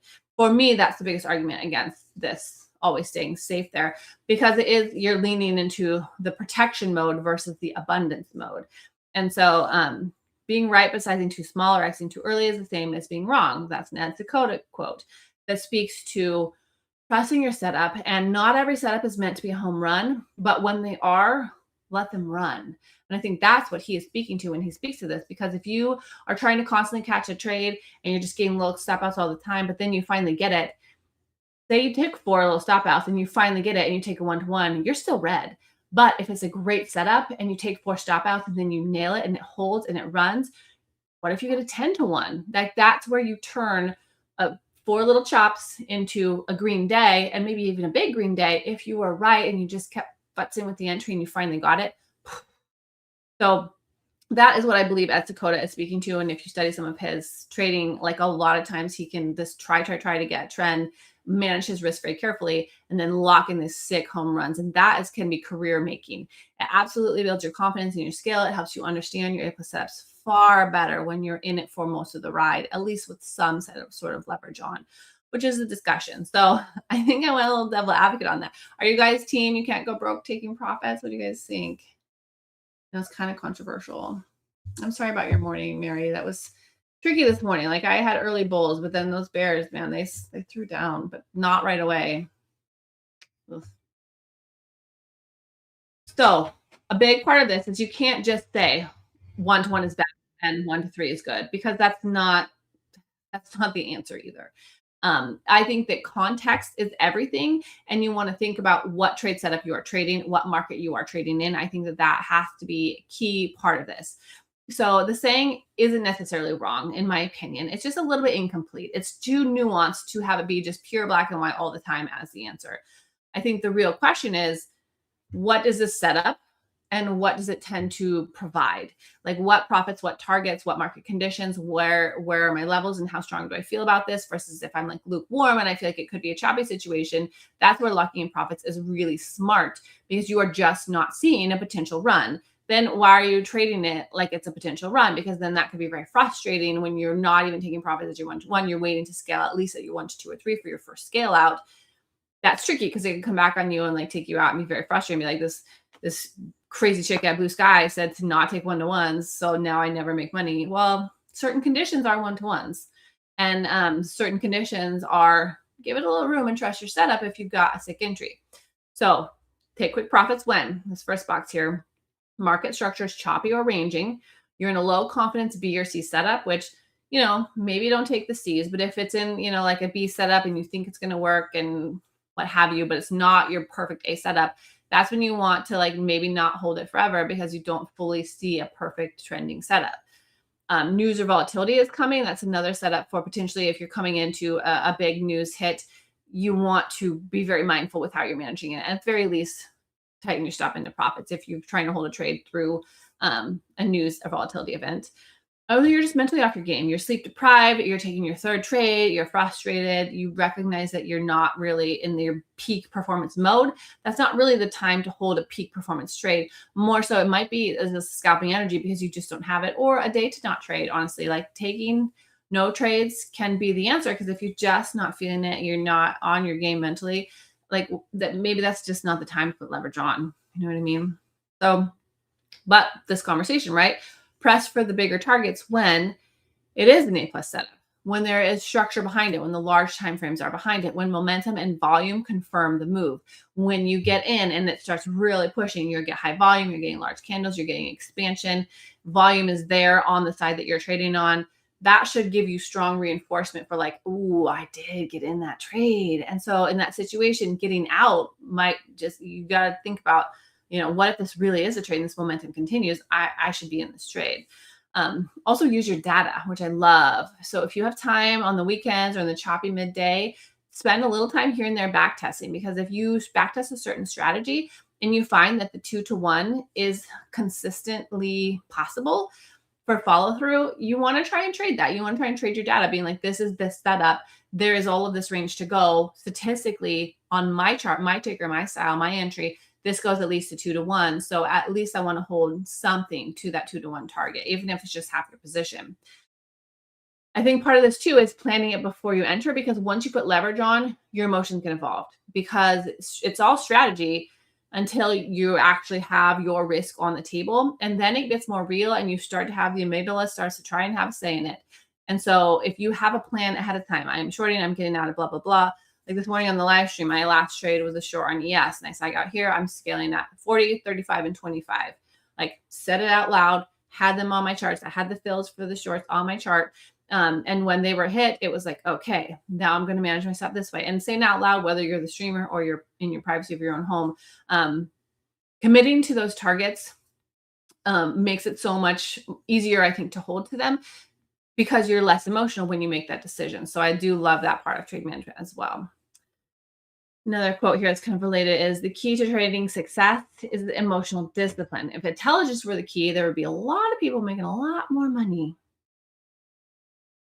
I think that that's the truth. I think that's why we have these psychology conversations. I think that's why all of us think about these things, have these questions, are interested in like talking it out with other traders, because strategically there's a ton of winning strategies out there, but there's not a ton of consistently profitable traders, because these are the things that we encounter that we have to work through, but you have to choose to work through them intentionally.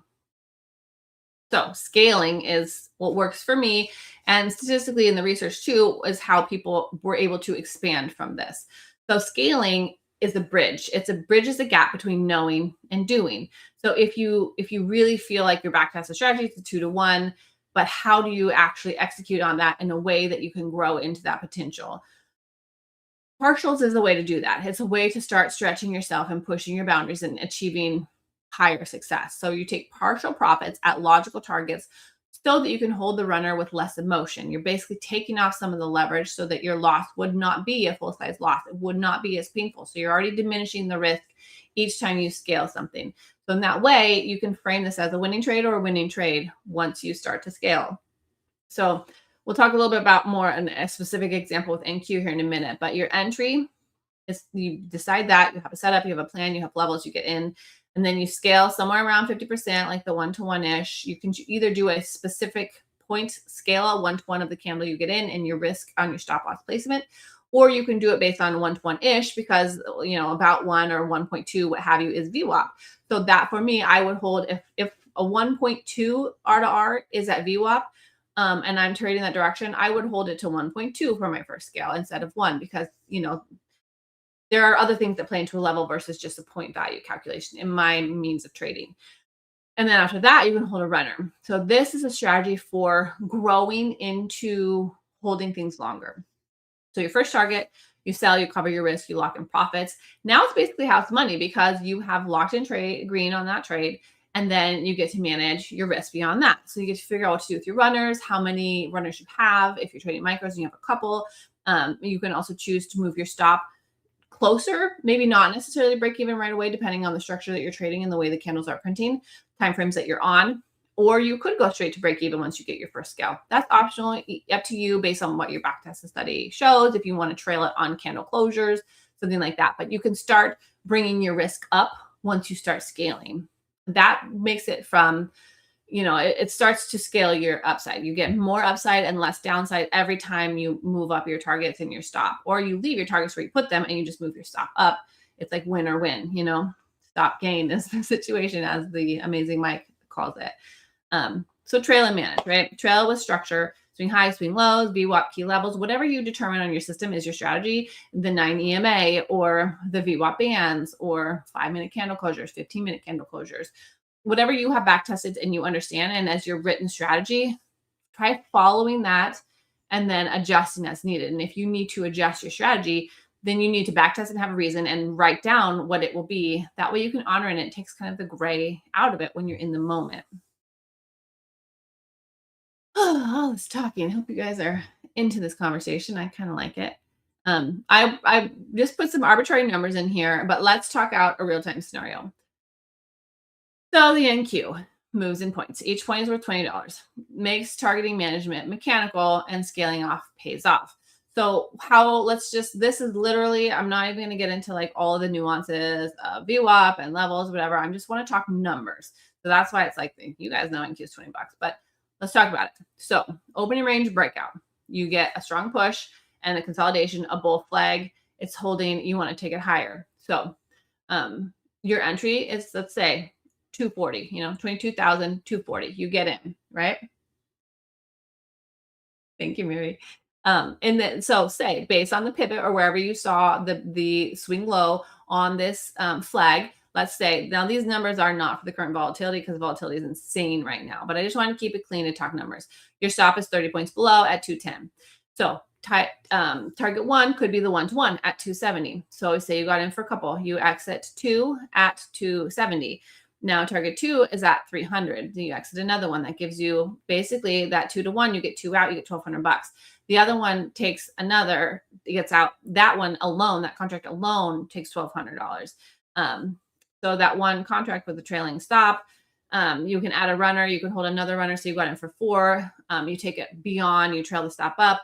This can be a $4,000 trade with exiting half your position at the 1-to-1, taking another scale at a key level, which is 300 psychological level, another 1-to-1, basically another 1% ratio on the initial stop placement. You take out more on that one, and then you have another one, and you just see what it's doing, and you watch the structure and you trail it up. That gives a variable outcome, give or take $4,000 on that total.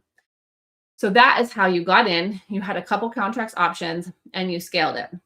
Without scaling, so you got the same 4 contracts, and you took them all out at target 1, which is the 1-to-1. That's $2,400 total for that trade. Because you took the 1,200. Yeah. And so basically, you're leaving behind a lot of points. So if you can start to just trail it and management, 2,400 versus 4,000 ish is the example of similar contract size and just taking all out at 1-to-1 versus half and then scaling the rest. So one contract alone, I mean, that could add like $2,000 to your profit in a day with no risk on the runners. Now, that being said, you could lock in the 1-to-1 and then it comes back on you and you get taken out. Sure, in that situation, you could be frustrated that you didn't get the 24, you only got 1,200. But if it's a really A+ setup, this is where I want you to think about that. If it's a choppy market, 2,400 is great. Lock it in, be done, call it great. If it is potential trending move and you see a really good opportunity, consider splitting your contracts and trying to scale. It doesn't always work. And so I want you to put the context behind what opportunity is this? What is the market doing? This morning, it was choppy as all get out, and see green, take green worked really effectively because it was taking out stops on the smaller time frames. This volatility is really heavy. So this is more for a consistent market or an A+ setup. But I want you to know that like breaking down the money like this is an example of it will double your money in certain situations by being able to sit longer, hold it longer, take on the kind of risk of like knowing you could be giving back these runners, but also recognizing you're not giving back to zero, you're green or you're green. So just manage that risk and let them do its job. That kind of makes sense. Like that's kind of why this kind of picks some numbers, but it really does change your P&L. And that's the goal, because a really good entry, kind of you owe it to yourself to like, take a little bit more green on that. If you really nail that, you want to be able to hold it, which is why Mike will be back at some point. He just had a heck of a busy situation come up this right now. But in the morning when he trades, like he will hold these trades for so long, and it is just absolutely beautiful. And he talks about scaling too. And so you giving the trade a chance to move does take more time on patience and a shift from that scarcity to abundance mindset. But if you are reading context and it has the ability to move, it can really be a very different P&L situation. And doing it with scaling, even with micros, not these minis I'm talking about here, that can give you something that is easier for your psychology to hold. I mean, that my ES trade I was talking about this morning was MES. It was not ES. It was 4 MESs. I took out 1 and I took out 2 and I had 1 runner.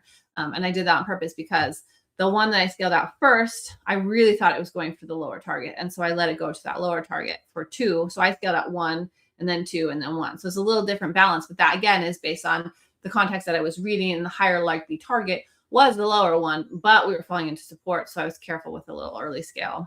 So there can be fluctuation with this. It's not a hard and fast rule, but separating out your contracts so that you can scale them into profit is a solution for holding it a little bit longer. Now, another piece of this is that think about watching the trade move, and that as you get confirmation, you can think about how you want to manage it too, because you can scale in also. You can start small, which is a really smart way to do it, especially with the volatility we're getting lately, where it's really whipping around. Maybe you don't want to hold, like these candles are huge, like 70.1 minute ES or an NQ candles is bananas, right? But that's literally the market that we're trading this morning. Excuse me. So if you get in and your risk is just huge and it's still moving so much, you could choose to get in smaller. My tea. You can take a fill where you think it's going to hold at. And if it moves and your stop really should be down here, but it's dancing, you want to get in small and see if it holds. And then if it holds and it starts to turn up, then you can add as more confirmation comes in. The level that your stop is placed is holding. It looks good. You're getting more volume. You're getting more buy signals. Then you can scale in a little bit too. Say you got in for 2 micros, and then it's really showing you that it's working. The bears are not taking out your stop. Instead, it's holding. It's building kind of pressure and it's starting to angle up. You can add in 2 more as the trade is confirming, holding, giving you the information that it's going to work. I know it's not always the day for it. And like when we're having these big volatilities, like if your stop loss is 70 points, I don't know how you can add necessarily unless you get a really good adding location. So you need to be careful with that to not take on too much risk. Because if you're adding at the top end of a 70-point candle, that can be a lot of heat you're holding in order to take that trade. In that case, you might want to go to a smaller time frame. So you're going down to the 2 or the 3 minute candles if you're trying to trade that volatility. That way you can kind of see where you need to put your risk. But if the conditions settle at some point, maybe in a couple of years, honestly, you can do this differently. What up, Jaja? 3-minute bars are so fat, lady. Yeah. It's the volatility is wild. And so this scaling could even be 1 micro, and then you add 1 or 2 when you get your confirmations. If it's holding, if it's going the right word, you're getting a volume that is pushing your direction. Say you're trying to get in on a bull flag and you're trying to get up. You get a little bearish retracement, small volume, you get a bullish hold and push with higher volume. That's a good sign for the bulls are defending there and are adding more to their positions if you get that volume, that buy volume. And so that could be some confirmations that you need. The longer it holds and it keeps holding and pushing up, that could be ready for a bigger pop there. So you can scale in based on your trade management. If you know that this trade is looking really good and it's holding, my entry is holding, it's not breaking, I could want to take this with a little bit more size. But just make sure when I say a little bit more size, I'm not saying over leverage. I'm saying start like half and then go to full size if you really see what you want to see. That way you're not taking outsized risks for your accounts, because I don't want anyone to get into trouble saying, they take this normal size, but this crazy lady I watched one time on YouTube said to just leverage up when it's holding. You need to always make sure your size fits with your strategy, with your account size, with your risk management for your trading account, so that you don't get into trouble. But full size position is full conviction in the trade, which I love thinking about that way. If I have full conviction and this is an A+ setup and it's holding and it looks good, then I maybe want to be in with my full position size. So that's when you can scale into that, because the momentum is expanding, you have room to go, it fits with the context of your trade. But again, only scale in when price supports your thesis. Never add against the trade, because that is averaging down. That's a different sort of situation. You need to make really good choices on that, because that averaging, adding to a loser is a choice. And there is some strategy around that. I'm not going to even really touch that one, I don't think, but in general, I would say you need to see that your trade is working to add to it, which is not really adding when it's red. More so it's adding when it's just starting to take off and you see a lot of room for the upside and you see the volume coming in on the direction that you're trying to trade. That means the trade is starting to work in the direction of your thesis and you're only in for half size. And so you could get a signal to add there. Especially if you're front running a little bit, if you're taking an entry where you get a lot of confirmation, but not all of them, then you want to be careful with that. Exactly, Gabber. Only losers add to losers, which, that's another phrase that we hear because it's a risky choice. It's taking on more risk when you're upside down from your original entry. And so that's something to be careful with. I'll be careful. Backtesting, you guys. Backtesting is a powerhouse of information. And not everyone has time for this or embraces it or wants to do it. And forward testing just means trading your strategy, right? It's trading it in real time and studying it and making notes. But backtesting is seeing what the market has done previously for certain setups, and it can give you really good information. And I think that is a key part of this, learning what strategies are good for 2 to 3 to 5x target holds. And so, I think a lot of times when you're early trader or just based on personality, some retail futures traders ignore their personal trade data when they're choosing their targets. And not every trader does backtesting or journaling or really understands their setups. But if you don't, I would encourage you to try and ease into this world and just do it on a small scale. Maybe you just try to backtest 10 days and you get your information of like, this setup worked at this time for this entry and it went to this target. And so this could be a really good example of a 3-to-1.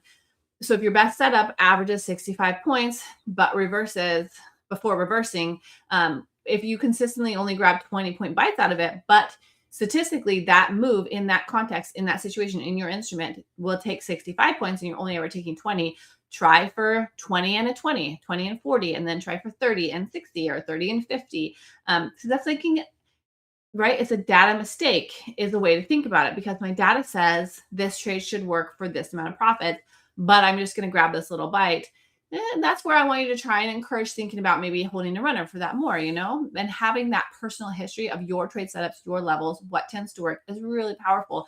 You have less guesswork with it because your data is informative. You have numbers to lean on, and numbers take the guesswork out of it. If you can get a strategy that says this produces this, so I want to try and capitalize on that, So if you can fit the time in, if you have a weekend day where you just have time, we're getting into summer, so maybe we want to be outside, but think about it. If you can spend a couple backtesting sessions a month, review a couple months of data, your A+ setups, this support level hold, blah, blah, blah, whatever your A+ setup is. I don't have time to get into that today, but Try to see your setups on the charts and measure them from entry signal, what time, how long is the hold, first real reversal, what kind of points it gave, and how long you had to hold for that give. Say if you hold for an hour, you can get 100 NQ points.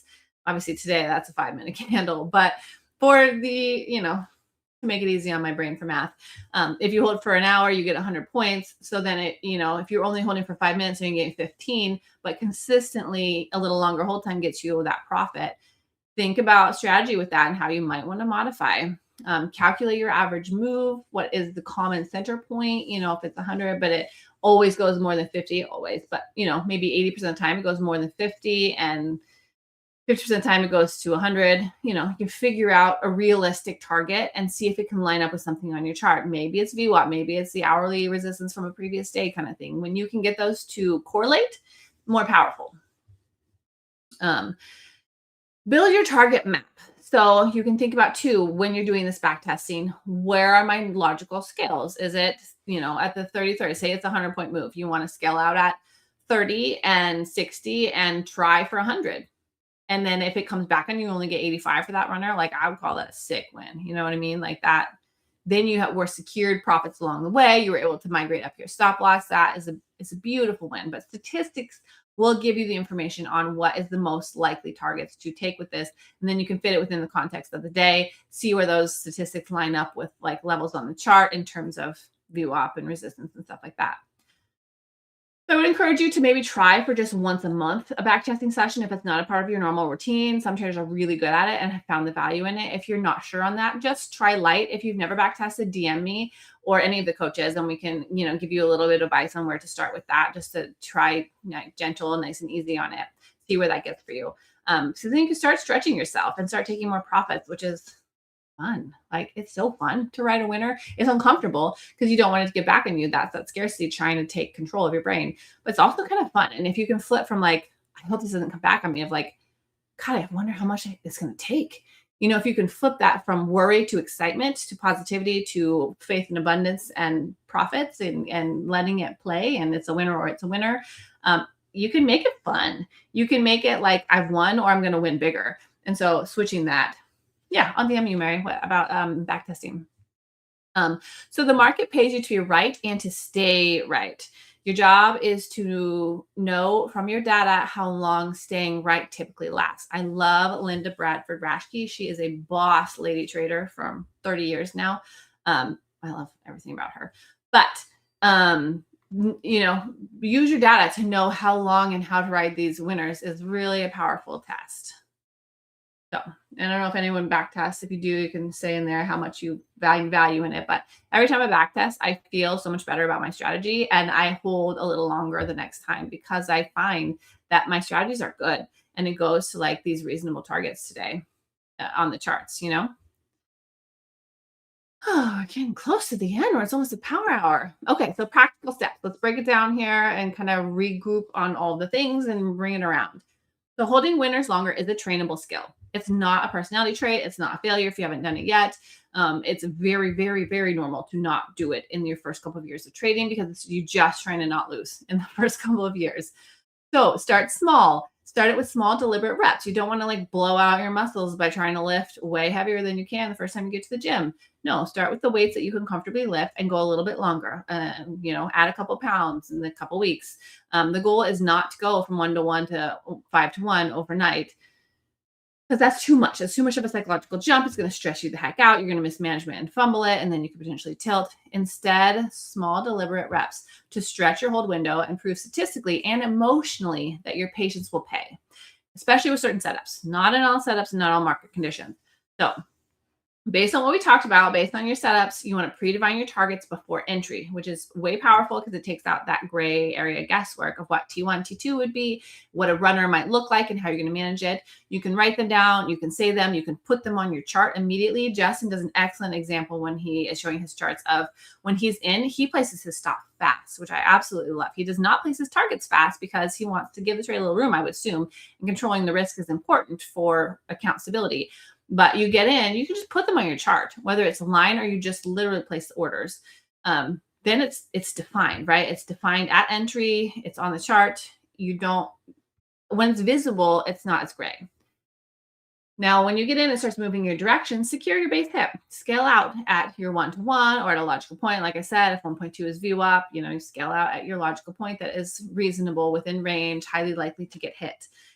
Now, the runner can fail, and it doesn't cause pain in that situation because free money is easier to hold, right? If you get to one target, you lock in some green on your P&L, which maybe you don't need to look at for this, but it will be green, and then you can move your stop into profit. If you're trying to push yourself, maybe this is where you are more aggressive on stop management so that this can be more successful as you grow. That safety will create the patience. It's easier to be patient when you're not going to go from green to red. It's not all or nothing. Instead, it's like, I locked in some green. I'm not going to go to red. I'm okay. Breathe. Maybe a year ago, I couldn't even take 150 points. Now I've got 150 points locked in, and I've got leverage on the table that's free. Much better place, right? That's where you can make these small increments of like allowing it to grow. Now, also, if your statistics show that sometimes this works, more often than not, it works, but it might take 2 hours, which is why I say when you're back testing, time how long it takes for your trades to hit in these certain setups so you can help you stay patient. Because if you know that the specific setup has a high probability of getting to T3, but it might take 2 hours, in that situation, kind of trust it, walk away, take a quick break, and then come back and then see what you need to manage. And reducing that screen time can reduce your like micromanaging of it, clicking too many buttons, taking it out, feeling scarcity on a little bounce. It helps if you're trying to do a longer hold time. And then journal this because that's forward testing, right? Trading the trade setup and seeing the outcome. Make notes on it, what it worked, how far it went. I got out at this point, the stop out, it did go this farther, or my stop management was good because it actually did reverse at that point. So this was good, blah, blah, blah. Make notes. Do you break even? Whenever I hold a winner, break even on position, we'll come back and hit the break even and run again. Yeah, I think that I don't always go straight to break even. When I manage my stop, it's based on candle closures most of the time until I get above that. And then I might leave it at break even. So say I do like, if it's early in the day and I have a lot of time, I'll do 5 minutes. If it's towards the very end of the day, I'll do like a 3-minute. But when the candle closes in my direction, I will snug my stop up under it. So the first snug might not be to break even. It might give it room. This morning, I got stopped out a couple of times because I did that and the trade worked and I was stopped out on that strategy. So it doesn't always work, but no strategy is foolproof either. You just have to have a risk that you're comfortable with. And break even is kind of sometimes the sweet spot of it didn't go red. Even like a point in profit is the break even that covers your commissions and even locks in like, $5 on the micro because you put it just above. Sometimes that feels better psychologically. So figure out what works with you. But I would say once you're starting getting into profit, the ability to hold longer will be easier when you protect your downside because then you're not going to go back against you. And as you grow into this, it's helpful to tighten up your stop a little as the trade is progressing. Okay, so mindset protocols when you're in the trade. Strategy gets you in. Mindset execution keeps you on plan when the trade moves. So that's where I want you to try and write down like some strategies and then be consistent with it. So after take one and break even or stop snugging up, tell yourself, I've already won this trade. The winner's a bonus. Like that's how we can keep ourselves calm. Like this trade won and I believe in myself and I believe in this trade. And if it runs, that's going to be an awesome bonus. And if it doesn't, I'm still good. So keeping yourself level psychologically and focused on the plan and not into that emotional, God, what if it comes back at me? It's unrealized, talk to yourself a little bit on the positive parts of it. So focus on the process and not the P&L. So this is what we talked earlier too about hiding the P&L if it makes you feel some kind of way. So if you have a strategy that says these are the points where I want to take my profits, and this is how I manage it based on the strategy, watching the P&L can stress you out, especially with these massive swings that we're having. Watching the money fly from 600 to 200 to 1200, whatever, can make you want to micromanage it. But if you just want to trade your strategy based on your back testing, you shouldn't look at the money. You should look at the candle closures and the data that it's printing and where you need to manage it based on the information. So consider hiding your P&L for this growth period as well. You can do a pre-trade contract where you write down and you commit to it ahead of time, like writing it down on a paper journal that this is my plan and that will help you hold to it too. If you are getting some kind of way with micromanaging, even when you don't want to. And then I love this question. What would I tell a student? So when you're tempted to manage it early, this has helped me when I'm live trading of like, well, people are looking at me like, well, if I say it, then I want to do it. So that makes me consider my words more carefully and my trade management, because I'm like, what if someone else is thinking about how they're holding this short? How would I hope that I can do my optimal trade management if someone is watching or listening or considering asking me a question? I want to think to myself, for you guys too at home, like, what would I say if someone were watching and asking me questions, you know? You guys, it's power hour. Let me just have a quick minute and I'll finish this up, okay? I don't want to get to the charts. I'll DM you, Mary, and if anyone else, hit me up about journaling. It's not whether you're right or wrong that's important, but how much money you make when you're right and how much you lose when you're wrong. So this is the last slide. Trade management model. So everything fits into a repeatable system. You want to be systematic, psychologically sustainable, and built around your personal data. So adapt your instruments, session times, back testing results, let it grow over time. So you don't want to try and hold a trade forever, because I don't know that that's strategy, but hold the right trades for the right amount of time based on your data and not fear. So I think that is kind of the crux of all of this, is you can learn to hold winners, but it needs to fit with your thesis. It has to be in contextually a trade that has the potential to run, and it's not a choppy day where it's taking everyone out. And you want to hold it, not trying to hold it for the moon, because trades don't generally last for the moon. There will be a counterbalance play at some point. So have data and an understanding, and like try and just get the 2-to-1, 3-to-1s first and document that and say, I took 3-to-1. I'm really proud of it. It did go 5-to-1. How could I have managed it slightly differently to take that next time? So track your data and back test, forward test, make notes, and try to slowly start pivoting and adjusting and use micros, manage your risk the whole time. Yeah, I kind of got deep into it. I nerded out on this one and I ran a little late, you guys, but I'm really thankful for you all to be here with me today. I went a minute or two over, so I'm going to pivot so we can get on some charts to end out this day. But when we switch to power hour in a minute, it's going to be Matt and I. So I will still hang around. If you have questions, you can hit me up.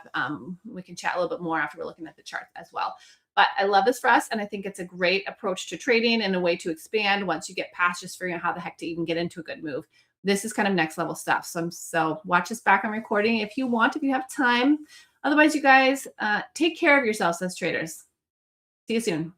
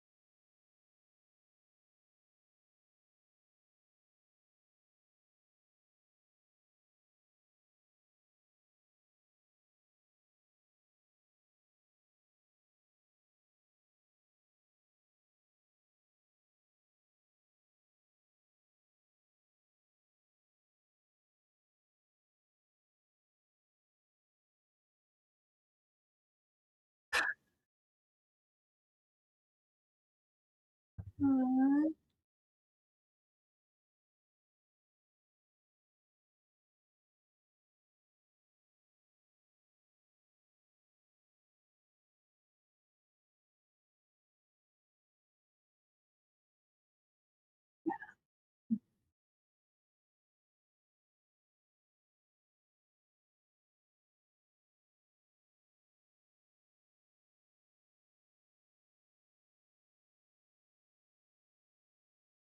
Definitely, and thank you so much for saying that because I nerded out, and this one I got so into. I added a few more slides than I usually do, and it turns out it got a little long. But anyway, I absolutely love these conversations with you guys. So keep them coming, keep the questions coming. I'm available for it. But technically, today we have absolutely seen plays in both directions. So this morning when we came in, what I saw was that we were pushing. We were in the middle, the heart of yesterday's core range, the heart of the value area, kind of right along VWAP on ES and just below it on NQ. And so, but it was moving up. It had slid down overnight and it was starting to move up. And so I was kind of bullish on the first move because I felt like it was angling towards the higher end of that range. And I like to go with the general momentum, even coming into New York session. And so we got a little pullback at open, and then it really did pop up. So that first pop up made a lot of sense to me. It took out a point of control on ES for my value areas, and that kind of topped out around that 400, which again, we've talked about psychological levels, and the things that end in double zeros work really well. And Matt is absolutely this cool little blue guy chill on his phone today. That's consider that Matt's beautiful face. Or I love it. For my Straight chilling. Yeah. I'm watching the carnage from the hill, and I'm waiting for somebody to be declared the winner. Oh my God, we need to That's talk kind about of me that. today.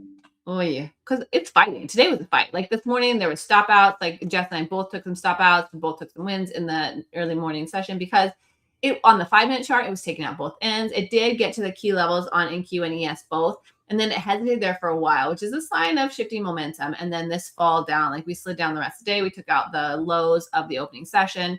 And so, but now we're in support of yesterday. So we're back down into support. And so now we're seeing a lot more hesitation, a lot less volatility, a lot more back and forth. There's still a little bit of moves. But for me, I just overall, the market has been bearish since the first hour, since the first push of this morning. And so I'm short side bias. However, we are again at a low on the day. So the momentum isn't powerful for me. So I don't like shorting in the hole. So I don't like the short here.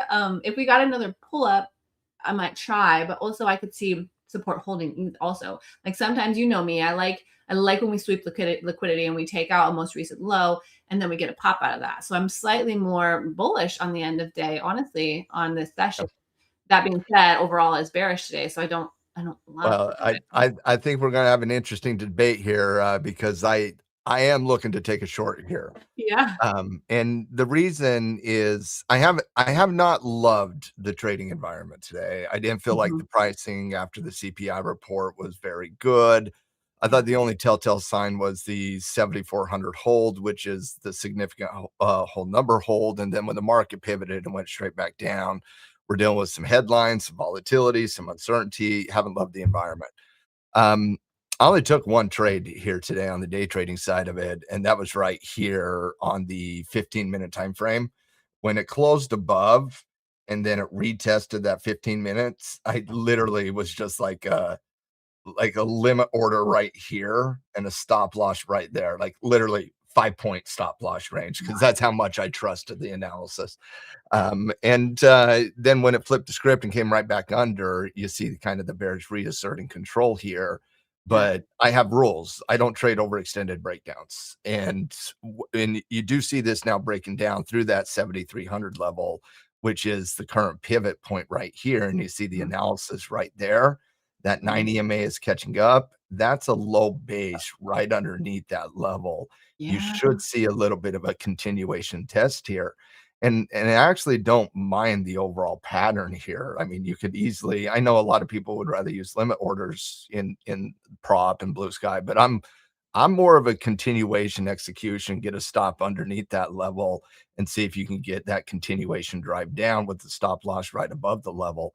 So I kind of like the 10-point range here, stop loss right above 7,300. You got the 9 EMA, the 5-minute 9 EMA to kind of work for you as a stop loss. That was golden yesterday. Managing off the 5-minute 9 EMA was literally One of my better days yesterday. It Yeah. was gorgeous 9 EMA yesterday, and so I just kind of like the structure here. Yeah. I don't I'm love flipping the sides. trade. All I don't understand. love any trade right this very second, but I definitely do have more of a bear feel right now, and I Yeah. think the pattern is bearish, and so I'm going to trade the pattern. And as it was coming down, down, down, down, down, I'm never going to chase that. I'm level and pattern, level and pattern. So you get underneath the level, that's one thing. Give me that pattern. The second thing, and so yeah, I do like a little bit of a short here. Yeah. And you come in over to the left side of the chart here, you don't have a lot until you start working down to the lows. And Yeah. so you were talking about open air.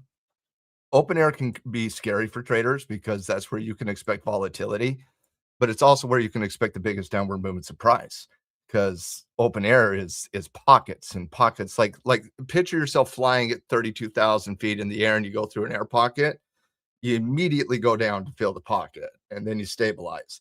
Same Mhm. conversation here happens technically quite often, where you get underneath that pocket. Yeah, you create a lot of volatility. And if you're managing that volatility on like a 1 or a 2 minute time frame, that can be very, very difficult. But if you're pull it out to a bigger picture, 15-minute chart, for example, this thing looks like it wants to get down there. Yeah, now that you're saying it, I'm looking at it like I have to, every time I come out of a psychology lab, I have to reorient to my life.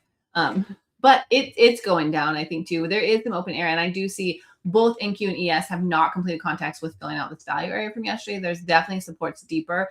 On ES, I really like 76 as a potential target here to the downside, and 400 even. Oh, that's a long ways on NQ. I don't know if I can go that far. Well, like I said, I don't love the trade. I think it's a B setup. I don't Yeah. think it's an A setup. And we've been dealing with chop all day long. And the EMAs have not been consistent all day long. Like, Mhm. whereas yesterday was the most consistent EMA day I've seen in a long time, today is honestly one of the most inconsistent EMA days I've seen in a Yeah. long time. And Yeah. so, like, I like the trade. I think it's a B setup, but I wouldn't call it an A+ setup. No. Yeah. Yeah, it's very interesting. I do think that ES I like better for the short because NQ has got more distance. I'm not sure if it can traverse that far, but we Yeah. did just break down. It tried to hold here and it's breaking now. So I think that ES has got a target there, just 13 points lower at 76. But also, Ace brought up a great point here. Are we shortening the hole? Like, I don't love shortening the hole, but I also don't love longing on this day because we have been sliding down since an hour into this session today. And so the bias has got to be to the downside because that's the trend that we are in this session. However, we're, over an hour into this current slide down. So that makes me uncomfortable as well, shorting down here too. So yeah, I agree on the B setup on either direction. It's like, I think it's a C long and I think it's a B short. Yeah. We'll see what it does here. I mean, maybe we can get a little bit more You clear guys are guidance here. assuming a couple things. Number one, you're assuming this is the bottom. Yeah. You have a low base after a breakdown. Like, Yeah. I get Great the point. counterintuitive way of saying, well, I can catch a retracement back up to the top side, but you're going against the trend. And so, like, I totally get it, Yeah. but I just wouldn't do a long here. I would do a long if you pop back up above 7,300. Yeah. And we started Like, breaking if you structure do back up. that, I would do a long, but I wouldn't do a long at 7,288 when you just broke 7,300. Yeah, I don't think it's presented yet. I think you would need to get a candle pattern, at least on the 5-minute chart. You would need to get that 3 candle pattern at a minimum to show you a hold here. And we definitely don't have that. It's breaking down. Rug the Bonzi, yeah. For the CPI, Matt, it seemed like it came Again, just real neutral. quick, one last point here before CPI. Oh, You please. see how much confidence I have here.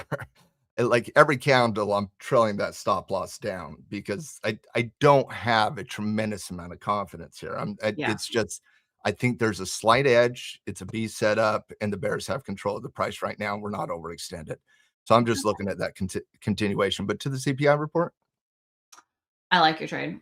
I totally like it. I just it didn't really I do like the anything. debate, honestly. Yeah. I Yeah. love debating because technicians are going to Agree. see different things on different time frames. You know what I mean? And Well, I and your love point about getting the other traders' take that I have a lot of trust in, because it helps me reassess my time frame. Yeah.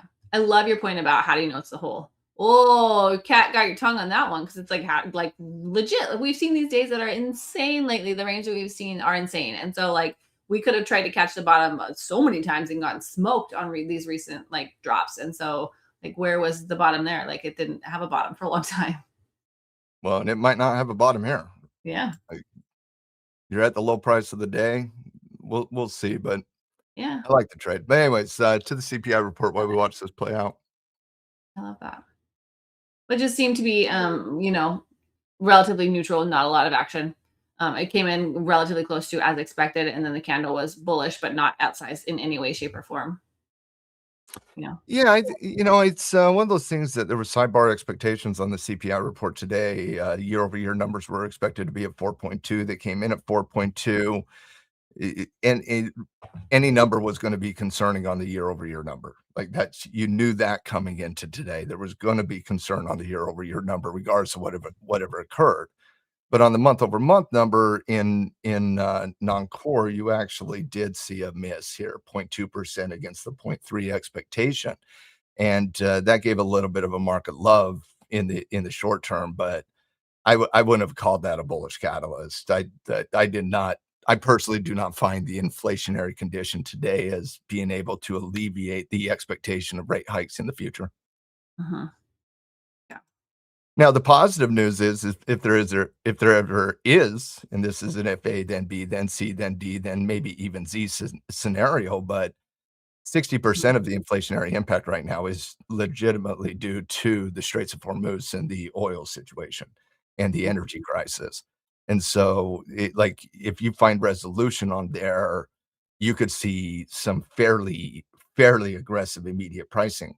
But like if anybody's been paying attention the last 24 hours, we haven't exactly seen alleviation yet. No, it's concerning. Yeah, we're striking again today. Oh my God. It makes me so They uncomfortable. struck pretty hard. They're both talking tough. And so, Dang. yeah, Ace, I'm definitely seeing rate hike narratives. Absolutely. In fact, the most likely scenario by the end of the year, December, is we see rate hikes, not rate cuts. One of the reasons the market's crabby as all get out the last few days. Yeah, she's a rural on a tear, this market. It's no joke. These candles are wild. Like talking about risk management at market open, it was like, okay. Well, think about that with your position size, because that is a lot of dollars in just a normal size candle that is really kind of larger than normal. It's challenging. It's getting interesting here. She keeps sinking, kind of bouncing a little bit, but sliding. Just a boring fade more than anything. Yeah. Yeah, like legitimately, you could go right there. Just say as long as it stays underneath the break channel, that's fine. But Mm-hmm. Yeah, and it's just fade. We're not even seeing anything that aggressive yet. Don't get me wrong. I like my side of the dude. This was the right ledger here, but beautiful. I like it. I got a little bit of that. I didn't get near your good of entry.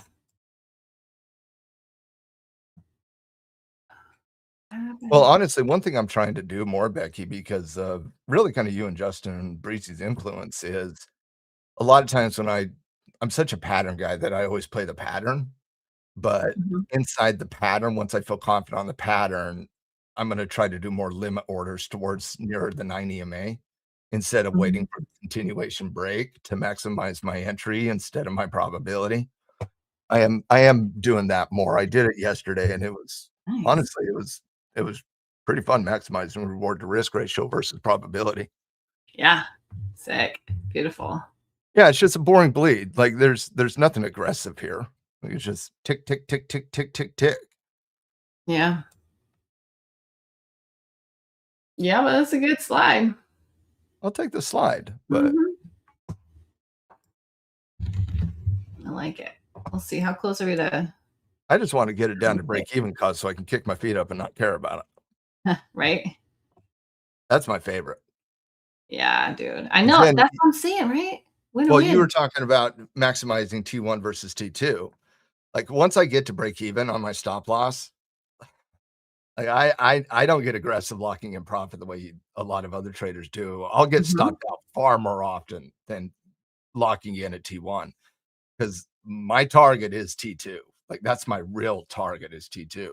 Yeah. T1 management target. Now here in Power Hour, like I don't think I really have a T1, T2. I think if I get that number, I'm fine. Yeah.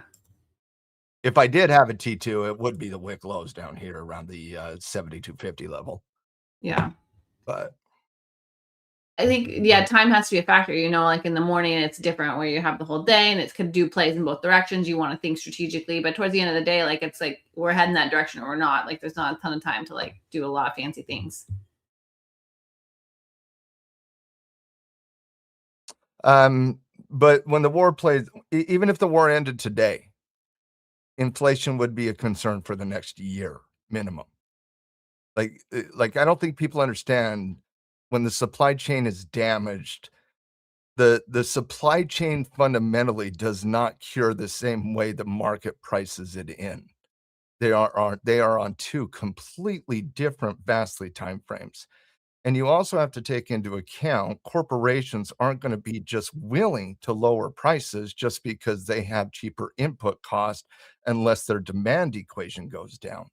And so that's where inflation gets extremely sticky. And so I would not assume that just because the war ends tomorrow, that consumers are going to get a massive price reduction. The price reduction I'm talking about, or the repricing, is in the financial world, which has little to do with the actual economic world. Yeah, great point. You're starting to stall out a little bit here. I know she didn't quite get to that 76 I kind of like, but got close. Where is that low? 78.5. That's pretty close. There is support down here, but we broke down, so I like the trade. Wouldn't that be something if we took out the ticket yesterday? Holy smokes. That would actually start creating some nasty volatility. If that would be substantial. And by the way, I love the rate hike debate because it's a debate right now. It's not like the path of policy. One of the problems for the market is the path of policy is uncertain. So whereas the market is expecting more rate hikes versus rate cuts right now, like that's a big debate. And that's one of the reasons the market's so volatile is because that debate is ongoing right now. And there's no clear solution until we actually see some stabilization on the geopolitical side of the equation. But I think the one thing I think a lot of us can agree with that understand this conversation is the powers that be will always, always, always choose the bond market over anything else. Because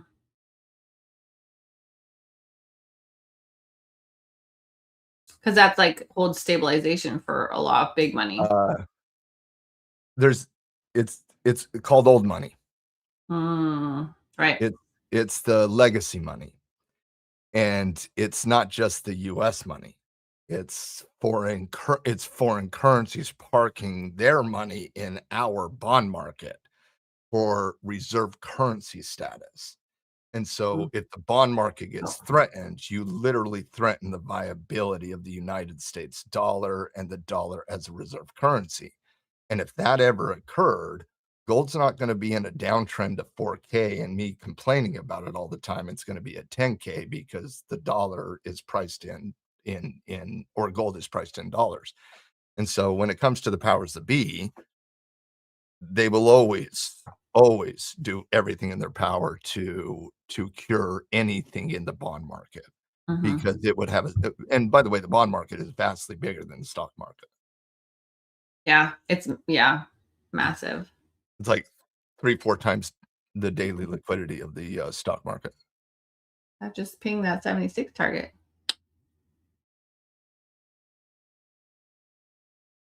That was a good scale on ES if anyone. You talk about being willing to hold it. Like this is the situation. Like I'm going to tell you right now, either I'm getting my target or I'm getting stopped out. It's just this. If I take an L, I take an L. But Mhm. So you don't really scale.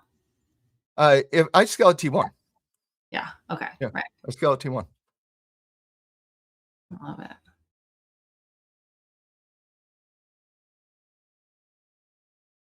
And I will, like, if I feel like we're overextended, we're going to get a bounce here. Like, I'll scale there too. Like, I'm debating that right this very second, quite frankly. Yeah. But no, I would say off the top of my head, 75% of the time, I'm waiting on a T1 conversation. Yeah. Well, part of my reason for closing there is that I did not get it when you got in. I was like, I had to think about things and see it all and talk it out. Then Yeah. I liked it more. But I'm also slower than you guys, like on longer time Mhm. frames, and like I don't scalp outside of every now and then. Yeah. At least I try not to. Yeah. And it has nothing to do with other than just I don't love it when I overtrade. Yeah. It creates a different energy. It's kind of like there's a little bit of stress with that. Like you're putting yourself into fight or flight when you're doing quick ins and outs and putting that leverage on all the time. Adds stress to the body. So that's something that shouldn't be devalued. Like if that is your strategy, I think it's really important to have periods where you totally de-stress and you make sure you're out of your office and off your screen and out of the house. Like One of the best day traders I've ever known in my life traded a 1 hour cross against a 4 hour EMA, and they would like, it was like a longer duration day trade. They would hold overnight. yeah, Um, I love that. and they were one of the best day traders I've ever met in my life. That's amazing. That's perfect. Like, people need to perfect their time frames, Yeah. but their time frames aren't other people's time frames. Yeah. A lot of different day traders out there. I mean, this day is like a super long day. Like my eyes are like hurting because I've been on my screen almost all day. So I'm like, I gotta put on my blue light glasses for Yeah, a minute. 'Cause, that's too like when you are running out of like mental capital and you're getting a ton of screen time and you're a little bit fried, then that's a situation that will play into the trades that you entertain and how you manage it because you're not at peak performance necessarily. yeah. Yeah, you certainly could still, like, I would anticipate chop tomorrow, and then the IPO's on Friday. Mhm. And so you got the PPI day tomorrow, and that's gonna be a sensitive day, very similar to what we went through today on the CPI report. The daily volatility is still there. Like, Mhm. we're still going through pullbacks on the daily chart. So nothing really has changed on the environment so far. And that certainly would lead me to believe that this is gonna be at least till Friday, um, unless we get some type of spectacular PPI report tomorrow that alleviates the inflationary conversation, which would alleviate the rate hike conversation.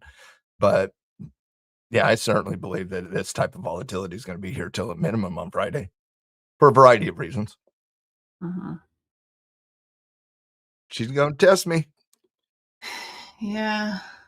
Thinking about a little counterbalance here.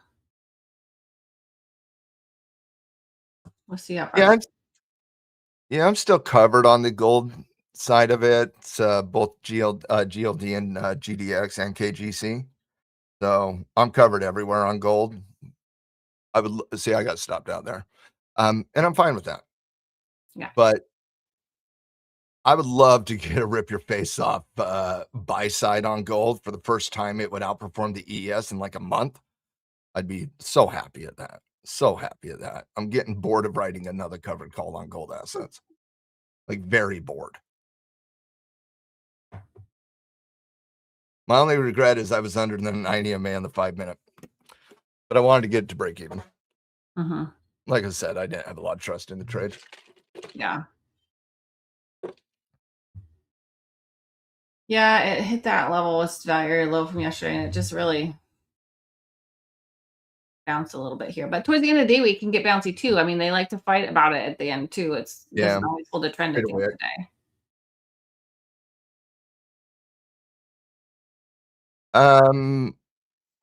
Listen, the rate hike, rate cut conversation is one part of it. Increasing liquidity in different ways is another part of it.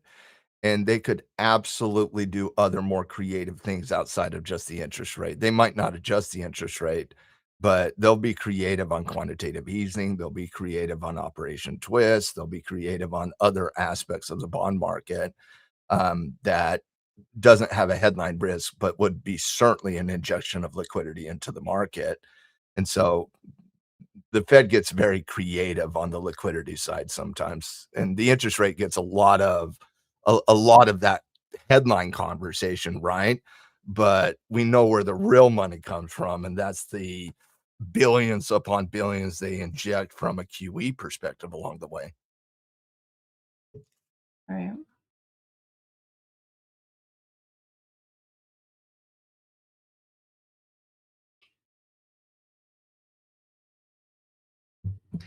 SpaceX is coming up fast too.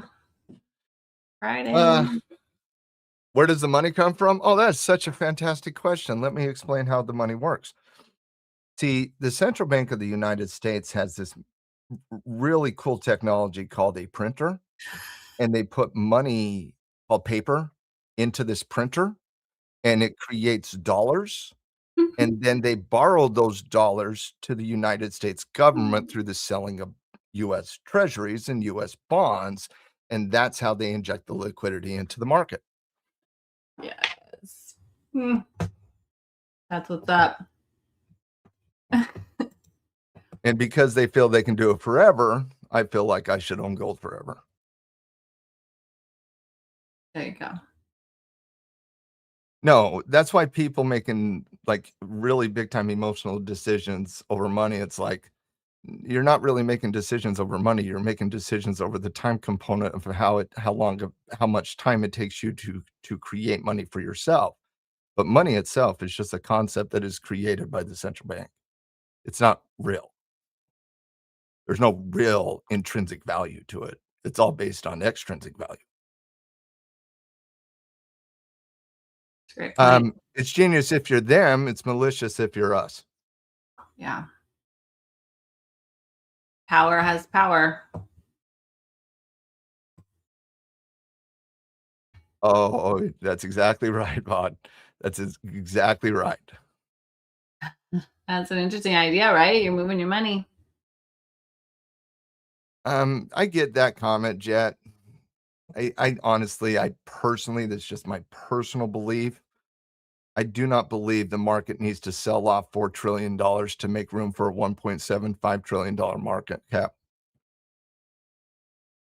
I think people have a very difficult time associating price action and causation. Yeah. It's just my opinion. I could be wrong, but I do not believe anything about the market sell-off having to do with people needing to add money to get SpaceX. Yeah, there's money for it. There's money already in it. There's so much money already in it. I'm telling you, the institutions are already there. They're already to there. Profits. It's the retail that's I'm supposed to be convinced that retail is creating a $4 trillion sell-off so retail can buy SpaceX.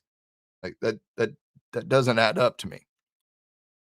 Probably less likely. I think people like saying things on Twitter. Yeah, they want to get their hashtags caught. A little drama. Yeah, just my opinion. I know it's a very strong opinion out there right now. Always the blame game. It's government's fault. It's not a Democrat versus Republican issue. Both of them go into debt. In fact, Republicans have raised the debt ceiling more than Democrats have. Yeah. Yeah, it's a government management. Republicans control every aspect of government right now. We're going into more debt right now than we have at any point in human history.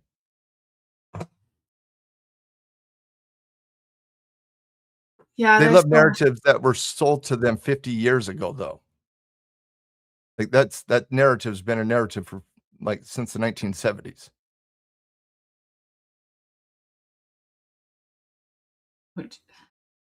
Like there's one monetary system, guys, and it has nothing to do with Republicans versus Democrats.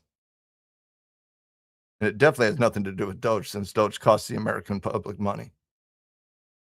Yeah, that was interesting. Wild world.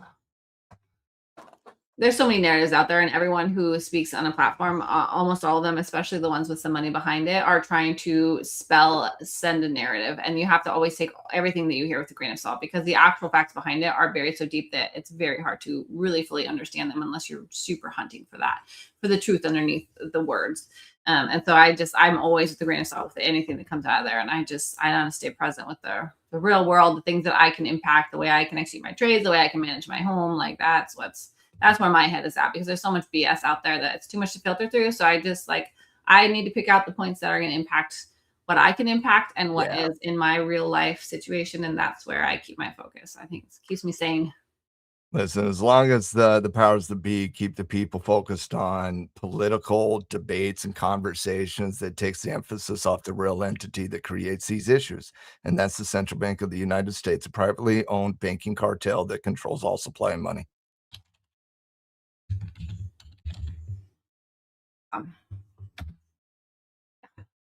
This is my rolling in my house. Sorry, I'm getting deep on that, that one. I have some opinions on those, but I do enjoy the conversations, especially when I don't have an opinion on the market. Yeah. Yeah. She's doing a little ranging down here in the lower bands today to close us out. Like a little more of a push down. The bulls are defending. I don't think we're poised to close out this day with a big sink, but that would be in a statement if it did. Goodness. No, at this point, if I were to do anything, I'd be aggressive above 7,300 here, but I don't love the environment coming into the close. Yeah, I think that's doing this little bit of a bounce here, and we'll see what happens after that. I think this bounce here is legit, but it's already kind of underway, so it's tricky to join it if you're not already in. Is the PPT active right now? I don't think they're active right now. I don't think so either, but I don't know how we would know. Matt, do you know how we can know if that is a thing that happens? Like, do they have to announce it, or is it just on the back end and you There would just be policies that would be announced? Huh? There would be policies that get announced. Yeah, they would need to. Okay. Like I don't. By the way, they already have an active quantitative easing program going on right now. And so when they update that, or when they do something else, there will be policy announcements. Yes. They might come a couple days after the fact, but there will be policy announcements. Yeah. Okay. I mean, there should be, because it's not just about them. There's a lot of people who have hands in the markets and retirement accounts, and we deserve to know, but that doesn't always drive what we actually get to know. If the PPT was active, we wouldn't be dealing with constant chop and fade to the downside. Yeah.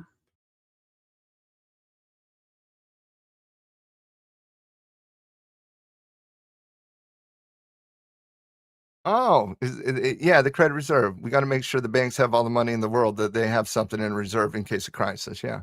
Yeah, it's good to be a bank. Good story.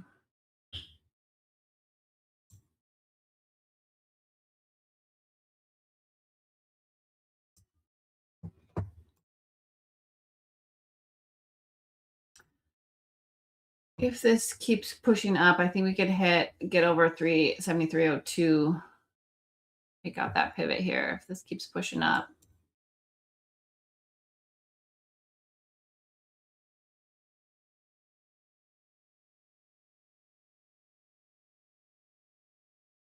And that was before 1976, when they shifted the capitalistic economic system in response to Keynesian economics from the 1930s to favor the credit side of the equation over the labor side of the equation. And when they chose to support the top end of the market versus the bottom end of the market, i.e., corporations over small business, those things had a tendency to change. And now the top of the market is basically controlled through some degree of corporate socialism. But as a stated Adam Smith capitalist, I wouldn't exactly think Adam Smith would call this a free market system right now. I mean, to a large extent it is, obviously, but not in that exact way that capitalism was originally designed. Capitalism has went through multiple different evolutions since 1787, when that wonderful book was written. And so Wealth of Nations was the book I was referring to.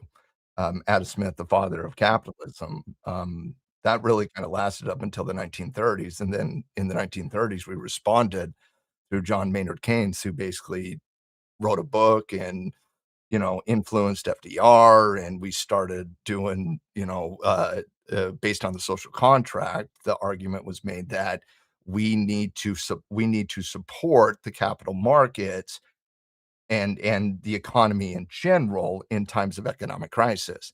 And so in 1930s, through Keynesian economic analysis, that capitalism was changed.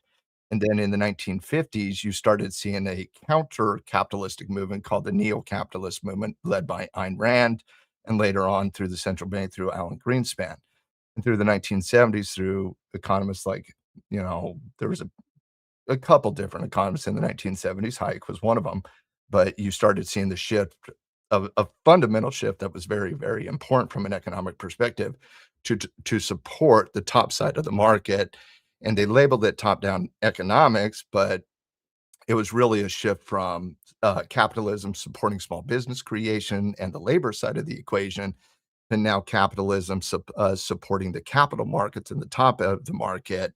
And it was in response to Keynes, and there's some obvious flaws with Keynesian economic analysis, and there's some obvious flaws with top-down economics. But at the end of the day, like, people who say this is a pure capitalistic system, I think they need to study a little bit of capitalistic history. Great point. Sorry, I have a lot of opinions on that. Well, they're not just opinions. It's like research that you have like seen and asked questions and dug into. So it's more than just like a bias without backing. Like, you have some knowledge about this, which is why they ask these questions, because you're a trusted source on these topics, which is really a great resource we have here at BluSky. I don't think there's anything I've studied more than technical analysis, but if there's a close second, it's central banks and how they have evolved the capitalistic system as tied through the reserve currency system. Mm-hmm. I think that's I spent about a incredible. decade studying macroeconomics, reserve systems, central banks, all that jazz. I think that's probably a big factor of why I lean so much to my technicals, because I haven't ever studied that. That's not a part of my background. You come from law school, I come from nursing school, very different kind of energies too. And then like just where you put your energy, you're going to get experience and wisdom in that area. So like it's awesome that you have that to share with us. Well, even with that, I still like how to navigate the market. I don't see any other way to navigate the market than technicals. Yeah. Yeah, I think that has to be the core of the strategy for sure. Like understanding the making up of it all behind the scenes is important, because it adds to the context of all of it and what we can expect in certain situations. But technicals, I think, drills down into the executing trades. Yeah, that's kind of my philosophy too. This is why I'm a perma bear forced to be a perma bull. Yeah, like I said, well said. I have a perma bear heart, but the market does cheat for the bulls. Yeah. On the longer term side, they absolutely do. Yeah. I feel that so much, but like said, perma bear first, be perma bull. I have to push my perma bull because I just have thoughts about all kinds of things, like the greed and the instability and like the war backdrop. Like, it makes me feel some kind of way as a human, the emotional side of me, and I have to just get technical, because I have to give that its place, but then I have to get technical in the charts if I'm going to trade well. If the market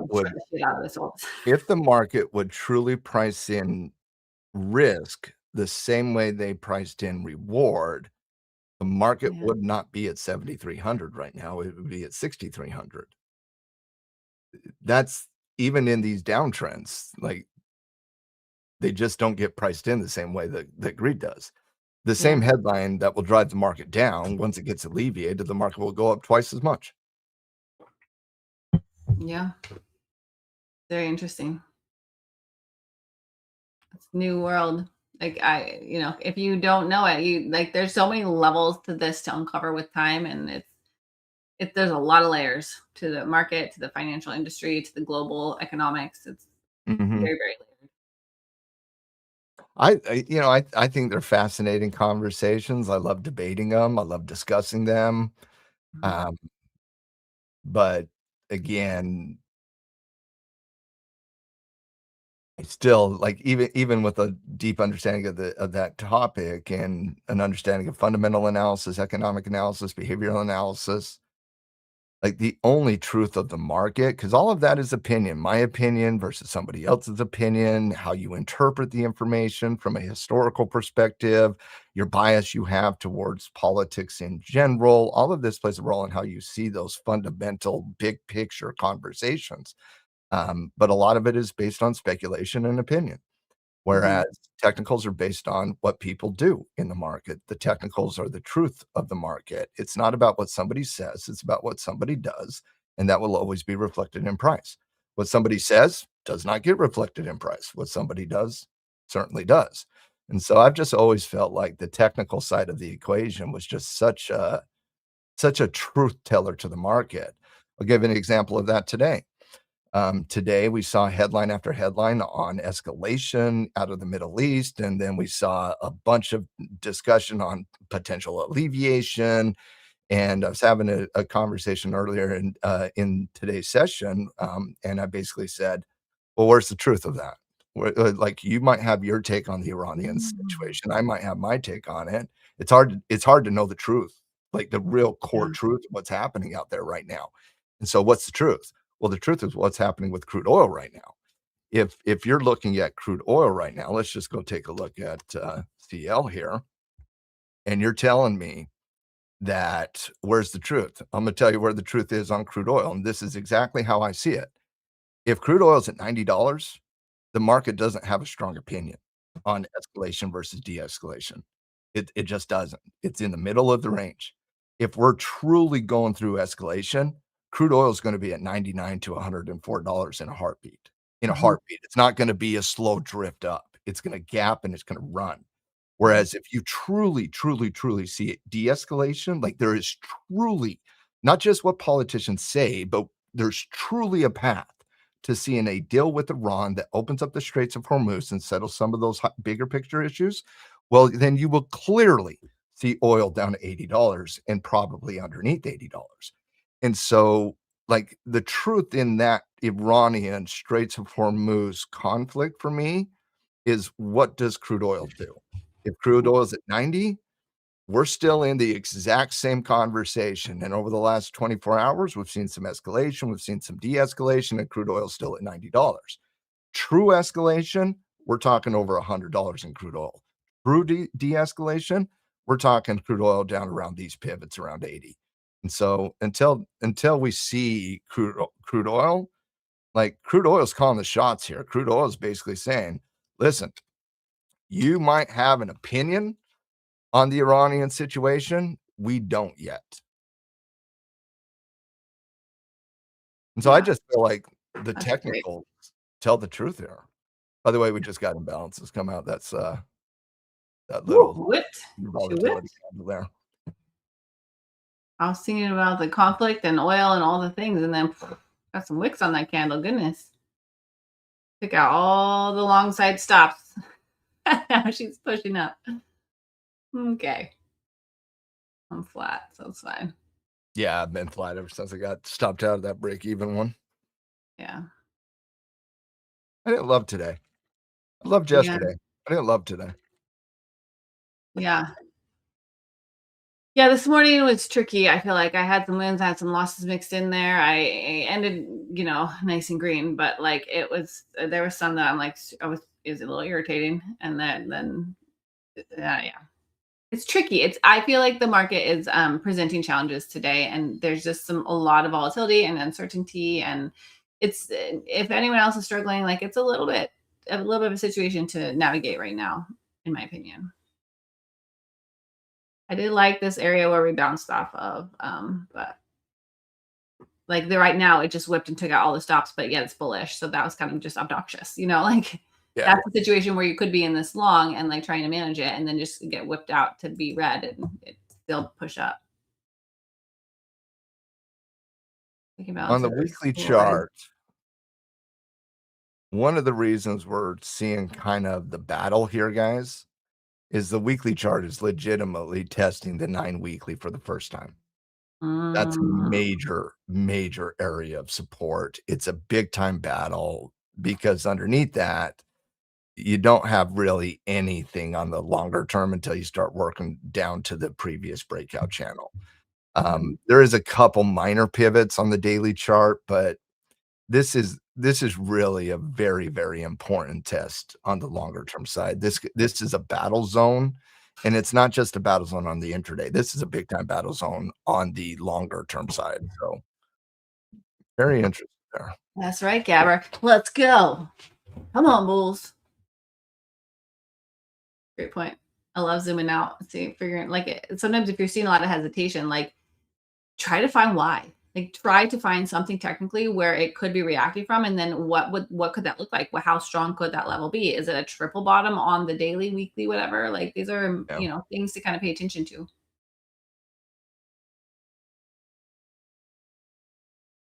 Great example.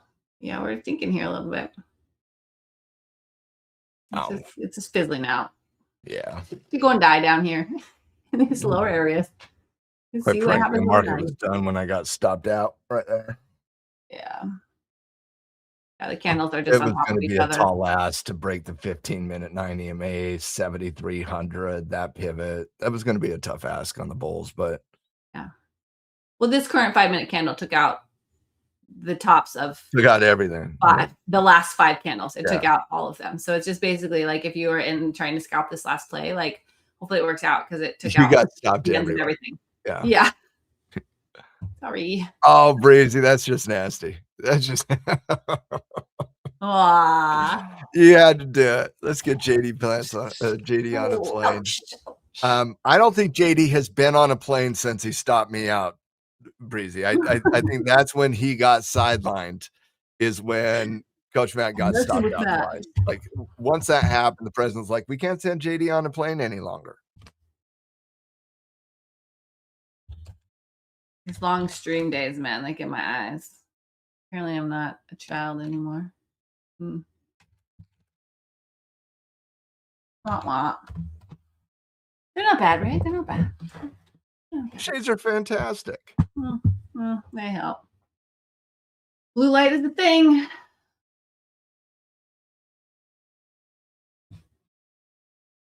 Five minutes left.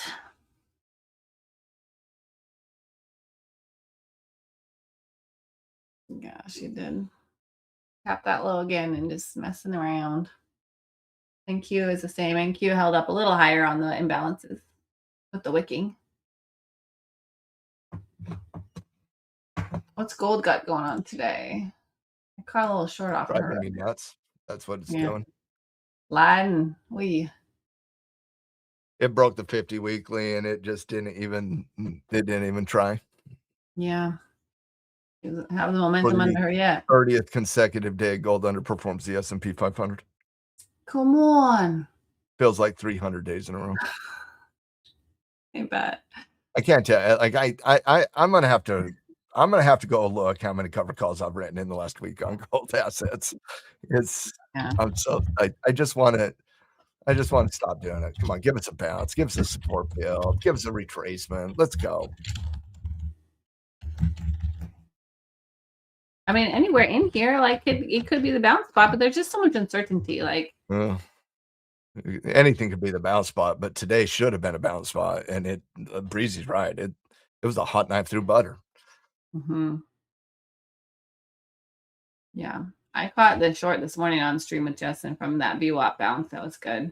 Oh, nice. For a day trade. That was probably one of the better trades of today. 3 micros, but it was smooth. It was never in red, which I love. I got my scales and it was nice. I don't size up on her though. Like I've only been trading it in the last few months and then intermittently, not like maybe, a couple trades a week even, and always in, 2 to 3 micros because it's a new instrument for me and it is highly leveraged. And so I don't want to take that for granted, She moves a little differently than the ESNQ. They're often in tandem and I've studied way more. And so I want to know that I'm like a little bit more, naive to those movements. I'm careful, but that one was pretty smooth. Yeah. Well, I feel it's great sizing when you're talking about, you have an opinion at a level, but it's going against the trend and you're overextended and you're trying to take advantage of that counter trend move. I love the trade I did there. Yeah. Well, and intraday, the trend was down. Like I was trading the trend, which was down intraday. Like on my 5-minute chart, it was with the trend. It was the pullback and it was lower lows, lower highs. Yeah, it worked out. But you know, the backdrop is I was talking right. about up here, but if you were looking down here, yeah. Yeah. Yeah, my entry One was way or the other, I like the trade. like 10 a.m. Eastern. All right, last 2 minutes. We'll see. It's kind of fizzled out in this area the whole power hour. And it danced around a little bit. Sometimes that happens, but it had a big slide for the heart of the day today. So I mean, sometimes that's all it's got for it. We'll see. Breezy, you're going to be at Asia today for some aftermarket action. Potentially, you had a sick day yesterday, Asia session. You guys, if you were on with Breezy, you made some money last night. That was beautiful. Yeah, I saw that. Didn't Breezy like catch a pretty big home run last night? Like, yeah, I think so. Like it was sizable. Killing it. I saw Breezy Watch post those and I'm like, sessions. oh, that's sexy. Yeah, dude. A little evening money in the pocket. Can't be mad about that. Well, it's nice streaming with you, Matt. I appreciate the bigger context conversations and seeing what the market is doing, looking at the different indices, checking on gold and crude. Getting 45 minutes of chop and consolidation. We got to embrace a couple of the other conversations a little bit, but it's always a pleasure streaming with you as well, Becky. Same. I just be careful, you guys. If you're trading these candles, this leverage right now, volatility is large, and so that for me is a situation where you scale down and make sure you're in a size that fits with what your account and your style can hold. That's kind of the name of the game. If I were to give an off-going message, is watch your size and trade carefully because this is wrecking people. This volatility right now, so we don't want anyone here at Team Blue Sky to get wrecked. So just take it easy and see what we can see. Try for those A+ setups only when it's given this much kind of whip action. Agreed. Team, stay profitable. We'll see you next time.